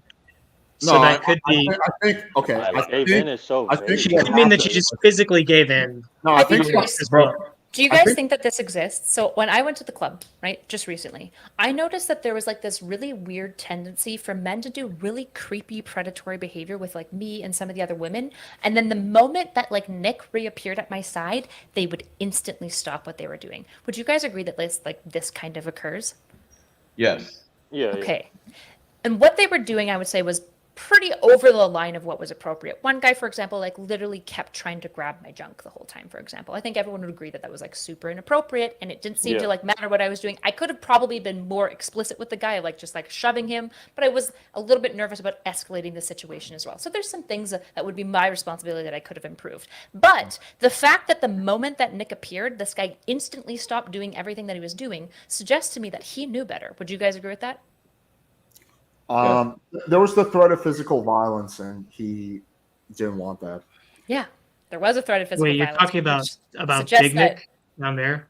Yeah, that's my husband. That Nick? Well, he's training in the middle of a panel, so I don't know if I do anything. I can see with him around. I can see it going both ways, because I understand what you're saying. Like, if the guys are doing something wrong and Nick shows up, they're going to be like, oh shit, we're doing something wrong. This guy looks tough. Let's get out of here. But at the same time, even if the guys aren't doing anything wrong, a lot of guys will still be scared if a dude shows up. They'll be like, okay, like, because, well, this guy want to kick my ass for talking to his girl, or you know what I mean? But I get your point. I understand what you're saying. Yeah, so there's two options, right? They maybe stopped because they're like, oh, she's taken. Or he stopped because it was like, oh, shit. The issue is, I guess Nick can tell you this, he said he had the same reaction to multiple men, no matter which women he approached to try to, like, check in and see if they were feeling safe. Is that I don't want to put words in your mouth, Nick. Is that correct? It was always like an immediate shift to this, like, mousy little, well, I wasn't doing anything. I'm gonna leave now. Like, it wasn't literally those words, right? But that was, like, the energy shift, which was really weird to see. Because I didn't believe that was real. Like, I thought it was super overblown, but it just was the case. So same when you're doing things really quick. Sorry, who was it initially? Alex, I think you said initially that as soon as the threat of physical violence appeared, right, that's when it changed. And you're completely right. That's exactly what it is. They're afraid of the threat of punitive violence because they know they're doing something wrong. Yes. And they can get away with it with a girl. Yes. And so the issue for me is what I'm interested in talking about is I'm going to guess that if I'm taking Katie at her word in this story, that this guy at some point knew what he was doing was probably not okay. And if he knew, for example, that the story would be retold, he'd be like, oh, yeah, that wasn't great. I'm going to guess like when he tells his guy friends, he probably doesn't include how many times she said no before they had sex, right? I'm going to guess that. And so for me, the concern is if guys are so, like if you're fixating after Katie's conversation about what she did wrong, you're missing the whole point of what about this guy? Do you think that what he was doing he thought was completely neutral? Because there are a small group of men that are really predatory, like the 10% that are like bad actors, right? That are like plotting to rape women. It's less than 10%, Kyle. It is less than 10%. It's literally less than 1%. Really bad guys, though. The issue is sexual assault occurs at a really, really high rate, much higher than that 1%. And even if that 1% was getting fucking crazy and going wild and raping everyone, I don't think it would account for the rates of sexual assault that we're experiencing. So it suggests that there are other things occurring that are causing sexual assault. Some of it's going to be muddy consent, but then also there's probably situations where a guy is like, I can probably push this girl to get what I want, and she probably isn't going to be super for it, but I can probably get what I want anyways. And that, to me, is something that men should be concerned about. At the end of the day, though, we don't know if that guy had a malicious intent. It is entirely foreseeable that guy just thought that he was, talking her into it, right? Sure, but we were comfortable speculating about Katie's state of mind, Katie's intentions, Katie's responsibilities, and all this. So I think we could probably speculate about the guy as well, right? We can. But the difference is with Katie, we have a lot more information because we talked to her for a while, and we have a lot more information from her. We have her POV, but we don't really have that guy's POV. That's the difference. Yeah, my thing is, like, obviously, I wasn't there, so I don't know, right? But I was there. From the way... Were you there, bro? He was the guy. He's everywhere. All right. But from the way she was saying it, it sounded to me like the guy was pushing a lot, and then eventually they had sex. And from what it sounds like there, you could say the guy was being too pushy or too aggressive, but to say it was rape is a huge gap. And that's what I'm trying to say is the word rape is getting used too much and the bar is being set way too low, and it's becoming way too like how do you define, how do you like, in her mind maybe it legitimately was rape? Like how do you like, where do you like, what would be, I guess, in your world a criteria that needs because when I think of rape, and you have to understand, like, if a woman's actually been raped, I have tremendous sympathy for that. Like, I believe in the death penalty for rapists, so you can't have a stronger stance than what I have. But when I picture rape, I imagine like a woman saying no, and the man is like violently overpowering her and But like taking it what from her. about without physical violence? Most rape doesn't involve physical violence. Right. So how's it done? The girl just literally freezes in the moment, and she goes into fight or flight, and she just lays there, and the guy just like fucking takes advantage of her. Yeah. Freeze is a common response to trauma, right? But the guy like knows that she's not giving consent. But Well, she's probably Doesn't silent matter. at this point, so he takes the lack of no as a yes, right? The lack of pushback as a yes. So that's what I'm saying. It's not black and white. There's grays because does Yeah. the guy know that she's not consenting, or does she think that maybe he's playing into some like role play? Like it is like kind of confusing sometimes. Yeah. But yeah, like most rape doesn't involve like violence, and from a girl's perspective, I understand it because if you fight back, the guy could like beat the shit out of you and like really hurt you. I do think that her situation is different because it didn't even go to that level. I think that most girls would probably walk out the door if the door's open. She hasn't tried that. But yeah, like if we're forgetting her situation aside, we're just talking about in general. Yeah, like from a girl's perspective, it's like not that smart probably to fight back because that guy's just going to hurt you a lot more. And a lot of women, they don't even think about that. They just freeze and they So don't this know. is the counter. To be fair, this is actually bad advice for women. It's almost always in a woman's best benefit to fight back. There are very rare circumstances where not fighting back is like the way that a woman stays safer, right? There's a couple of cases of like some serial murderers, for example, that only escalated to murder when the woman would fight back. But these are pretty rare cases. For the most part, in general, the bigger the no is, the more aggressive the no is, the less likely that the rape is to occur. The issue is that like her, like that's one side of the conversation. But what we're also interested in, right, when we're saying like, when we're talking about these situations, especially in the man sphere, like the reason why so many women are so disinterested in hearing from this side is because I'm going to guess that 9 times out of 10 in this channel or in similar channels, when we're talking about like cases of like sexual assault being claimed, probably there's a lot more time spent questioning her story, questioning her tensions, and questioning like mind reading her basically, and a lot less time spending that doing the guys like questioning the guy side. And I think like for us to actually have a nuanced conversation about this, if we're actually like all very anti like rape, we have to talk about both sides. And I'm all for talking to women about it. I'll do that. Like I'm here for it. But I think on the men's side, we have to talk about like the men's piece. Right. I don't get why I don't necessarily disagree with you. I mean, yeah, I think I can see why that level of insensitivity would turn off a lot of women. I mean, you see like on Fresh and Fit when like the girl opens up about a story and they're like, "Did you file charges?" I mean, I like to think that I do a lot better job of that when I'm communicating with women who've had trauma or been raped. But yeah, I don't know. I mean, yeah, I think you have a point. Yeah. It's just about the aesthetic, right? I think the manosphere could really be benefited by being intentional about the aesthetic of like how you immediately like talk about situations like this. So this is why I'm saying Science Monk. I think your conversation about like the idea of like word dilution is an important one. I talk about it all the time. The issue is when you're talking to somebody who's a victim of the situation, word dilution doesn't really matter because people get to use the words that describe the level of distress that they experience, even if we disagree about it, right? Because that's like getting to like whether or not like rape is the right word for her to describe her circumstance is way more of a therapeutic conversation than it is like a public discourse conversation, in my opinion. Although at the broad level, when people are bludgeoning people with the word rape, there is a conversation to have about word dilution. Does that make sense, or am I? Yeah, I think part of the issue is that the perspective that you're coming at this from is actually probably more appropriate for the context because he was just talking to her on a stream. I think that a lot of the people who got kind of pissed off about it are thinking about this in the context of like as if she had come on and she had said, "This person did this to me, and now I want everyone to destroy him." Right. Um, and I think that because a lot of men are kind of worried about that happening to them, Yeah. they are more sensitive to that. Mhm. Whereas you might be because you're a woman and because you deal with people who've dealt with trauma and whatnot, you're probably more sensitive to her situation. I would love to clip that and then send that to a whole bunch of women who constantly attack me for this and have people saying, I think you're more sensitive to that side. That would be great.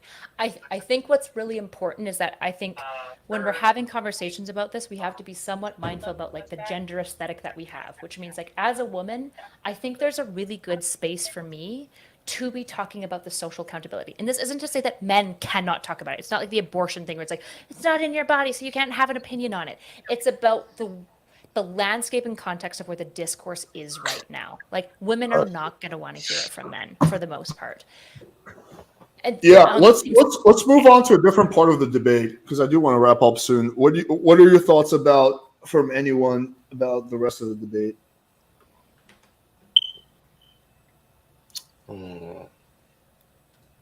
Take it away. I caught like the last like 10 minutes of it. What were most of the topics even about? If I was you, it's going to take a while. I think the guest was all over the place. I think that she was very like when she said that a man, if a man's trying to pick up a woman at a bar, in order for him to be quote unquote honest, he should say, "Oh, let's go back to my place and fuck." I think that was like.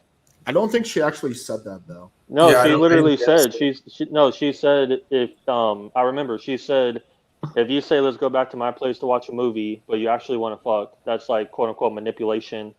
But no, it's not realistic. Like it's when I give her my example of like when you're at a bar and you're like flirting with a girl, I'm like, hey, let's go back to my place and have a drink. She was like, yeah, that's totally fine. Oh, then I don't know. She's all over the place. She allows for the nuance. Yeah. She to be fair, she contradicted herself a lot. Which I mean, to be fair, like Brad, you only heard 10 minutes of like the last 10 minutes, so you lack a lot of context, which is why I'm kind of surprised you have such extreme takes on her when you only heard her for like 10 minutes. Like, I don't know why you're so passionate about this. Well, because it feeds into a larger narrative. Because my position is clear: men should not be doing bad things. But what I'm saying is, with the definition of sexual assault or rape becoming so vague and the bar becoming so low, and with the feminism and the wokeism, all I'm saying is, yes, men should not be doing bad things, but most men are good. So I'm just telling the good men, stay away from these kind of women. That's all. Yeah, but in this particular context, you had no idea. Why stay away from them? Because he didn't get punished. Fucking just take he got lucky, bro.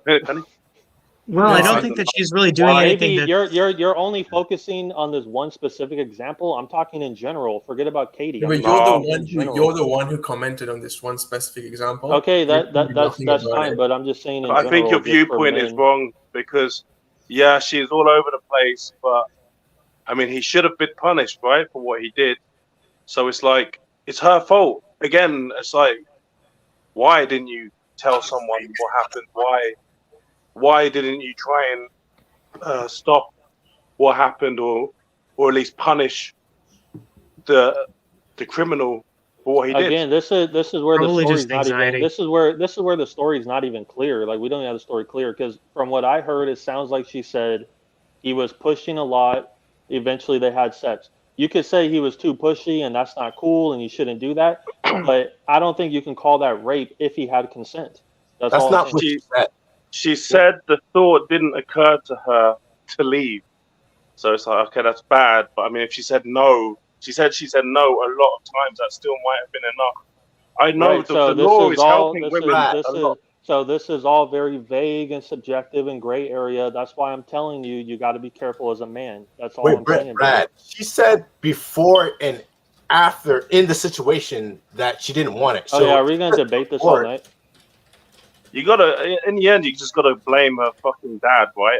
Why didn't her dad no, say Brad's point is pretty reasonable. Like, be careful. No, it's not at all. There's nothing wrong. No, it's not. Hold on. Be careful as a man is not a reasonable point. Okay. No, Brad. I think your point is more appropriate if we were talking about a completely different situation that didn't actually happen in this case. Okay. The issue is that based on the facts, based on what actually happened, your point is not really appropriate. Like, there's probably another case that we could have brought this to. There's probably some case of some woman doing something like saying yes and then saying no, like right as he was orgasming. Like, if that was a situation, then you'd have a point. but that's not what happened. She said no. She gave in, which sounds like she physically gave in. She didn't like say, yes, we're good to do this. So like, I think what I said earlier applies here. You're more sensitive to the issue of you potentially getting falsely accused of something than you are to the situation of her getting raped. So you're not really looking at things objectively. You're looking at things from the perspective of the threat to you, and you're trying to prevent the threat to you when there are also threats to other people as well that you have to recognize. And the threat to other people And is more you would be careful by not pushing things that far. Right. Exactly. So that's part there of being. There seems to be a lot of confusion here. So let me clear it up. So my official position, I'm sensitive to men who have false accusations. I'm sensitive to women who get sexually assaulted. My official position is be a good man and be careful. So let's just make it clear. When we talk about going to the police, there's a lot of complicating factors that go into this, particularly depending on where you are. So Vancouver City has one of the most integrated police advocacy connections between like sexual assault victims and the police. It's amazing. And the rate at which conviction occurs is still less than 20%, even with fully completed rape kits. It's incredibly hard to charge. And due to it's worth trying, isn't it? It's worth a shot. Not necessarily. So the issue is that comes with, so what the reason is, what happens with the trial in the case is they need to do extremely invasive processes to figure out all of the details. And for a trauma survivor, it means they have to stand up on the stand while the defense prosecution outlines all the reason why they're a dirty slut who's responsible for the rape. They have to sit through that. And if you it'll be hard, but you need to understand, got to do it like. It's not just hard. Sometimes for some people, I've had to do hard things as well. Let her finish. Go ahead. It's not just hard. You're misunderstanding this, right? There are hard things in life, right? There's a very big gap, though, between that and somebody who has high levels of trauma getting grilled when one of the most common symptoms that people will experience as a result of sexual assault specifically is self-blame. That is the first thing that they do. People experience high levels of OCD, like germophobia, where they feel dirty all the time, and there's a high level of self-blame. And so to go through that process with a less than 20% chance, that's less than a coin flip. The level of distress that you will have to experience, it's not just hard, it's a grueling, horrific experience that most likely won't be worth it. That's what they're facing. Okay, so how do we fix I feel that? like we're having several different discussions. So I do somewhat agree with Kyle. I empathize with women not wanting to go to the police, right? I understand that very low conviction rates, a fucking pain in the ass. I understand all that. But I don't think that contradicts Brad's point is that you should be careful as a man. And part of being careful is not pushing things to that level. I think that's pretty reasonable to take. I think everyone is going to agree with that. The thing that was kind of no. How can you be careful when there's no punishment? There's no incentive to be careful when there's no punishment. It doesn't make sense. You can still get your career. Well, one is that you traumatize a human being. I mean, if you have a level of empathy, but it's got to be. There's some scummy guys out there. You heard what she was saying. There has to be stronger incentive. There has to be. To not rape? Well, first of all, the vast majority of guys evidently. So it's a functional issue, right? It's like, think about this from the standpoint of the lawyers instead of from the victim or the accused, right? Some girl comes to you and is like, hey, so this guy raped me, I did a rape kit, I did a police report, yada yada yada, we were dating for like a week or whatever, and then this, that, and the other thing, this all happened, right? And the lawyer's going to be like, okay, do you have any video? Do you have any recordings? How am I supposed to know this wasn't just a spat? How do I know you didn't have sex with this guy and then get mad at him and then go get at the rape kit. How do I know you're not literally entrapping him? Because the defense is going to use this, right? The rapist always has plausible deniability unless you have like witness evidence or like video surveillance. Or injuries with semen deposited as well. Even with injuries with semen deposited, there's still plausible deniability, right? This is just a functional problem. It's a failing of our legal system, and there is no solution for it. It just sucks ass, and the only reasonable just try, go to the press as well. Start a support group. She's not going to don't roll over, man. Come on. You could go to the press, I guess. So. Listen, we see this all the time with fake allegations. And they are, but in my country, they're making big women are getting supported a lot. What country are you in? I'm in England. In Britain. Bro, in England, it is easy to get a man in trouble. What are you talking about? Exactly. Wait. What? What's the what do you think, Ice Cap? What do you think should happen in this situation if it turns out? In this situation, right? You haven't let me finish. Hang on, I'm mute for a second. Let me finish my analogy. In this situation, if it turns out that guy had no idea what he was doing, he had no idea he was pushing the boundaries, and he thought that she was just playing a playful little game with him, what do you think should happen in that case? And she still feels raped. Right. In that case, I would say, light punishment, maybe a rehabilitation course of some sort. Well, what are you rehabbing him for? He didn't even know he did something wrong. Yeah, but he's got to. He's like, no means no. Okay, but she only gave in at the end because she had said no about 100 times. Okay. After about like the 10th time, that's enough. I'll give you a different example. I'm on a date with a girl. I say, hey, do you want to have a drink back at my place? She says, okay, sure. But just so you know, Alex, we're not having sex tonight. We go back to my place, and I start making out with her. She's like, Alex, we're not having sex tonight. And then we wind up having sex. Should I be punished for that? No. Is that something that happened? It is complex. You're right. Right. There's nuance to this. It's not black and white. Yeah, anything that we could do to fix the problem would just literally destroy British common law, like all understanding of the legal system as we know it. But she was genuine. Like, obviously, I mean, Andrew Tate, she hates Andrew Tate, but women are defending Andrew Tate's ex-girlfriends. They're defending him. You see how it's all messy? She was completely messy. She had it all backwards.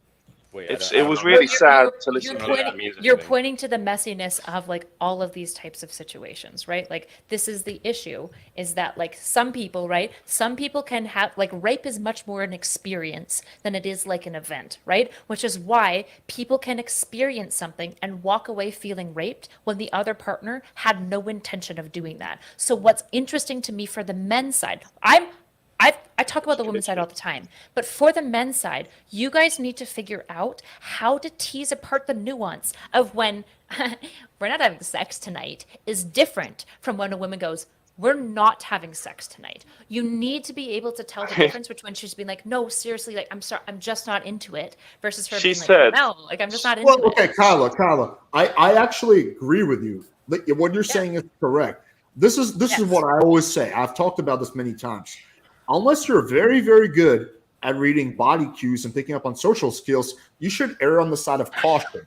And if a girl gives you any kind of no, just chill out. And I'm like, nah, just don't go for it. It's not worth it. Even if you feel like she's being playful. It's only once you get better, like you get really good at reading social cues, then you can kind of try to discern whether that's like a legit no or not legit no. But you get into dicey waters because what if you make a mistake 1 out of 100 times? Well, you just technically committed rape. Right? But let me ask the panel about this, because this happens a lot when guys are picking up girls. Is, let's say you're picking up a girl and you're like, yeah, let's go to my place to watch a movie.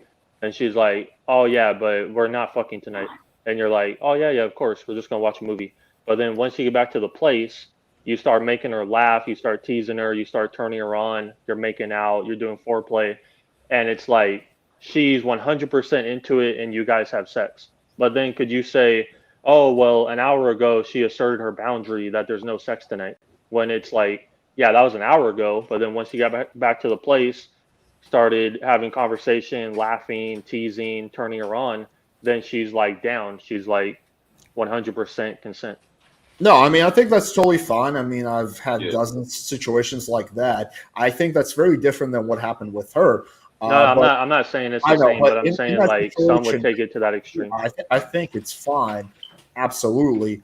But what's it called? But it gets trickier. What happens if after you guys have sex, like everything you said is true, like she's like flirting, laughing, she's down, you're making out. After that, the next day, she feels like she got raped, and she texted you and she said, "Hey, when I told you I was going back to your place, I said no, and I'm regretting our experience." What should happen in a situation like that? That's like very tricky.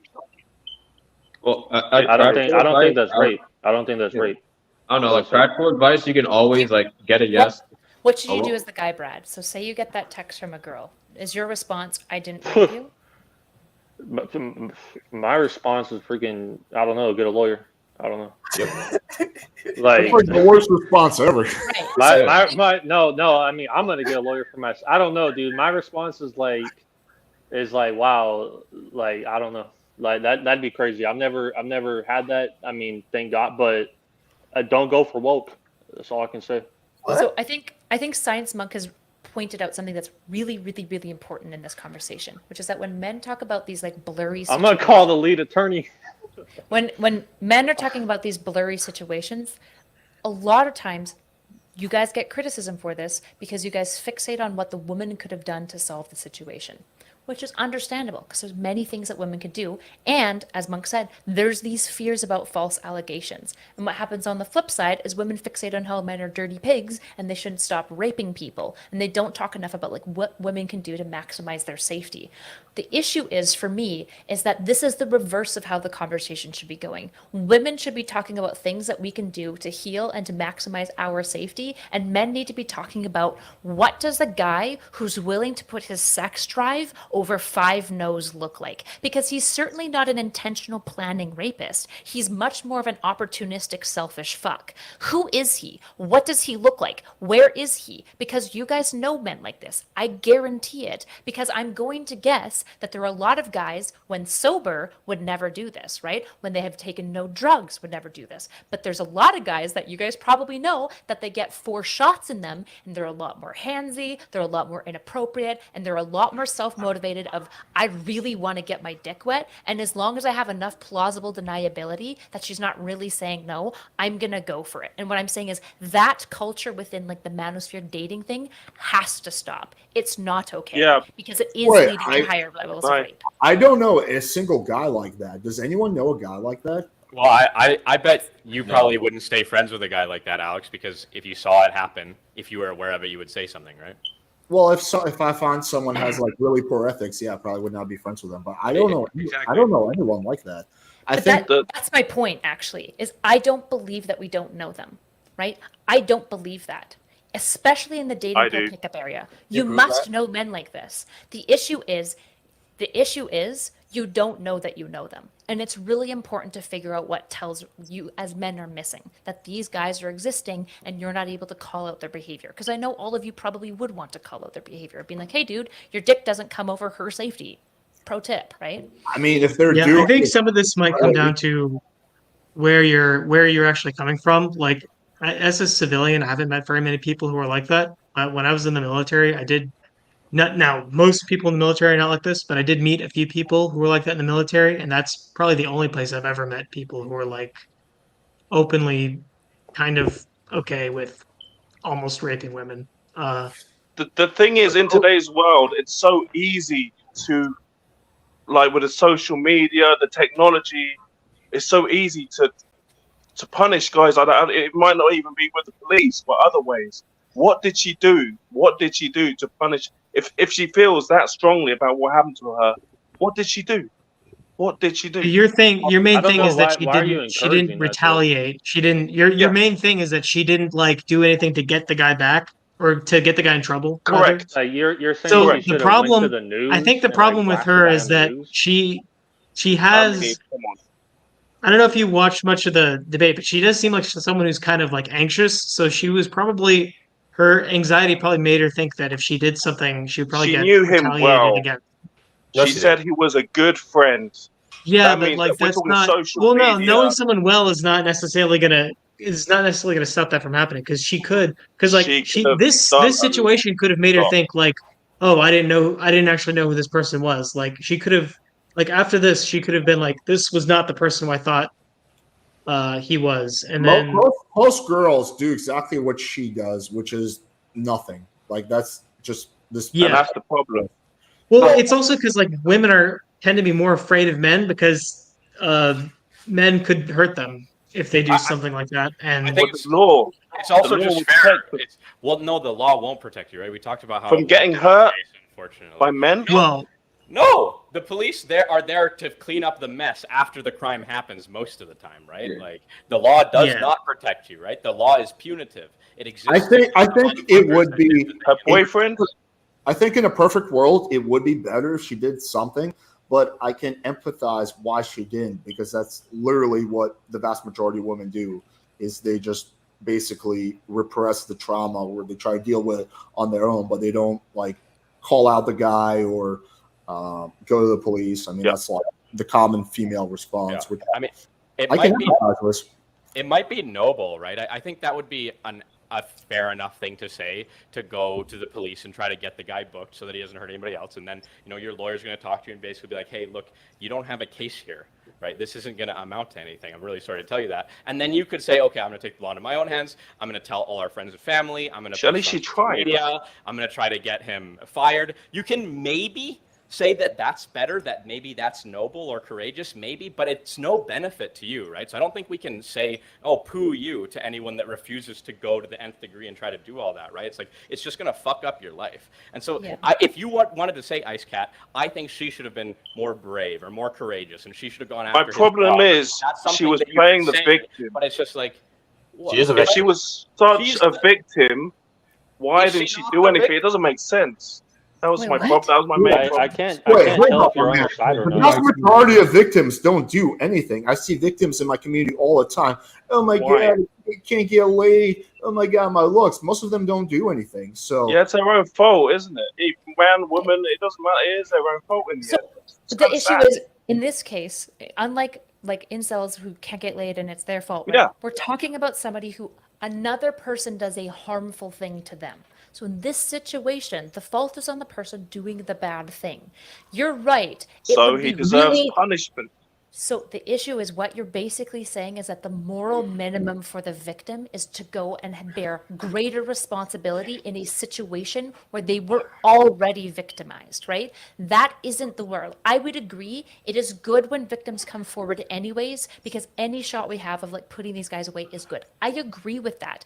But I am not going to castigate victims and be like, how dare you? What I'm going to say is, when they're brave enough and they choose to come forward, I am going to celebrate it. But I won't set it as the minimum because I understand the barriers to it.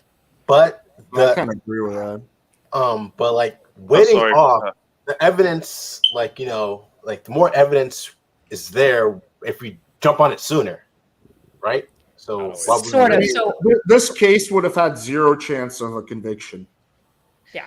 And you have to remember, guys, when we're talking about this, we're not talking about stranger rapes. Most of the men that are doing this to girls that they've known for a while and they've probably already had sex with. This is the really confusing part about it. You don't need the law. You can just smear. You have enough details about the guy. You can smear him on the internet. You can make it known. Go to the press. Get support. That's what the Me Too movement was. You're right. We can do that. That's what started the Me Too movement. The issue is that when the Me Too movement So why did she do that? Sounds to me like she didn't do anything. Because she wasn't brave enough.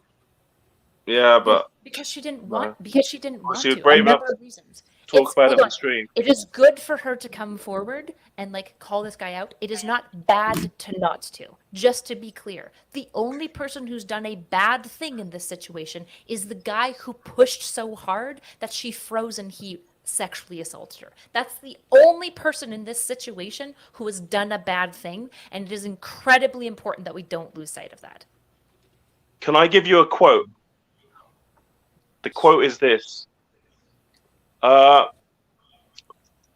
Something like this: there's no good men that stand by and let bad men do bad things. They're not good men, or something like that quote. Has anyone heard that quote? Bad times. Yeah, no, it's a different one. Okay. All right, guys. I want to wrap up soon because we're going on almost 4 hours. If anyone has any like closing thoughts or anything else they want to discuss real quick, quick, did we talk about the friends thing about guys having female friends? Did we discuss that? Her take on that, real quick? Yeah, I think she largely agreed with me near the end. So she did. Okay, it seemed like it. All right, well, that's the only thing. Okay, cool. Kyla, what was the incident that you guys had that she hinted at that you guys did a podcast and it was not good? Like, what happened? I think she basically told you a version that I'm like good enough with. So you guys just like basically bickered a lot? That's not how I would phrase it. But I'm a third party. So Kyla was moderating a debate between Katie and someone else on Jordan Peterson, tomfoolery. Tom kept disconnecting, and she was just having input as the moderator. And then when Tom kept disconnecting, she kind of was like, okay, well, we're not going to have no content. And so she kind of like took up the mantle and started debating Katie some of the time to fill the air. Katie disconnected too, and I would do the same thing for Tom. In fairness. Yeah, and then towards the end, Kyla got frustrated with Katie over some stuff, and then Katie got frustrated with Kyla over some stuff, and then it just kind of blew up, and everybody got mad. Okay. I yelled at Katie. I'll have to check that out. Okay, any closing thoughts from anyone? Yeah, I don't think she bought. To be fair to Katie, I don't think she bought that up to like out somebody or anything like that. I think she just brought it up as a point to like talking about like the fact that somebody leading you to the house after you said no. It could end up bad. Maybe that was what she was trying to say, but I don't think she was trying to like come out with a brave story or whatever. No, I know that. Okay, no, because like people were like trying to make it seem like she was trying to like out some Me Too guy or something. Yeah, I mean, it can't be a false allegation if there's no alleged, right? If there's no person. Yeah, there's no name, there's no details, so yeah. Yeah, and then the last thing is just like me personally, even when I heard the story, like I didn't even care because like I guess a woman online that do debates, like a lot of the times they will bring up like rape stories as part of like their arguments and stuff like that. So like me personally, I didn't even think to like how do I say look too deep into it or think care too much about it. It was just like I feel like it was just like a point to say that bad things sometimes can happen with this maybe train of logic or whatever. And I think that was most of the point. And I kind of like, and me personally too, I'm not here to like defend the guy in that situation or try to say like, oh, maybe he didn't know, maybe he, because like at the point I don't care. Yeah, that doesn't have any relevant to what was going on. And like at the end of the day, she said she was raped or whatever, and like I have no personal interest in it. I guess she was raped. Like I'm not gonna like press her too much on it. Yeah, you know? That's how. Well, I didn't really press her at all on it. I was just. Well, the people here. Yeah. Well, that's different. All right, cool. Anyone have anything else they want to say before I wrap up? I just want to say, I don't know if I think I like the idea of basically telling women, look, like rape is hard to prosecute. So if you can't get your justice through the law, you should try to destroy the guy's life because regardless of the fact that some people could use that for good, it's effectively vigilantism, right? And I think necessarily that would increase the rate of false allegations, both on purpose and by accident, right? So cases where a true and blue sexual assault did not really happen, there are just feelings. And I'm not saying this is the case for Katie's. I'm not saying that at all. I'm totally willing to take Katie's story at face value. But like there will be women who feel some sort of way about a sexual altercation after the fact. Maybe they talk with people after the fact and become traumatized by association. The idea of telling all women, these women included, like, if you feel raped, you need to destroy this motherfucker's life. Like, I don't think that's a good precedent to set. The law works as well as it can for now, and hopefully technology makes it better. And I think that's kind of where we're left. I think that's a fair point, honestly. Anyone else? else? It's easier to say, just don't go to his. If you don't like him, don't go to his house. Which I agree. Okay. Because she said, right? Yeah.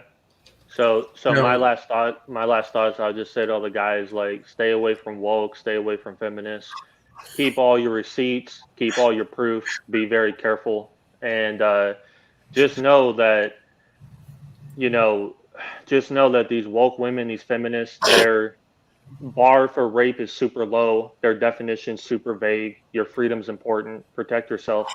And the last thing I'll say to compliment Erudite, actually, even though we probably disagree on a lot.